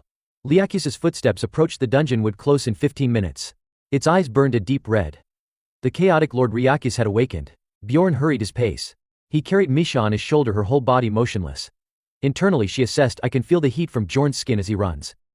I can't hear anything beyond the growls drawing nearer and nearer. If this keeps up, we'll both die under the boss's pursuit. Misha shouted, son of Yandel, Bjorn, you're exhausted. What is it? Bjorn asked. Her weak voice echoed. Stop, she thought to herself, I'm not stupid. I know the monster is hunting me, not Bjorn. That's why everyone looks at me like that. Even my own family seems to ignore me because my presence is a threat. Bjorn squinted. What do you mean? She squinted back. You've done enough already. If this keeps up, you'll die too. We're not that close, right? If it weren't for you, I'd be dead long ago. Besides, I fulfilled my lifelong goal of becoming an adventurer. Bjorn's voice lowered. That's ridiculous. What are you even saying? Misha's eyes went wide in shock. The monsters behind them chased furiously. You don't want to die, right? Then why say things like that now? She denied it. I'm serious. Bjorn asked again, aren't you afraid of being abandoned? His words made her eyes widen once more. Misha loudly reproached him. Why won't you understand? I just don't want to be a burden to you. Bjorn's brow furrowed deeply. So, does that feeling matter more than your life? Stop talking in circles. If you want to live, just ask me for help. At least then we have a chance to get out of here. Images of the two fighting side by side flashed in Misha's memory. That's something I guessed about a berserker, but I think I understand what he means. Since the Witch Forest and beyond, Bjorn has shown me what we need to do to survive. I must have looked like a crying, scared child facing danger. Giving up and saying those pathetic things to the person trying to save me isn't what I should do now. Misha leaned her head on his shoulder. Bjorn, if you save me, I'll follow and support you forever. Bjorn smiled softly. I think you said that before. She grinned. Yeah. Then I'll give you all the money from this expedition when we return. Bjorn frowned briefly, but then the corner of his mouth lifted. That sounds better. The sky had turned pitch black, and rain began to pour down. Bjorn's mind raced. The blessing of wind had worn off. All the beneficial effects from the Jarwi Guild had completely faded. And now, it was raining, meaning that terrifying beast was right behind them. On top of that, chaotic spirits crowded the path, blocking their way. Bjorn wanted to save his power up for when danger was imminent, but he roared fiercely and activated his giant transformation. His body size and all his stats surged dramatically. He dashed forward. All my numbers will increase with this, but the most important thing right now is that each step carries me farther. With the remaining spirit energy, I can keep this up for about 2 to 3 minutes. He called out, Misha, how much time do we have left? She glanced at the pendant watch hanging from his back. Exactly 196 seconds. Bjorn raised his voice. Alright, I'm sure you're tired of hearing this, start counting the time. Misha squinted and shouted back. Okay, 195. 194. Bjorn's eyes flicked to the monsters ahead. I'll have to fight through these creatures to keep moving. The chaotic spirits need to be eliminated. This rotten area is causing a slow debuff. Misha's voice came from behind him, counting loudly. 90, wait. 120. 103. Suddenly, a massive flash of light erupted from behind Bjorn, knocking him forward in shock. Bjorn's face turned pale. 90. He gritted his teeth. Damn it. The monster is closing in fast. Scattered across the ground were the bodies of monstrous beasts with mouths full of razor-sharp teeth. The swarm of chaotic spirits that had been chasing them had thinned out thanks to the frenzied breath attack from the boss monster. Misha leaned against Bjorn, who clenched his jaw. It's a lot easier to run now, he muttered. But that also means we're now within its attack range. His face went pale as the boss's massive hand hovered right above him. Yandel launched himself out of the way just in time to avoid the strike. 77, he hissed through gritted teeth. Ryakis, the Lord of Chaos, bared his fangs and snarled viciously as he approached. Bjorn shot up, and Misha anxiously cheered him on. Bjorn's going to be okay, Nyan. Stop whining so I can focus, he growled, his voice low and tense. Clenching his fists, he added, I'm not planning on leaving you here to die. No, Misha cried out. I'm not worth saving. Save yourself, please, Nya. I already made a promise, he said firmly, veins bulging on his forehead. You can count on me. Internally he reminded himself. I gave her my frost spirit ring, what kind of man would I be if I bailed on her now? Misha's face turned pale. You're going to die with me over a promise? Nya? Who said we're dying? He snapped back. I'm getting out of here alive. Suddenly his eyes widened in shock. Misha shrieked, your arm, Bjorn. Look at your arm. The time, leave me here or you'll Misha Karstein. He shouted, cutting her off. Keep counting. I need to know how much time is left. Through tears she choked out, 60 seconds. We have 60 seconds left, Nya. Bjorn's right arm had been corroded by Ryakis's devastating strike. Clenching his teeth, he braced himself to endure another full minute with one arm down. Escaping wasn't even a real option anymore, not with the boss this close. This situation's gone from bad to hellish. What the hell do I even do now? Bjorn, what are you doing? Misha cried as he sprinted toward the monstrous Ryakis. Keep counting instead of complaining, he barked. 53, 52, she murmured through panicked breaths. Bjorn calculated quickly. He used his deadly breath just now. If I can stay close to his legs, it'll be harder for him to use it again. But one misstep, and we'll get crushed under his feet. He leapt aside just in time to dodge a massive strike. 50, 44. Misha called out. Bjorn dodged again, thinking I've seen this attack pattern before when Jarl's squad fought him. I've got it now. Ryaki snarled savagely and slammed Bjorn into the ground. 30. Misha cried. Bjorn was sent flying. He gasped for breath. 25, a claw came crashing down, too fast to dodge. Damn it, too slow. The blow struck his chest. He screamed in agony, coughing up blood. The beast's eyes locked onto him as he crashed to the ground. In front of him, its claw was already descending. There's no way I can dodge this, I'm going to die here. He gritted his teeth. His soul energy had completely run out. Giant form has ended. His body shrank just in time, the transformation saving him by mere milliseconds. If I hadn't reverted back, that would have crushed my skull. Damn, that was too close. The claw slammed down again. 10, Bjorn grabbed onto it. 9, 8, he lunged forward, biting into its flesh. 7, Ryakis roared, swinging its arm violently. 6, 5, 4, it glared at him, crushing him in its grip. 3, Bjorn felt the pressure crushing his body. 2, Ryakis let out a thunderous roar. 1. Bjorn laughed maniacally. Too late, you bastard. You can't kill me now. The maze had closed. The character was now being transported to Rafdonia. In the city square of Rafdonia, a large crowd had gathered around the massive black portal. People buzzed with speculation. I wonder how much loot Doug managed to bring back this time. Dad's coming back, right, Mom? Suddenly, the portal flared with blinding light. A group of people was expelled violently from it, crashing to the ground in a heap. Panic spread across the square. What happened to them? Call the Adventurers Guild. Get the injured somewhere safe. Set up an emergency tent, quickly. Oh God, look at that guy, he's bleeding out. Will he survive? Misha slowly opened her eyes, dazed. I'm alive? Huh? Bjorn? The onlookers went pale when they saw him. What happened in there for that lunatic to come out in that condition? Even for a berserker, it's a miracle he's breathing. Misha forced her way through the crowd. Move, please. Let me through. Bjorn. A commanding voice rang out, call the holy temple, get a priest here immediately. Tears streamed down her face. No, Nya, Bjorn, please don't die. Please, she pressed her ear to his chest and heard a heartbeat. Her tears turned into laughter. Haha, what? You're just sleeping. Nya, you scared me half to death. Bjorn. Rumors rippled through the square. Did you hear? The Lord of Chaos appeared on the third floor. They say over 30 members of Jarl's party were killed. Only 30. I heard the death toll was in the hundreds. I heard a rumor from a survivor. Someone saved them. Not just anyone, someone stronger than the Jarl members. Wait, you don't mean Vice Captain McGlane? No. It was an adventurer who wasn't even part of the guild. He was on the third floor when the boss showed up and saved them all. There's someone that powerful down there. Yeah. His name is Bjorn, son of Yandel. A berserker who reached the third floor just 3 months after his first dive into the maze. The mage who was there once said something to me about that berserker. Back then, he hadn't accomplished anything worthy of being called a hero. But now she was certain he would definitely become one someday. And perhaps, starting today, it would be fitting to call him by a new name, Little Valken, after the legendary warrior hero, a man braver and greater than anyone else in history. At that very moment, the system chimed in. Reputation has increased by 1. This is the 5th consecutive increase. Warning, high reputation increases the likelihood of encountering special events. A man sitting in a chair stared down at the sheet of paper in his hand. The name on it, Little Valkan. Interesting, he murmured. Just how many adventurers out there manage to build this kind of reputation so quickly after entering the maze? I've never seen anything like this in all my years working for the guild. His eyes scanned the notes below the name. Corpse Golem, Vampire Sentinel, Orc Hero. He's already fought monsters most adventurers wouldn't dream of facing, the man continued. He's gathered better essences than any ordinary explorer. He's growing faster than anyone should reasonably be able to. No one could rise like this through sheer luck alone. He leaned back in his chair, deep in thought. But then again, if you look back at history, there have been individuals like this before. Beings born into this world with a fate unlike any other.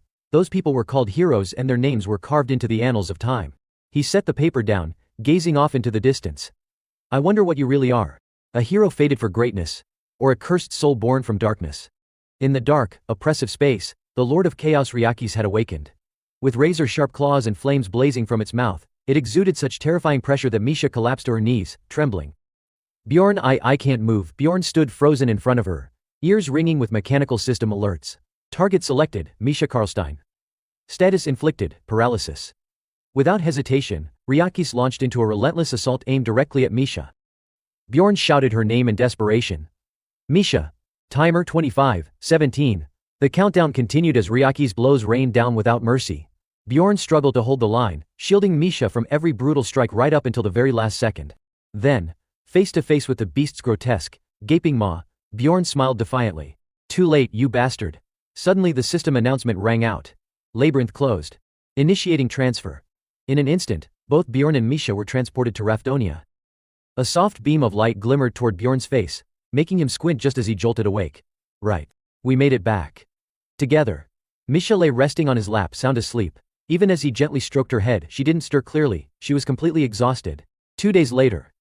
The tavern buzzed with chatter. Every table was filled with rumors and conversations about the Ryakis encounter. Hey, you hear about that boss showing up on the third floor?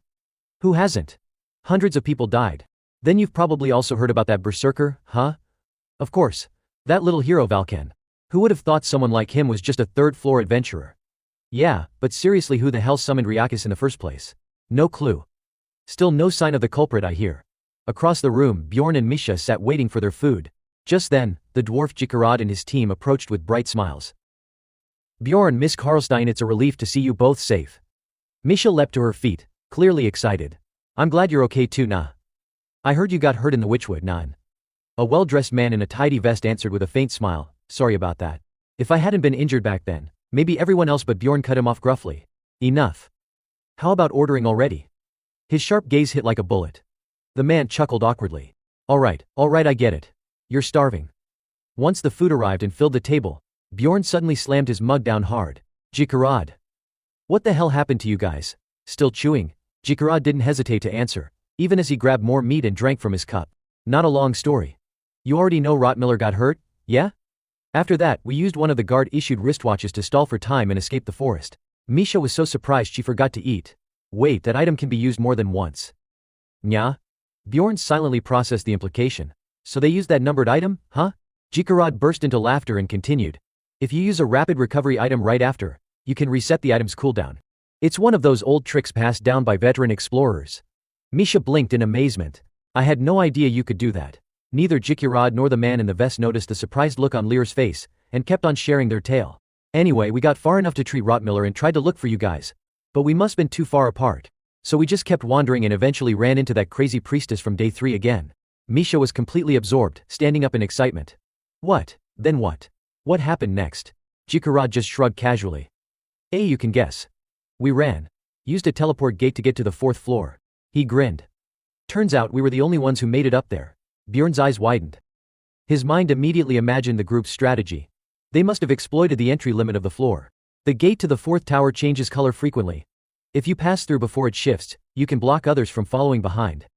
Climbing this 100-floor tower, once you pass a level, there's no restoring items at that stage. In other words, it becomes incredibly safe because of how few people can proceed together. Hikarad, not caring if he annoyed Bjorn, pretended to complain. Just sitting around on the 1st floor for 10 days is basically torture. Bjorn was absolutely livid. Torture? You've got to be kidding me. We're the ones who've been through hell here. But Hikarad's irritating behavior didn't stop there. Well, lucky for us, we had an essence right from the start. Bjorn was stunned. What? Hikarad cheerfully explained. This is the mimic essence from a level 7 monster. I took it.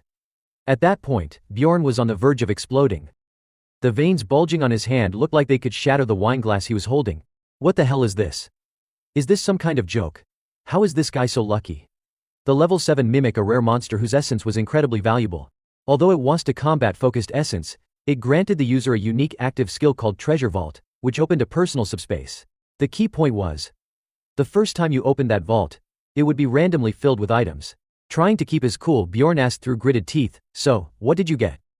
Without hesitation, Hikarad dropped a bomb on him, 2 million spirit stones, 3 of the highest grade potions, a numbered artifact, and another rare item.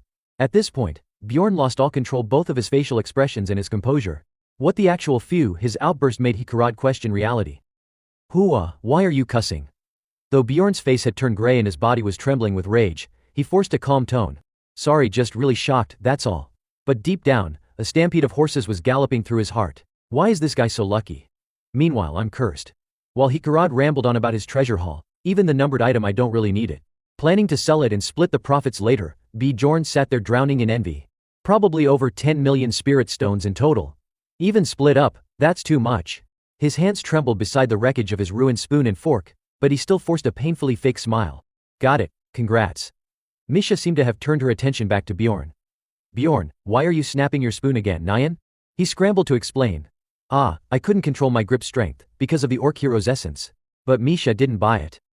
You used to be able to control it just fine before.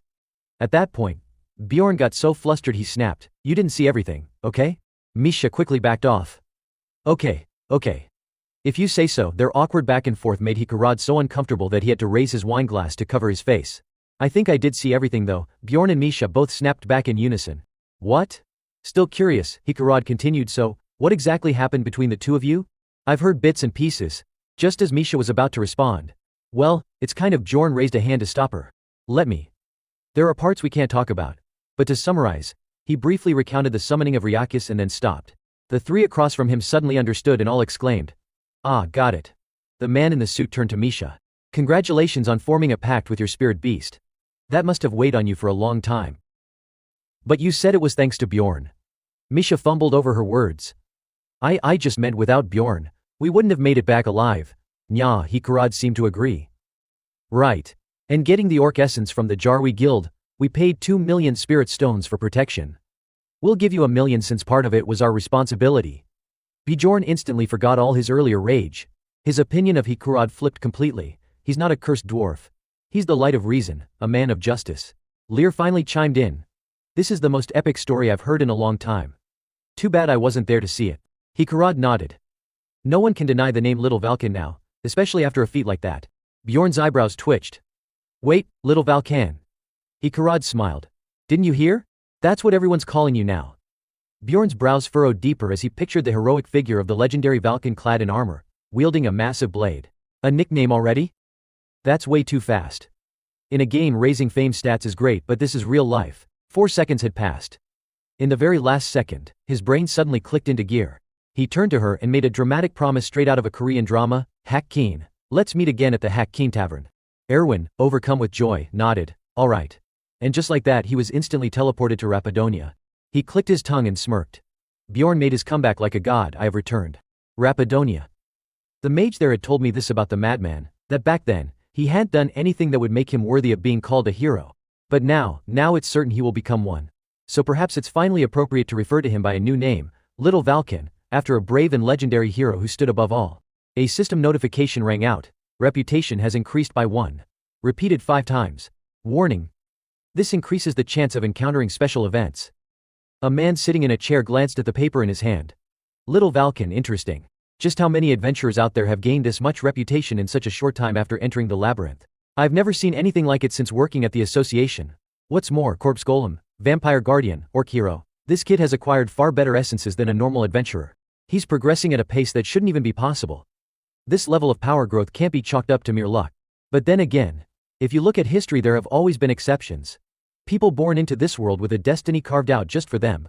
These people, they were called heroes, and their names were etched into history. I wonder what he is, a hero? Or a cursed soul? I'll get way too much unwanted attention if I become too famous. Misha's voice cut into Bjorn's spiraling thoughts. Congrats, by the way. You've got a tier 5 essence now, and a nickname too. Looks like you'll be a big shot in no time. Her congratulations lacked sincerity, and Bjorn replied with matching dullness, thanks. Misha didn't seem to notice his cold tone. She cheerfully winked. Now, we've got something really important to discuss.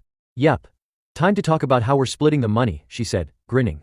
Oh, and don't forget, we also got a bonus reward for reporting Karoo. For real? Yup. It was 3 million. Bjorn grinned wickedly, shutting down Misha's dreams in front of the other 3 Hikarad included. At first, I was only planning to take half. But you remember what you said, don't you? You swore you'd give it all to me. Misha's face fell in despair, her eyes shimmering with tears. Fine. Take it all, you brute. A few days later, Bjorn and Misha bumped into each other on the street. All done? She asked first. The labyrinth was rough, but honestly life outside isn't much easier. Bjorn stepped closer. I've handled most of it. Got my gear back from the smiths, and a few support items we need. We've still got that auction to hit too. That made Misha genuinely happy. She smiled with her eyes. That's great then. Bjorn, however, wasn't as upbeat. He studied her carefully, his gaze intense and analytical. What's up with her? She keeps sticking to me. Still hung up over the money. Because I took it all. No, I did the right thing. Someone's gotta manage our finances properly. 7.65 million spirit stones isn't exactly a fortune if I think long term. Essences, weapons, gear, they're all essential. I've gotta focus on making Misha stronger. She's a core part of the team now. His stare made Misha flustered. She pointed at herself. Bjorn, why are you looking at me like that? Her voice was loud enough that bystanders turned their heads. Bjorn? That's Little Valken? Someone muttered. He just looks like a regular meathead, another chimed in. Bjorn didn't give a damn what others thought. He kept talking to Misha. I'm heading back. What about you? Flustered, Misha stammered. I'm going to visit my family. Bjorn was caught off guard. Your family? Misha couldn't meet his gaze. She turned away, her face pale. I'll probably stay there till tomorrow, maybe the day after. Outwardly, Bjorn said, got it. But inside he was skeptical of her odd reaction. Why does she look so scared just saying that? I mean, I'm a little worried. But it's her business, not mine. Still, he said it. Good luck. But her ears drooped at those words, looking even more down than before. I think I'll feel better soon, she murmured. Bjorn genuinely grew concerned. She really doesn't sound okay. He immediately offered another good luck. This time with a thunderous slap on her back. Good luck. Misha jumped and shouted, you brute. Bjorn just grinned. There, better now. Misha, still wincing, looked back. I'll be back, so don't skip meals, alright? He nodded. Got it. Even as she rushed off, she yelled one last line. And eat more vegetables. See you. Bjorn chuckled, resting a hand on his hip as he watched her go. Then he hopped onto the carriage with firm steps. But even then, his mind kept drifting.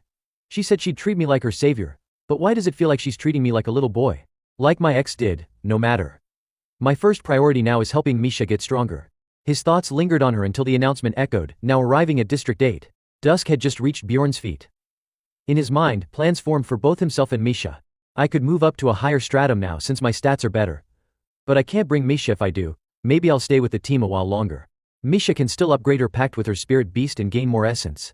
We'll probably have to replace her main weapon too. Suddenly, a loud scream from the execution square snapped him back to reality. Execution commencing. Bjorn immediately turned toward the excited crowd. Damn it, I knew things were too peaceful lately. Snippets of gossip floated into his ears. Not many people here today. Yeah, don't see the usual faces. I'm here because he's supposed to be some kind of demon soul. But this is kinda lame. Blood's the same color too. Isn't it disgusting how they try to pretend to be human? Bjorn froze. Demon soul? Tariqen, The guy from Lian's crew? Shit, I've been wondering if he was okay. He probably didn't even use the money I gave him to buy a weapon. As if sensing his thoughts, Tariqan looked up from the execution platform and spotted Bjorn in the crowd, even as Bjorn was still processing everything. He probably never even stepped into the labyrinth. Suddenly Bjorn lifted his head and met Tariqan's gaze. Tariqan was terrified, tears brimming in his eyes. Even gagged, he managed to cry out Bjorn's name as the blade neared his neck. Bjorn. Bjorn squeezed his eyes shut. That could have been me. No more pity, I'm done. But then a voice from behind interrupted his grief. You're Bjorn, right? Jandel's son. Bjorn turned around, visibly annoyed. Piss off. But the guy didn't flinch. He smiled provocatively, putting a finger to his lips. Don't be so heartless. I'm just like you. Then, with unsettling confidence, he added, America, Southeast Asia, Europe, where are you from? Bjorn wanted to curse out loud. What the hell now? Bjorn Yandel was just about to walk away when someone called out to him. He turned, glaring with clear hostility in his eyes, and thought to himself, I knew something like this was bound to happen one day. The man introduced himself, I'm from America, which made Bjorn scowl even more. I just didn't expect it to happen this soon, he thought. He let out a sharp exhale, clearly angry. For situations like this, he had only one solution in mind, the Einar method. Bjorn's commanding voice thundered out, startling the blonde man. Stop speaking nonsense I can't understand. Just get to the point. The spirit hunter flinched at Bjorn's irritation but still said, You almost fooled me, you know. I thought you had only been here for 3 months. You're a good actor. Bjorn narrowed his eyes, confused. I told you to get to the damn point. But the man kept up his smooth talking tone. No need to be so aggressive. You're here for the Gwaim, too, aren't you? Bjorn frowned. What are you talking about, you bastard? The spirit hunter shifted to flattery, like he was trying to strike a deal. Well, you've done great. Earned yourself a title in just 3 months. Took me 3 years to get established. I'm only human too, you know. Bjorn clenched his jaw, thinking, how dare this guy try to scam me? The spirit hunter gave a sly grin and continued casually, You don't have to tell me where you're from. We're both outsiders here, right? Bjorn stared at him with a chilling gaze. The man leaned in slightly. Anyway, we formed a game guild. Are you interested? Before he could finish, Bjorn cut him off coldly. I've got a question. Are you a spirit? The man blinked, not catching it the first time. Huh? Then he answered, a bit awkwardly. Ah, I get it now. I was being too vague and you didn't trust me. Yes, I am a spirit. The moment those words came out, Bjorn raised his head and roared toward the sky. The vice captain said to kill every spirit I come across. People nearby turned and started whispering, What's going on? A spirit? The berserker. The spirit hunter began to stammer in fear, struggling to speak. Bjorn slammed his fist forward toward the terrified man. That's right. I'm a berserker. One who never backs down in the face of injustice. Scene shift, at the security bureau. A voice spoke out. That really was little Valken. Thank you, my brother made it back from the labyrinth thanks to you. Bjorn brushed it off, uninterested in the knight's gratitude. Your brother, was he from the Jarwi guild? No, he was just one of the people who paid them for protection. Bjorn looked puzzled. Only about 10 people survived though, then he muttered. Whatever. I'm starving. How long am I stuck here? And they better not write that the damn spirit was me. That's already irritating enough. When asked how he wanted to respond to the charges, he mumbled. Well, flashback to the moment Bjorn attacked the spirit hunter. A crowd tried to pull him off. Hey, what the hell are you doing? Stop, Bjorn roared and struggled, trying to pummel the blonde man lying bruised and battered on the ground. Let me go. That guy's a spirit. He was trying something weird with me. A spirit. Someone repeated, shocked. Later, a knight stepped forward after a moment of contemplation. We're still investigating, so please wait. If what you say is true, then we will. But before he could finish, a soldier ran in. Captain. That guy, I mean the suspect, he's carrying the badge of a spirit hunter. The captain spun around in shock. What? A spirit hunter's badge? Bjorn's eyes narrowed. A spirit hunter. Then a man who appeared to be a healer gave his diagnosis. This man is not a spirit. Bjorn shouted. But he said it himself. He said he was a spirit. And now you're saying he's not. Do you think I'm that easy to fool? An intelligence officer, clearly nervous but still calm, began to explain. Yeah, this sort of thing happens a lot. People act without hearing the whole story. That's why misunderstandings like this, well, they happen all the time. Bjorn Yandel cut him off mid-sentence. Stop explaining like that, I don't get a word you're saying. The knight captain exhaled slowly. Then he clarified, to put it another way, they thought you were a malevolent spirit. Bjorn responded with pure confusion. Wait me, what? But when he asked for confirmation, his expression shifted instantly into fury. Those bastards, who the hell are they? I'll crush their skulls. Nearby, the healer began sweating profusely, paralyzed by fear. Still seething, Bjorn barked, explain it in a way that makes sense. Are you mocking me? Meanwhile, the spirit hunter trembling on the bed visibly flinched at the mere sound of Bjorn's voice. The knight added hesitantly, "Well, it is kind of hard to explain. But I promise it won't happen again." Later, as Bjorn left the security bureau, his mind swirled with thoughts. Damn it, I didn't think they'd know this much. He recalled how the spirit hunter had tried to strike up conversation earlier. "Hey, handsome boy from Europe, where are you from? So not all these bastards are idiots, huh?" That scene kept playing in his head, the hunter asking, "You're here for that Guillaume thing too, right?" The memory made his skin crawl. Thank God I understood him thanks to the game's pronunciation system. Walking alone through the night, Bjorn moved with quiet determination. Tariqan's execution was bound to happen, a city where I have no one I can trust, and someone suddenly approaches me. His instincts were on high alert. At an inn, he sat and stewed over it. Damn it, the more I think about it, the worse this world feels. Even as he stepped inside, the thoughts wouldn't stop. Well, at least this situation passed without blowing up. Just then, his foot hit something, an envelope on the floor. He bent down and picked it up. Inside was a small red pill. "A pill," he muttered. Unfolding the letter, he read aloud. The letter shimmered open like a strip of the galaxy itself. It read, "This is a randomly distributed letter given to adventurers with the potential to become players. If you can read this, do not tell anyone you are a player. And under no circumstance should you translate this letter, even if captured by a spirit hunter. Anyway, what I really want to say is," Bjorn's eyebrows furrowed in surprise, "we have a community that guarantees 100% anonymity. If you take the pill enclosed, you'll be able to join us. If you don't wish to join, just throw it away. Good luck surviving, Spirit Slayer. P.S. The King of Rapidonia is an asshole." Cut to the Security Bureau, an organization that reported directly to the royal family of Rapidonia. Inside, a mysterious figure radiating authority spoke with restrained anger. "What do you mean he got the crap beaten out of him? My orders were to just quietly observe." A trembling intelligence officer reported. He underestimated the target, thinking it'd be easy since the guy has only been here for 3 months. The mysterious man's voice grew colder. "And the result?" The agent bowed respectfully. "I think it's better if you see for yourself." A projection of Bjorn Yandel appeared, clearly showing him beating the spirit hunter. The man's expression turned serious. "So you're Jandel's son, Bjorn, huh?" In the orb, Bjorn's voice echoed again. "You almost had me fooled.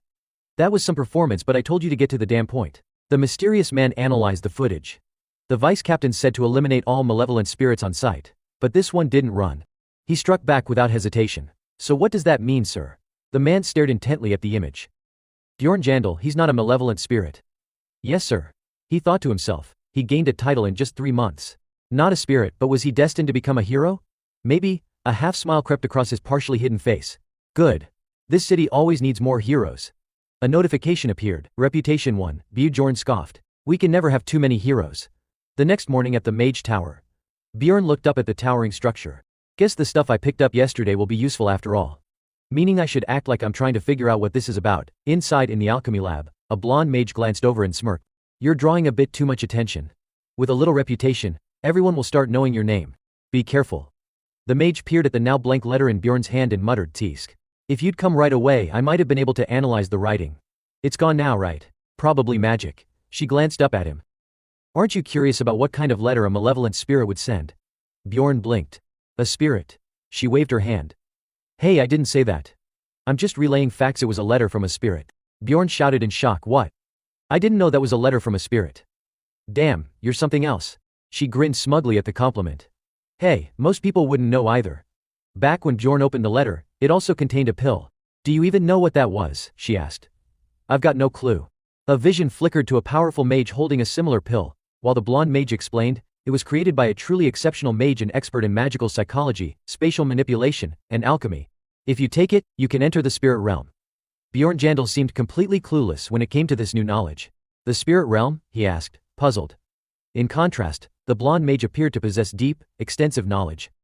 She explained in a calm tone, "You can think of it as another dimension. Your body stays here, but your mind will travel elsewhere." As she described the pill's effects, it felt more like attending a lecture than a casual conversation.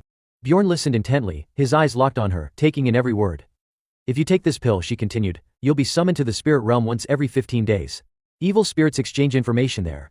Many people have tried taking the pill to access it, but within a few days, they all ended up dead." Bjorn's eyes widened. "Wait, dead? They died? If taking it means I die," he thought nervously. The blonde mage gave a firm warning, "So even if you're curious, don't take it." Bjorn followed up quickly, "So it's not poisonous, right?" He added silently to himself, "Who would even send me something like this?" The blonde mage puffed out her chest, clearly offended but proud. "Ha, is that how you talk to a mage? It's not poison." "Then why did they die?" he asked. "There are a lot of theories," she replied. "But most people believe the spirits can recognize intruders who aren't one of them. They prevent the soul from returning to its body. That's why the pill is so dangerous." Bjorn let out a low, uneasy breath. "So basically, people I don't even know players could literally be holding my life in their hands." The blonde mage's expression suddenly grew serious. "There's something else strange about it. People who enter that realm appear as their spiritual form, not their physical body. So you'll have no idea what anyone looks like in real life." Bjorn, now visibly anxious, asked, "Can't you detect who's taken the pill using magic?" Her playful tone returned as she waved her hand dismissively. "Nope. There's no way to do that. If there was, we would have caught all the evil spirits by now." "I see," Bjorn muttered. With that, she steered the conversation back to the present. "Now, let's begin today's test. I'm going to start analyzing your blood." Bjorn rested his hand on his thigh, deep in thought. If I could guarantee anonymity while entering the spirit realm. His throat moved slightly as he swallowed. Then gathering intel, there wouldn't be so bad. There might be a way to come back safely. The blonde mage raised her hand in a playful yet slightly menacing gesture and smiled brightly. "Come on, don't worry, you won't die." With quiet resolve, Bjorn sat down in the electric chair. From behind him, the blonde mage watched with a gleam in her eyes, and a mischievous smile on her face. "So should I take that pill or not?" In a quiet room, a red pill sat on a table beside a letter. Thoughts echoed in Bjorn Yandel's mind. He believed it was best to take the pill. After weighing both the risks and the benefits, that's the conclusion he came to. The image of the pill burned vividly in his mind. If this pill were truly that dangerous, then that community wouldn't still exist, he reasoned. He lay on his bed, relaxed, contemplating. But I can't just take it right away. Even if the sender remains anonymous, the person who sent the invitation will know exactly who the new arrival is. An illustration appeared in his mind, someone writing a letter. What if I'm the only one they sent it to? Then they'll recognize me the moment I show up in their community. That's why if he ever were to take it, he figured it was best to wait maybe 3 to 6 months. Outside the house, dawn was breaking. The sky was growing brighter, and it was clear that Bjorn had spent the entire night thinking. I don't need the information that urgently, especially not 15 days after returning from the labyrinth. Elsewhere, high up in a magical tower's laboratory, a figure performed a strange ritual with a magical orb. My lord, the figure said. What's the status of the new arrival this time, Soul Queen? They're not here. Oh, then I guess that person isn't a player. That seems likely. What are you going to do with those letters you still haven't sent? Don't delay just because of me. Send them out in order. Understood. After the conversation ended, the figure stared into the orb, thinking I had high hopes for him. But it looks like this time's a bust too. Back in Bjorn Yandel's current location, a branch of the Adventurers Guild, he was working with a staff member. You've been promoted to a level 6 adventurer. Thanks. After wrapping up guild work, he recalled his daily morning training sessions. Just like my training routines, I've been taking care of everything that needs to be done. It helps time pass faster. Meanwhile, spirit stones flowed from his pockets like water. I'm not upset about the spending. It's all necessary. At the weapon shop, the blonde mage commented, isn't that a little too big? Nah, Bjorn replied. There are even bigger ones. And besides, I need something that'll protect my privacy when I transform. You can't keep ending up naked every time you transform, he told her. The blonde mage looked astonished by his practicality. It's even enchanted. It must have been hard to find something that fit you, she said. Bjorn turned the question back on her. What about yours? Does it fit?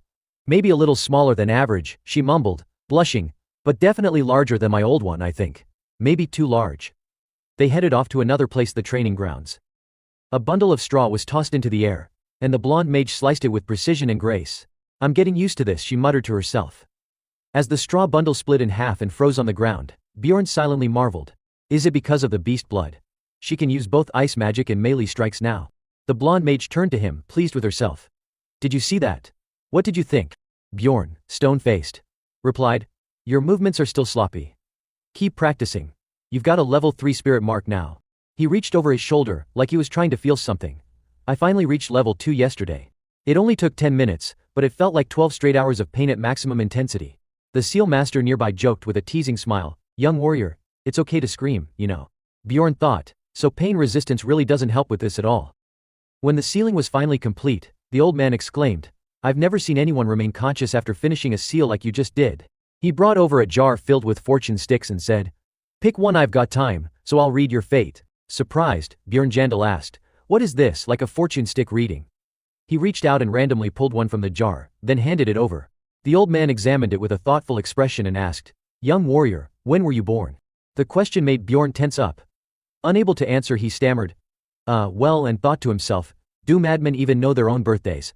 Seeing that Bjorn couldn't reply, the man chuckled, just kidding. Why would a warrior care about something like that? Bjorn scowled, a bit annoyed by the sudden scare. So what's my fortune?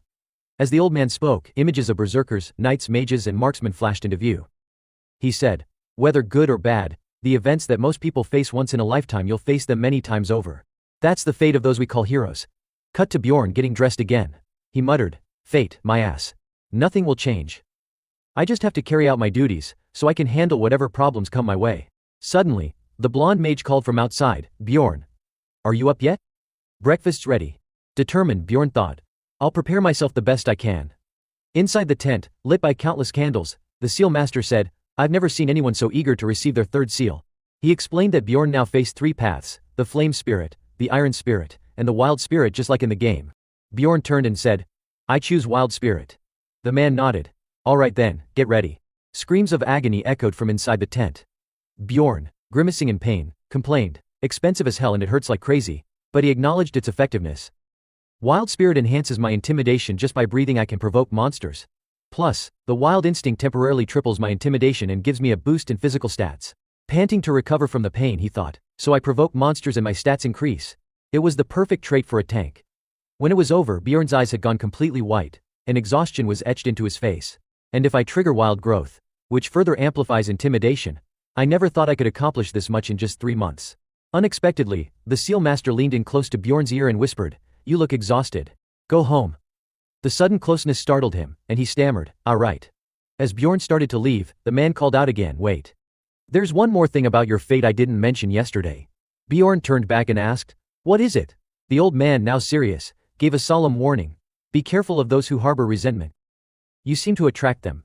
Bjorn didn't understand. What does that even mean? If you can help resolve their grudge, it'll benefit you. But if not, they'll bring you harm. Frustrated, Bjorn said out loud, I told you to say it more clearly, then added, all right, I'm going. Once outside, he began to think through his next steps. Now that I've got the third spirit seal, all that's left is. But before he could finish his thoughts, Einar appeared, interrupting. Bjorn, she called. He looked at her and asked, Einar. What are you doing here? She whispered urgently, keep your voice down. If I get spotted, it's not going to be good. Come here. Bjorn leaned in to speak quietly. What? Sitting close beside him, Einar said, I heard some guys in the squad calling you Little Vulcan. That's awesome, Bjorn. He replied, somewhat unimpressed, it's nothing too big. What happened? I want to know. With eyes sparkling, Einar said, well then, and began telling him everything. When she finished, she asked, so you're in the same team as Hikarad? That's great, I was worried you'd end up alone. Bjorn, noticing how thin she looked, asked with concern, why do you look so skinny? Those old geezers not feeding you or something? She shook her head. No, I've been compressing my muscles. Compressing? Bjorn echoed, clearly uneasy. I've heard about it, but I don't really get how it works. She just smiled. Something like that. Bjorn nodded slowly. I see. Just as Bjorn Yandel was talking, a voice suddenly called out, where's the second daughter of Feneline? Einar, where did you run off to this time? Einar turned toward the voice, and said with a small sigh, looks like I have to go. Bjorn nodded. All right. I've got things to do too. Thanks for the story and hey, make sure to drop by sometime, okay? You'll be all right? Still upbeat. Einar replied with a smile. Don't worry, I'll just train twice as hard. I'll cut out sleep if I have to. Bjorn raised an eyebrow and thought to himself, that's even more concerning actually. As he turned to leave, Einar called out one more time. Oh right, Bjorn. I almost forgot to say this, but I'm really glad you seem to be doing well. Her words took him by surprise. You used to have this fierce determination to survive.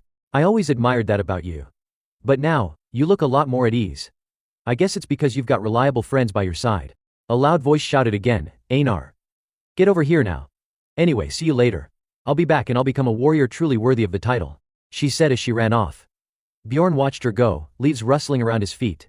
He stood there, asking himself, more at ease, huh? That's when Farsitiev, a girl with green hair, suddenly spoke up, you're famous now, you know. Bjorn glanced her way, thinking, why does she always speak in such roundabout ways? Can't she just be straightforward for once? Still lost in thought, he replied half-heartedly, not even answering what she said. I don't know why, but being here just feels unnecessary. Then he turned to leave. He thought to himself, I tried to get close to her because she's a mage, but now what's the point? I'm level 6 and even have a title. I already have a mage on my team, even if he's a clueless idiot, who didn't come from the tower. She's probably in a similar situation as Dwaki, working here as a librarian. Bjorn gave her a quick glance over his shoulder, still thinking. This is just another distraction. Light seemed to bathe the two of them. For someone like me, survival comes before everything. Caring about how others feel or what they think, I'm just not built for that. I can't take care of other people. His mind wandered through memories, flickers of the past. That's why I've always been suspicious of everyone I meet. I scrutinize their actions. I flip into merchant mode, evaluate their value, what can they offer me. If they become a threat, I eliminate them. I always wonder, can I use them, or will they stab me in the back? That's right. I've always been cold, always watching out only for myself. I'll die too someday. Nyan left me behind, Bjorn. He turned his head slightly, his mind a storm of thoughts. Damn it, I get it now. That's why Einar said what she did. Bjorn turned around and stepped back toward the counter. Now I'm doing things that feel unnecessary. I guess I've gotten used to life here. That's a problem I'll need to deal with. So what's the solution? He asked himself. I don't know, right now I'm just a madman. He slammed his hand down on the counter and locked eyes with the librarian. Stop staring at me. Just say what you want to say. She looked at him, confused. How did you know I had something to tell you? Bjorn muttered to himself. Then let's live this role properly. It's in your eyes, he said flatly.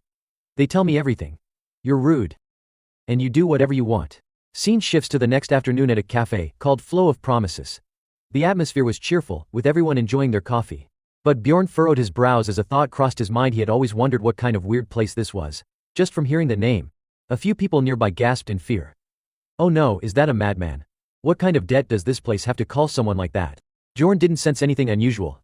To him, it was just a regular coffee shop. Shit, he muttered. Suddenly, a woman waved at him from across the room. Hey Bjorn. Over here. He was taken aback. You're a regular here. She smiled. That's right. Call me Shavin, deputy director of the Level 7 Administrative Bureau. And a friend of the librarian. He was even more surprised to learn she was in her 30s. She looked so young, especially since the librarian called her a friend. He had assumed she was much younger. Shavin politely greeted him and gestured for him to sit. I haven't ordered yet. I wasn't sure what you'd like. So, what should we get? Bjorn didn't hesitate. Beer and meat. She blinked in disbelief. Seriously, in a cafe? If they don't have it, then forget it. I'm not really into sweets. He smirked to himself. It was payback for dragging a madman into a place like this. He got straight to the point. So what do you want from me? Shavin leaned forward. Didn't Lagna tell you anything? Lagna? You mean the librarian? The conversation deepened. You don't even know her name? She asked. Well, I guess that makes sense. Her full name is Lagna Lataniel. Shavin began to explain more about the librarian, someone Bjorn actually knew very little about. Is she a noble? He asked. No, but there was clearly a story behind that name. Bjorn pushed that curiosity aside and focused back on the topic. So, tell me what you really wanted to say. Shavin sighed and got to the point. We're patrolling the sewers. Sometimes criminals and tax evaders hide down there. Her speech was a little choppy, making it hard to follow at times. Anyway, the last patrol in that area, they were killed. It happened when a boss monster appeared on the 3rd floor. Bjorn immediately understood why he was being approached. So you need someone to replace them. Exactly. Lagna recommended you to me. He frowned. I see, but why me? There are plenty of people stronger than me. The implication scared him. Don't tell me it's going to be another run-in with evil spirit hunters. Shavin smiled. Well, because you're famous now. Bjorn raised an eyebrow. Come again. I was curious, she said. So I wanted to meet you in person. Then, with a hopeful look in her eyes, she added. I'm going to buy some cookies here. Could you tell my coworkers you bought them for me? Sure, he replied. Thanks, she said warmly. Then came the part about compensation. So what do you think? The reward's only 200,000 spirit stones. But well, it's not bad.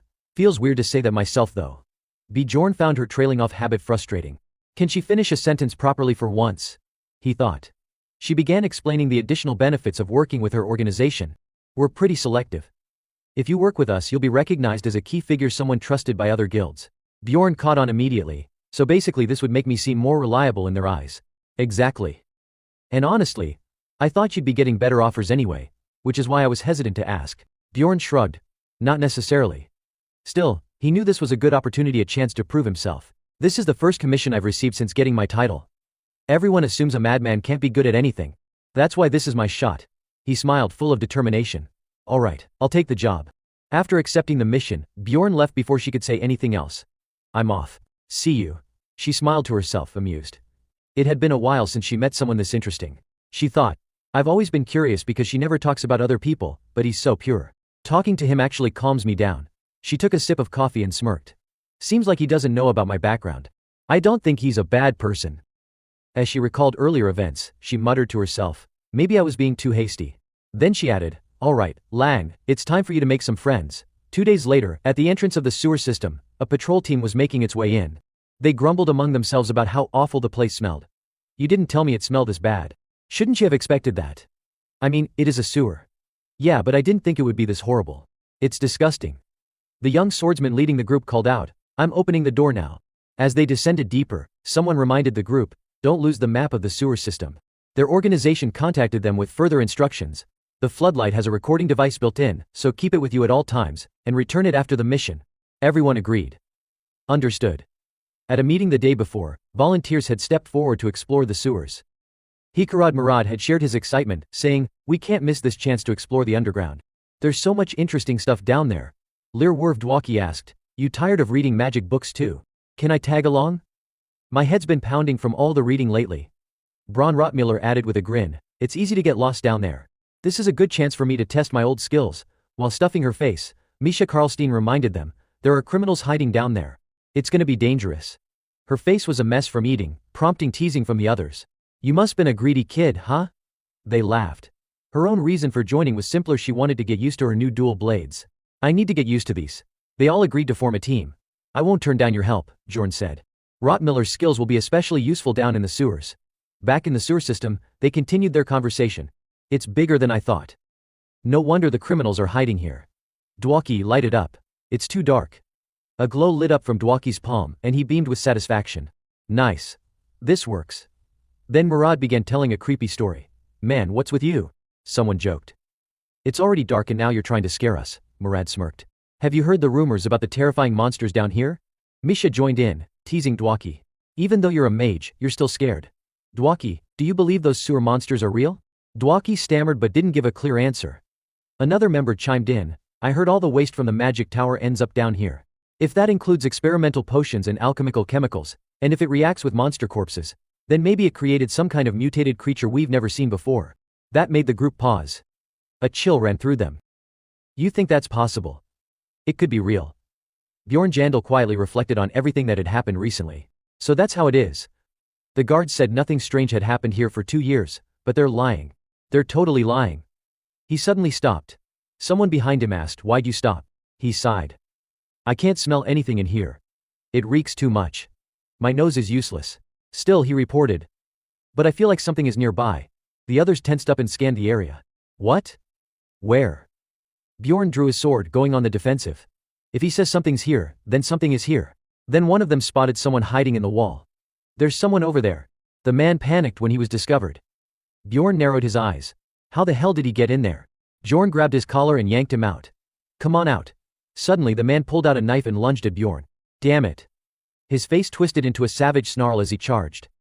Die. He gently grabbed the man, not forcefully, but firmly enough. The man tried to resist, but it was a pitiful attempt. Bjorn gave his wrist a slight squeeze. Enough to fracture it. In a way, struggling to survive was admirable. Bjorn demanded an explanation. Now tell us, why were you hiding there? The man curled up like a worm, shivering. One of the others chuckled, look at this guy. Bjorn gave him a fierce look to intimidate him. Not talking? Or does it hurt so bad you'd rather die? The man was Hans Markham. Tears streamed down his face like a child about to be scolded by his mother. Don't kill me. I haven't hurt anyone. I'm just poor, that's all. I was hiding because I couldn't afford the taxes. Why cut in sharply, Bjorn? That mark on his forehead, that's not a mark for tax evasion. That's reserved for criminals who've committed horrific acts. Murad seemed to recall something too. It reminds me of back when I was a blacksmith. Guys with tattoos like that used to come looking for me. Bjorn reminded everyone they'd get a bonus for capturing him alive. Didn't the deputy commander teach us how to handle this kind of situation? We get an extra 5,000 soul stones for bringing them in alive. As long as it's recorded, even killing them isn't a big deal. The mage urged caution. But what if he really is just a civilian? Bjorn sighed and exposed him. Civilians don't hide in sewers. The man trembled, realizing the jig was up. Murad laughed heartily. You gotta hand it to the bureaucrats. They rarely miss. The woman in the group winked. If we bring him in alive, he'll be executed anyway, right? Backed into a corner, Hans tried to negotiate. Let's make a deal. If you let me go, I'll give you some information. Bjorn raised a brow. Information. They surrounded him menacingly. Don't try to scam us. The man panicked. No, no lies. If you catch that bitch, you'll get way more money. Bjorn scowled. Who? The man confessed bitterly. She stole my hiding spot. I'm sure she uses dark magic. I saw her with a pile of corpses. But they weren't like the undead in the dungeon. If you turn her in, you'll be rich. Catching me won't make you anything. Bjorn's face darkened. He knew who she was. Damn it. It's her. He gritted his teeth. Elisa Vianch, the priestess of Karui. The woman beside him asked, "What now, Bjorn?" He gathered the group. If it really is her, we can't let her roam freely. That woman nearly wiped us out on the 3rd floor of the dungeon. I want to confirm whether she's really down here. Thoughts? Everyone agreed. Let's drag her into the light. Capture her and yes, we'll get paid too. He frowned. I'm not sure this is worth the risk, but if you're all going, I'm going too. Bjorn nodded at him. Let's finish the mission in these sewers first. Half an hour later, Bjorn held a rope, using it to leash the man like a dog. Lead the way. Hans warned them, this place isn't on any map. Stay close. Bjorn questioned him. This area's complex and full of hiding spots. Why were you in such an exposed place? The man growled. Because of that bitch. I was looking for a new spot when I ran into you guys. Just my luck. Eventually they arrived. The man whispered, we're here. Keep your voices down from now on. Bjorn grew uneasy. I've got a bad feeling about this. He peered down a pit. Is there another exit? The man glanced at him. This is the only one. Bjorn muttered. Then it's time she learns what justice looks like. He ordered the man forward. You go first. Hans made one final plea. If it's really her in there, you'll let me go, right? Bjorn replied, fine. They entered cautiously. Suddenly the man stopped. What is it? Bjorn snapped. Keep moving. Quiet. Then Hans stepped on something, a trap. A purple gas hissed up around them, swirling ominously. Bjorn cursed. Damn it, she set traps. He shouted to the others, voice sharp with alarm. Fall back. Now. After Bjorn shouted for everyone to retreat, he suddenly realized that the ominous mist belonged to her group. She was casting a curse trap. He yelled for everyone to turn back immediately. Unfortunately, Hans Markham wasn't fast enough. Ghostly hands grabbed hold of him. The voice of a dark god echoed around them. The blonde woman was Elisa, a sorceress currently performing some kind of summoning ritual. Bjorn was stunned to recognize her group. It was the same people from the inner sanctuary. I haven't even found the entrance to the underground city yet, he thought. A magical formation lit up with the words, sacrifice. A sacrifice. I need a sacrifice. Then I'll show you the way. Concerned voices broke out around him. Bjorn, are you okay? Bjorn had just pulled the man back when a stream of purple smoke rushed by. I'm fine, he said, his face pale with fear. Damn it, he thought. I nearly died right here. He quickly turned to check on everyone else. Is everyone okay? He answered, no worries. We're all good. Then they all noticed Hans Markham. His face was frozen in shock, his eyes pitch black, and his life force completely drained. He's dead, isn't he? One of them muttered. Bjorn felt a strange mix of fear and relief. Thank God he went in first. That could have been me.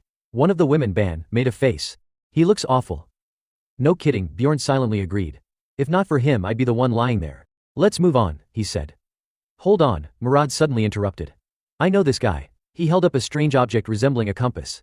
Let's see, it says his name is Hans Markham. Everyone stared in surprise at the revelation of the man's full identity. Despite the grim scene, they were relieved to have physical proof. We can take this to the administrative office as evidence, someone said. But Bjorn's heart grew heavier. Oh no, I have a bad feeling about this. Later the group moved on to explore Hans Markham's hideout. Bjorn looked around and remarked. Not bad. Pretty neat for a guy like him. They were still trying to find the witch sorceress, but she was nowhere to be seen. She's not here, Y confirmed. Bjorn warned everyone, don't let your guard down. She could still be lurking nearby. Just then, the mage tapped his staff. It had picked up a signal. I can sense some lingering magic here. I think something's hidden below us. Bjorn nodded. Got it. He began channeling energy into his mace. Murad looked confused. What are you doing? Smashing the floor, obviously. What? The mage stopped him. Wait, Bjorn. You can't just smash it open like that. Bjorn scoffed. Why not? If I can't break it with this overwhelming power, he roared and slammed his mace down. Then I haven't used all my strength yet. The ground cracked under the blow, and everyone stared in disbelief. It really broke, someone whispered. They all gathered around to inspect the newly revealed tunnel. Dwaki, didn't you say this was impossible? Yeah, well, I wasn't totally sure, the mage muttered. You warned them. We should be careful before going down there. Bjorn, I can still smell the woman's scent, but nothing else. That's suspicious. We'd better check things thoroughly. Bjorn grew suspicious himself. My sixth sense isn't detecting any danger, but still, better safe than sorry. He didn't hesitate. Let's move out. Scene shift, underground city of Norcus. Soldier was sprinting at full speed. He arrived breathless and reported to his commander, deputy commander. The gate's been destroyed. Iraz was shocked. What? The gate? Was it the royal family? The soldier shook his head. No sir, it clearly wasn't them. The alarm came from above. He continued, that gate's been abandoned ever since the Kari church incident. Maybe before he could finish, Iraz cut in, already putting the pieces together. It's that damn rogue priestess, isn't it? We need to inspect the site immediately. He turned to a female thief beside him. Amelia, I think this job requires your delicate touch. The woman closed her eyes and smirked. Understood. I'll handle it. Good, Iraz said, clearly relieved. I'm coming with you. Back to Bjorn's scouting group, they were now wandering through a different tunnel, clearly lost. This place is way more complicated than I expected, someone muttered. I didn't think there'd be such a massive network under that gate. Hikarad, do you know where we are? The dwarf grumbled and shook his head. Not every dwarf is an architecture expert, you know. He turned to the mage. Dwaki, your turn. You're the magic guy. The young mage waved his hand sheepishly. You think mages know everything or something? Why would anyone build something this big underground? I got nothing. One of the women looked at him, a bit disappointed. Didn't you say you've been reading a lot of books lately? That was to study new spells, Dwaki explained, scratching his head. Suddenly, Y raised a hand. Hold on. That woman's scent is getting stronger. This isn't just residual magic. Deep inside the cave, a thick purple mist filled the air. Y was certain she'd be coming for them soon. Elisa was walking deeper in, clearly unfamiliar with the layout. What is this godforsaken place? Why does the path? Her thoughts were interrupted by an eerie sound. Elisa froze in fear. It was that sinister laugh again, the laugh of the evil god. Every time she'd been in danger before, that laugh echoed in her ears. Are those cursed things from the temple back again? Terrified, she turned and fled. I have to run. We picked up on her scent, but it was beginning to fade. She's getting away after her, he commanded. Everyone sprinted forward, guided by Y's sharp senses. We need to catch her before she escapes too far. Suddenly, Y noticed a trap and yanked Bjorn back just in time. Watch out, Bjorn. That demon laid traps everywhere. Elisa flinched as she heard voices closing in. That voice, it's that damned maniac and his gang. She had already transformed, now fully resembling a true demon. Her crimson eyes gleamed with hatred. Good. Looks like you've come to dig your own graves. I won't let you escape this time. She began casting a powerful spell, opening a gateway to the demon realm. From that gate emerged the guardian knight of shadows. But just as it stepped through, someone shot forward and slashed it down. A sly smile spread across her face. That's exactly what I was going to say to you. Bjorn was taken aback by her strength. She's gotten way stronger. That agility boost really changed the game. He rallied the group. Yeah, things aren't like last time anymore. Bjorn activated his wild charge skill, temporarily tripling his movement speed, and charged straight at her. We've gotten way stronger since then, you hear me? He thought back to the monsters she had summoned before now. Taking them down was a breeze. Even old man Murad joined the fight. I'm here, he shouted, unleashing a devastating lightning combo. Enraged by the death of her minions, Elisa shrieked, you wretched scum. She dispersed a wave of black poison, inflicting extreme pain and rapidly draining stamina. I'll kill every last one of you. The mage in the back cast a brilliant support spell, tier 7 level. We're not losing this time, he shouted. What do you think, Heller? Bjorn was stunned. Incredible, he hadn't expected this much from the kid. I only wanted him to learn a simple curse breaker spell, but he went and mastered a full-scale area cleanse.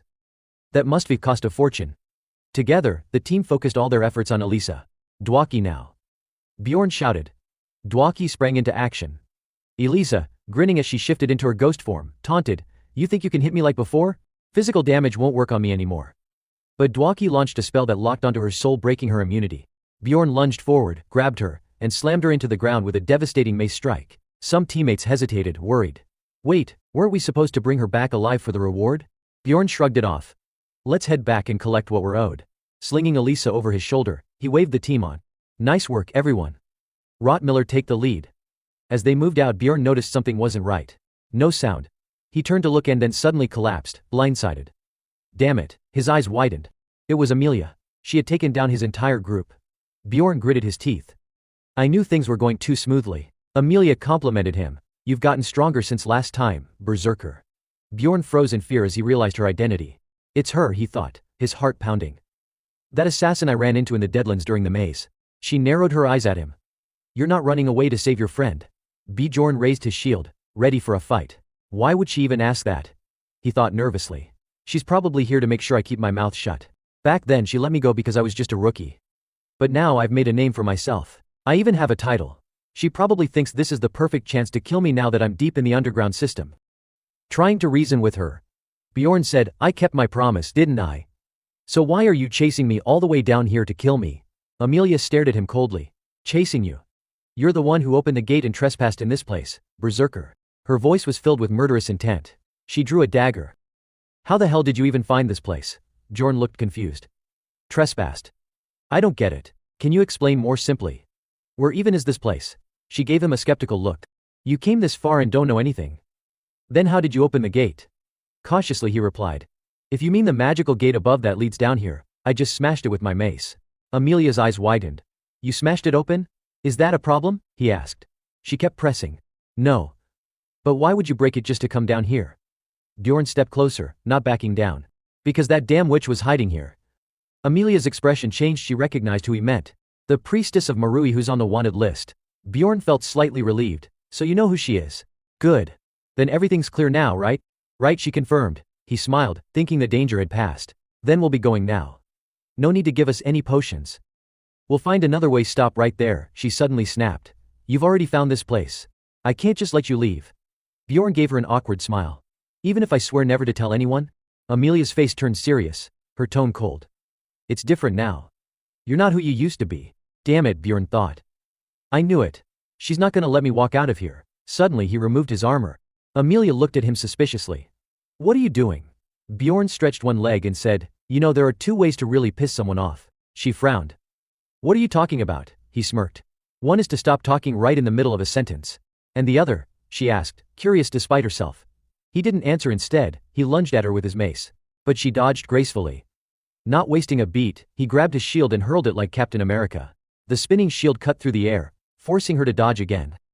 She was unbelievably fast and flexible, moving just far enough each time. Exactly what I expected, he thought. She's not giving me an inch, so I'll have to do something unpredictable. He activated a skilled giant form. His body swelled in size, and he managed to grab her. Got you now, he shouted, slamming his fist down hard. Another one, he yelled. But Amelia drew her sword and activated Sword Light. Bjorn immediately realized her intention. She's going to cut off her own arm to escape. He launched another skill to stop her body explosion, followed by corrosive blood. His flesh bubbled and hissed. But even in the mess of blood and carnage, she still managed to attack. This crazy woman, he thought. Even now she can still fight. Fine, then dodge this. He kicked her full force. Thinking he'd won, he grinned.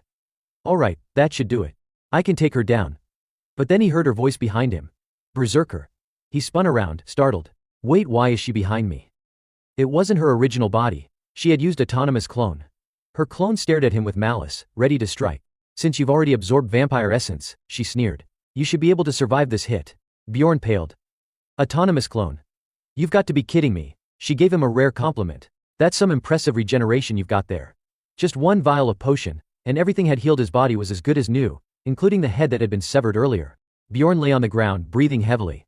A potion? He looked at her, confused. Why? Amelia could read the question in his eyes. Why didn't I kill you? She said. You haven't changed one bit. She sighed, clearly exasperated with his personality. Same reaction as last time. Why do you always attack first? Don't you know most people try to talk things out first? Bjorn shot back. What else am I supposed to do when you look like you're about to kill me? She raised an eyebrow, clearly annoyed. What made you think I was trying to kill you? I let you live the last time, didn't I? Bjorn recalled her earlier words and replied. You did say you couldn't just let me walk out of here after I'd seen this place. Amelia let out a defeated sigh. I said I couldn't let you go that easily. That's not the same thing. Sounds pretty much the same to me, Bjorn thought. Still uncertain, he asked. Then what do you intend to do? She responded flatly, I'm not going to kill you. So quit it already. Bjorn reached for his mace, but she snapped, I said quit it. He raised his hand slightly. You've got it wrong. I wasn't trying to attack or anything. But she knew him too well. You were preparing to strike in case I changed my mind, weren't you? He didn't deny it. Yeah, pretty much. Best defense is a good offense. Then he asked, haven't you taken the potion yourself? She held up her hand and replied. I can't. Bjorn stopped asking questions. Alright. I get it. He began putting the pieces together. Some magical essences react dangerously with certain potions. That must be it. Suddenly she handed him something. Here. It's the blessing of Lead, a memory erasing drug.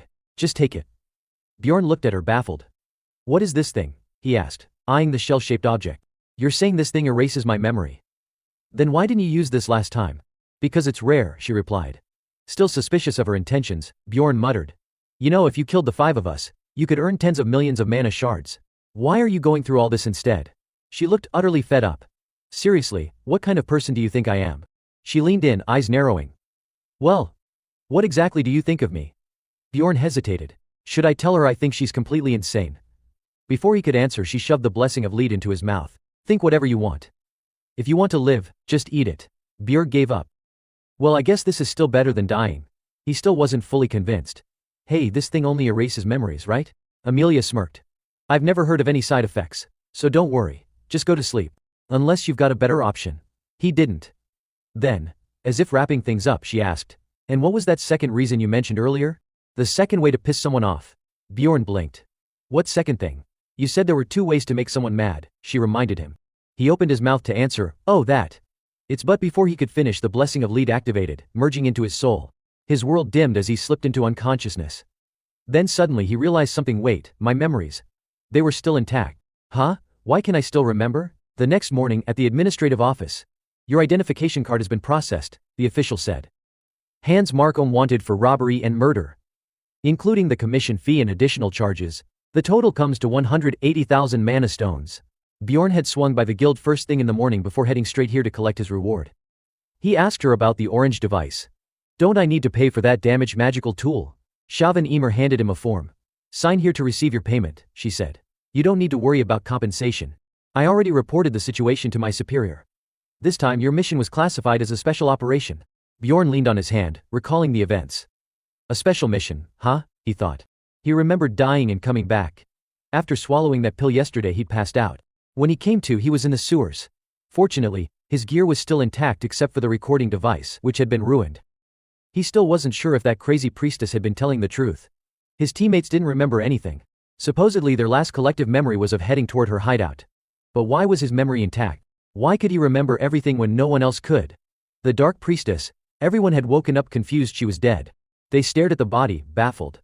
Why can't we remember anything, but she ends up dead like this? Could it be that monster you mentioned really showed up and killed her? Someone suggested. The group began throwing out theories. I think she might have done it to herself, one said. Huh? What do you mean? I began analyzing possible scenarios behind her death. 1. We found her, fought and defeated her. 2. We tried to bring her back to the city to claim the reward. 3. On the way she woke up, attacked us, and we killed her during the struggle. The wounds on her body would support that. He pointed to the imprint on her face. Doesn't that look like a hit from Bjorn's mace? Yeah, you see it too. Not just that, I can sense traces of my magic lingering on her, he added. Bjorn remained silent. Honestly, Rottmiller's deductions made sense. Then the mage started analyzing the bizarre aspects of the mission. If this was the work of an evil god's power, then memory loss would be plausible, he said. Nearby, Murad laughed heartily, proud of their completed mission. Well, looking at her corpse, it's clear we handled everything just fine. Later, as they exited the sewers, someone was waiting for them. Bjorn. Chauvin called out, waving. He was surprised. Chauvin. What are you doing here? It's getting late and you weren't back yet. I got worried and thought I'd come find you myself. Bjorn blinked, confused. Wait, you came here with the librarian? She scowled. What's with that look? Ragna is a very talented mage. Don't underestimate her. Ragna, the librarian, responded coldly, just thank Chauvin. I got dragged into this. Talented or not, Bjorn muttered, she's definitely rich. Just look at her outfit. Blushing, Chauvin turned to Ragna. Hey, what do you mean dragged into this? You were clearly worried about him. Worried? I've never. Is that true, Chauvin? Karstein cut in, glancing between the two women. Bjorn, who are these ladies? Before he could answer, one of them recognized her. That's the librarian from the place Bjorn always visits. Bjorn, baffled, thought, what's wrong with this cat again? What did she eat? Vinegar? A moment later, a holy knight entered with a massive greatsword strapped to his back. He belonged to a military organization known for its strength and noble lineage. New recruits had to be of noble birth. He bowed respectfully toward Bjorn's group. The Star of Dusk has guided us. The traitor, Elisa Bank, has been dealt with. The church will not forget your deeds. Bjorn stared, confused. What's this guy talking about? They stammered, trying to respond, and someone murmured, that's him, isn't it? The little hero Valkan. Word is, he hides his identity with a cloak. Rumors swirled about Bjorn's abilities. I heard when he uses his power, his body becomes massive. Bjorn snapped, what? What are you all even saying? They all looked away awkwardly. We're not the ones thinking things, you are. Oh come on. This is insane. Bjorn shouted, I heard all of that. I'm not some zoo animal. Suddenly Chauvin slammed the table. Hey, you creeps, she shouted furiously. You want to get reported for sexual harassment or what? The group instantly apologized. Sorry. Bjorn, sighing, thought to himself, I'll forgive her for dragging me to this cafe and getting me caught up in all this gossip. He stood up. Alright, I should get going, my team's waiting. Chauvin smiled. Come by the library sometime, okay? Oh, by the way, she added. Ragna's apparently been preparing something for you. Isn't she sweet? Bjorn smiled. Sure. I'll stop by when I can. Promise? Yeah. Scene shift. His team was laughing and celebrating together. Murad burst into laughter. No, really. I swear it's true. Don't lie, you old dwarf. Misha's face turned red from drinking. There's no way someone's actually named Dick Johnson. I'm the Grand Mage Wurvdwaki, for real. People were talking over each other, laughing, shouting. It was total chaos. You're drunk and rambling, someone said. Our lucky boy has returned. Another cheered. The goddess of fortune is always with you. No, you are fortune incarnate, someone joked. And why, reminded Hikurad, sir, that's enough. The real reason everyone was so fired up was simple, the bounty for catching that damn witch. Their eyes lit up when they saw the reward, 10 million spirit stones. Split 5 ways, that meant 2 million per person. A fortune. I had it harder, someone grumbled. I had to deal with her after that. She almost killed me. Thank God she let me live. For the rest who had no memory of what happened, it felt like waking up and finding gold raining down from the sky. Suddenly the woman called out to Bjorn, wanting to talk. Hey Bjorn. I need to tell you something. Go on, he replied. She leaned in close and whispered, just lend me your ear. For a moment before she could finish, a voice called from behind. Who's that? Isn't that Jandel's son, Bjorn? He turned around. Who are you? The guy gave a sheepish grin. You forgot my name again. Hans Hodge. Bjorn sighed internally. Right, that guy. Just mixed up the names. Seriously, how many people named Hans did this world have? And all of them brought him bad luck. Every Hans he'd met so far had ended up dying, and not of natural causes. Damn unlucky name, -1 credibility point.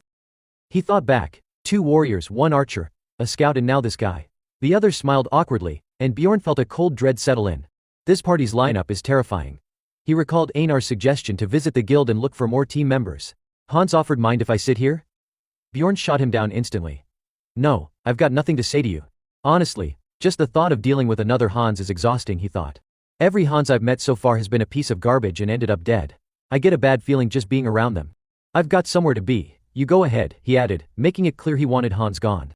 Oh, I just wanted to say hi, Hans muttered and left. One nuisance down. At that moment 2 soldiers walked into the run-down tavern, grabbing everyone's attention. Moslem Knights.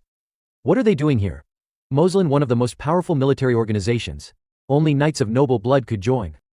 Rumor had it. If Moslem came after you, death was the only outcome. Shay, someone hissed. Quiet. Look. Bjorn felt a chill. What now? Something's wrong. There've been too many incidents lately. His instinct screamed, always be wary of those who carry deep grudges. Your fate is to attract them. Is this about that Hans again? Every time a Hans shows up, trouble follows. Damn it, is this some kind of curse? Wurvdwaki the mage was arrested by the Moslem soldiers. You're under arrest for insulting a noble, they said. He was drunk. Wait, what? You've got the wrong guy. 3 hours later at Moslem headquarters, wait until the official investigation is over. Dwaki, will he be alright? Bjorn snapped at Hikurad. Don't jinx it. Just shut up. Everyone was worried. Shavian promised to look into it. Then, finally Dwaki walked out free. Hey, isn't that Dwaki? It is, you okay? What happened? He looked down, glum. Looks like I'll have to leave the team. Everyone was confused. What do you mean? Explain, one asked.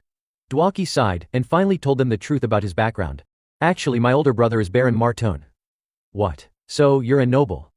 Well, kinda, he hesitated, then continued. I'm the illegitimate child of the former Baron Martone and a maid. Because I was a stain on the family name, I was adopted by my mother's brother, Sir Tilba. But really my mother raised me. It's a complicated mess of noble politics. Thanks to that I had a stable life and could study magic. But what does that have to do with leaving? Someone asked. A year ago my father died. My second brother inherited the title, not the eldest. That's the problem. The others didn't get it. Why? Shouldn't the oldest son take over? Exactly. But my second brother became the heir. The woman listening frowned. Still, I don't get it. Why's that a problem? He continued somberly. After father died, my eldest brother and other relatives started dying off one by one. And now my second brother sent Moslem after me. It was clearly a warning telling me to stay quiet and low. I think me becoming a real adventurer irritated him. And since our team has Bjorn in it, he's keeping a closer eye. Bjorn frowned. Hey, what's this got to do with me? Why am I being dragged into this? He pressed Dwaki. So what, your brother's scared of going into the labyrinth himself? That's not entirely wrong, Dwaki admitted. But there's nothing I can do. Moslem didn't charge me with anything, but they stripped my right to enter the labyrinth. Bjorn felt a pang of sympathy. What a pain. The next labyrinth opens in 9 days, right? The group decided to keep drinking, but Bjorn declined. I've got plans at the library with Xavian. At the library? At this hour, someone asked. I made plans with the librarian yesterday. The woman offered with a smile, how about I go with you? He declined her offer, not wanting to burden her any further. No need, just go home and get some rest. She sighed in frustration. But even if I go back, it's not like I have anything to do. He suddenly raised his voice at her. What do you mean you've got nothing to do?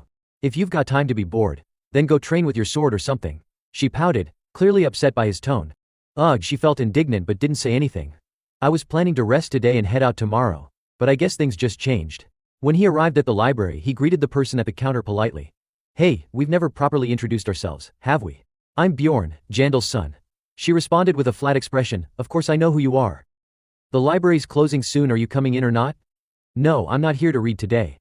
Still emotionless, she replied then. He spoke her full name aloud, Ragna Lataniel Pefrock. She noticed the slight mistake but didn't bother correcting him. It's Lataniel, not Neil. But whatever, call me whatever you like. Alright then, he nodded.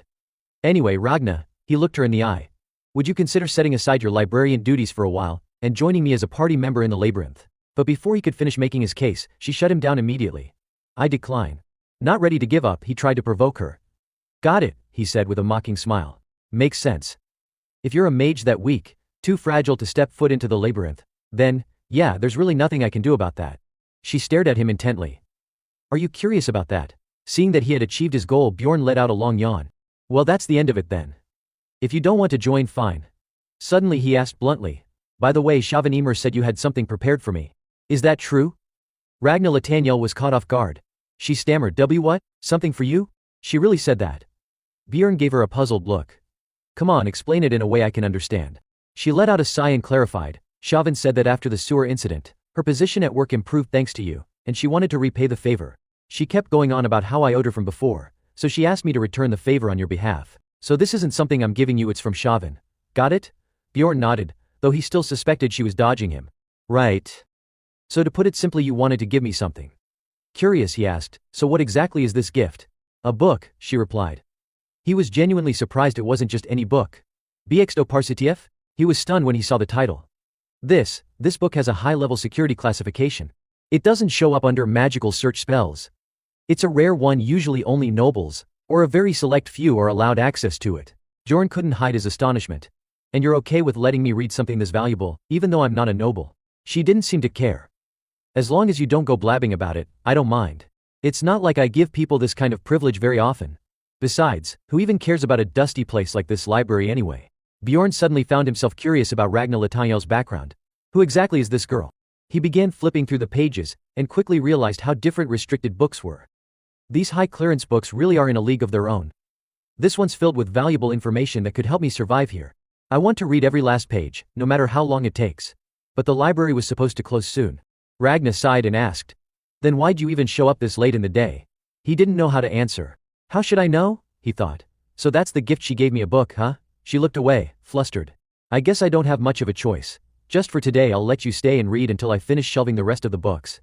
Bjorn sat down and dove into his reading, completely immersed. I've read a lot of valuable material already. The Structure of Rafdoni, a book on public administrative organizations in the city. It even has info on groups that most citizens don't know about, like the Secret Security Bureau. Power structures really are the same no matter where you go. The World of Evil Spirits, a masterpiece that explores their domain. It includes the first-hand account of a senior agent from the Secret Security Bureau, who nearly died in the spiritual realm of evil entities. This kind of content teaches me how to deal with dangerous situations I might face in the future. He turned the pages one after another, absorbing knowledge like a sponge. Next up, a compilation on spatial rifts and its sequel, Rifts II. These books contain everything about dimensional rifts. Due to space constraints, they only cover 4 rifts, but it's practically a manual. It includes all the sigil fragments I've spent 9 years searching for. He read with unwavering focus, unable to look away. Even if this only covers 4 common rifts, it's already a masterpiece in my eyes. This is a treasure to me and probably to the people of this world too. Then something caught him completely off guard. He noticed the author's name on one of the pages. His eyes widened. What the hell? Why is this bastard's name here? Ariel Gabus, the developer of Dungeon Stone. Bjorn's mind started racing. So there are 2 possibilities here. First, the most extreme one. The author Ariel Gabus somehow entered this world himself. If that's true, then things are going to get complicated. Bjorn began to question the nature of the world itself. That would mean the reason I'm here is directly connected to the game's creator. In other words, this isn't some mystical phenomenon, it's man-made.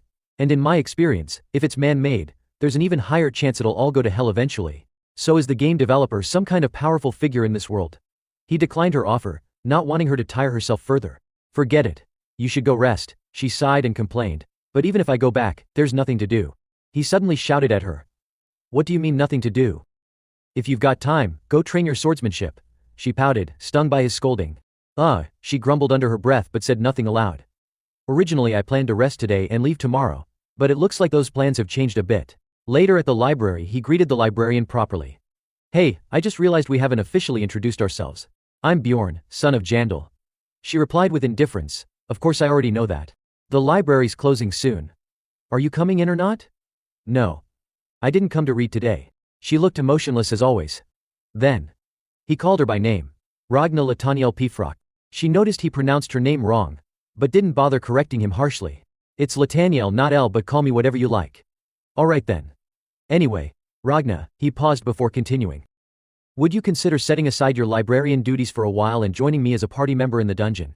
Before he could even finish, she cut him off. I refuse.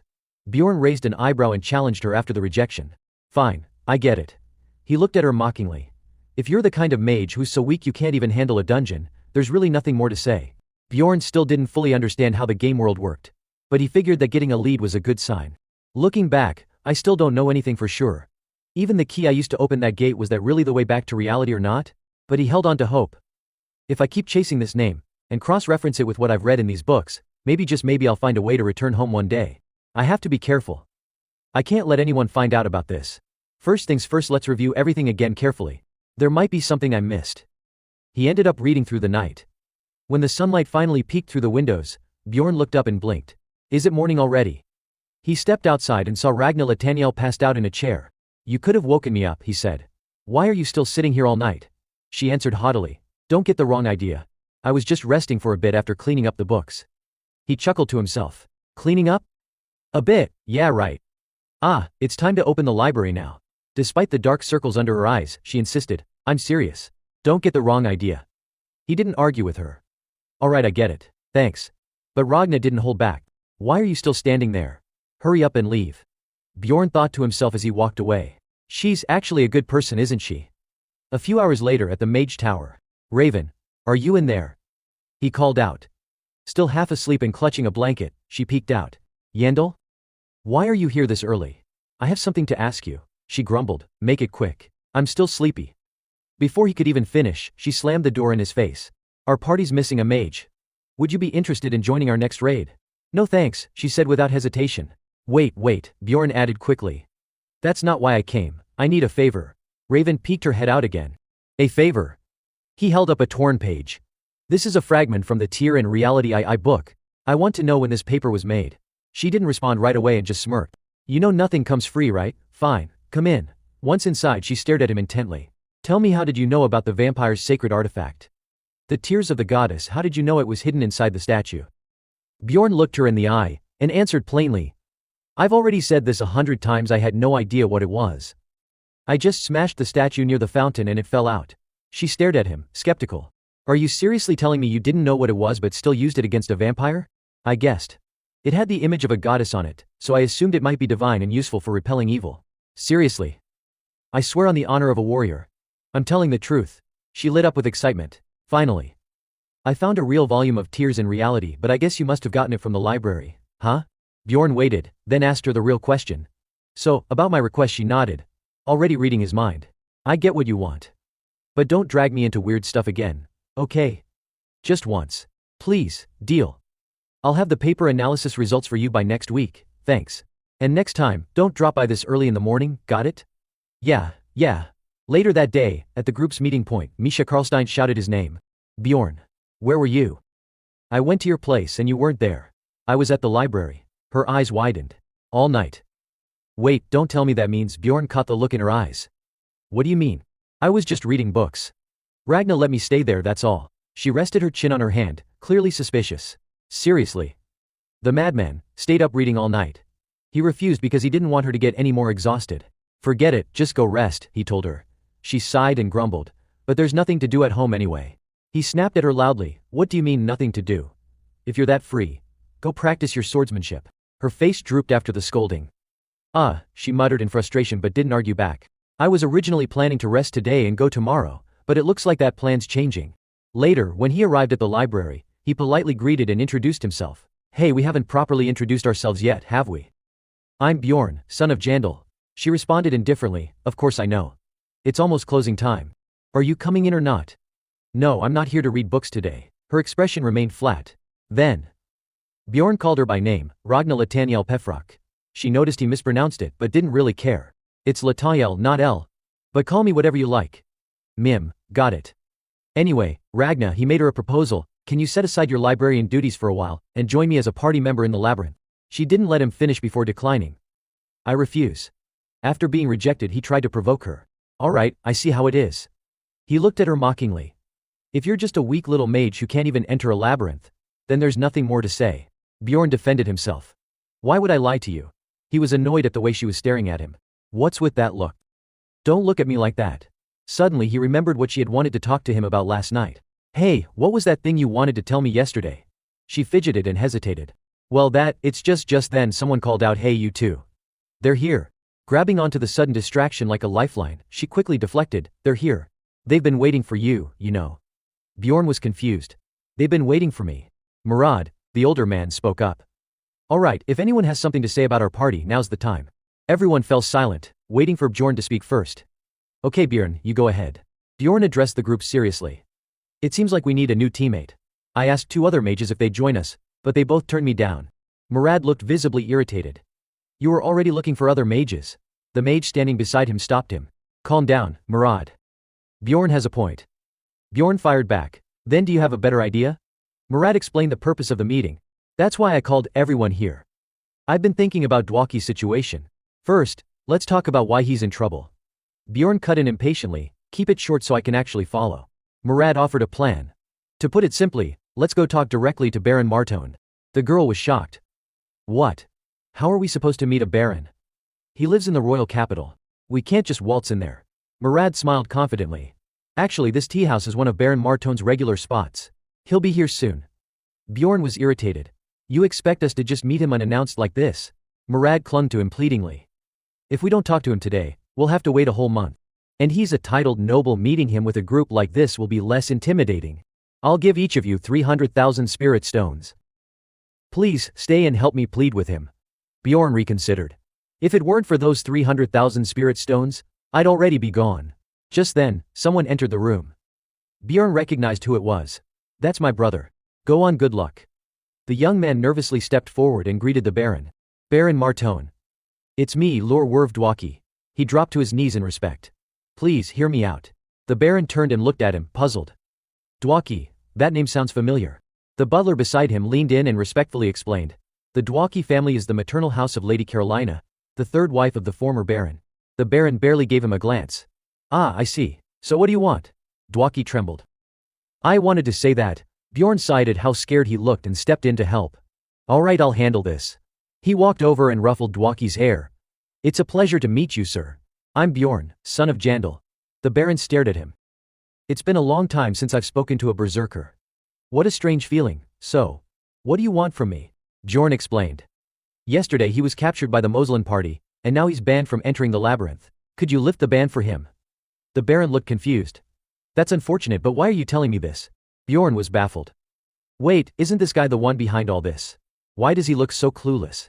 The butler whispered something else to the Baron, and he finally seemed to understand. Oh, he's illegitimate, is that it? Right. So he's? The butler continued, yes, but it wasn't an important matter, so I didn't report it to you. The Baron praised the butler. Good. You did well not wasting my time with trivial things. Standing off to the side, Dwaki turned pale. Trivial. He looked hurt and humiliated. Bjorn gently patted him on the head in comfort. Then turned to the Baron. Anyway, could you at least lift the labyrinth ban for him? But the Baron scoffed, unimpressed. Why should I do that? He felt deeply frustrated and cursed under his breath. Talking properly with these guys was infuriating. Damn bastards. Suddenly the butler whispered something to the Baron. My lord, wait a moment.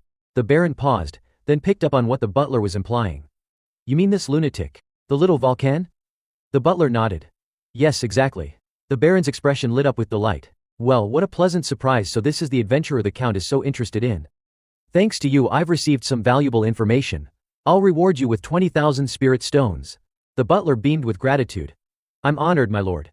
Turning his attention to Bjorn, the Baron called out cheerfully, well, what are you just standing there for? You're Bjorn, aren't you? He nodded approvingly. I'll lift the ban from the labyrinth for your friend, but in return, I have a request. No, let's call it a demand. Bjorn narrowed his eyes, wary. What kind of demand? The Baron looked up at him with a sly smile. 2 months from now, my dear Count will be hosting a grand banquet. I want you to attend with me. Bjorn blinked, surprised by how simple the request was. That's it? Just attend a party. The Baron chuckled. Well, do you have any talents you could showcase at the event? Something to entertain the guests. His face lit up with amusement, clearly imagining Bjorn performing like a trained monkey. Maybe bending iron bars with your bare hands or something like that. Wouldn't that be quite the spectacle?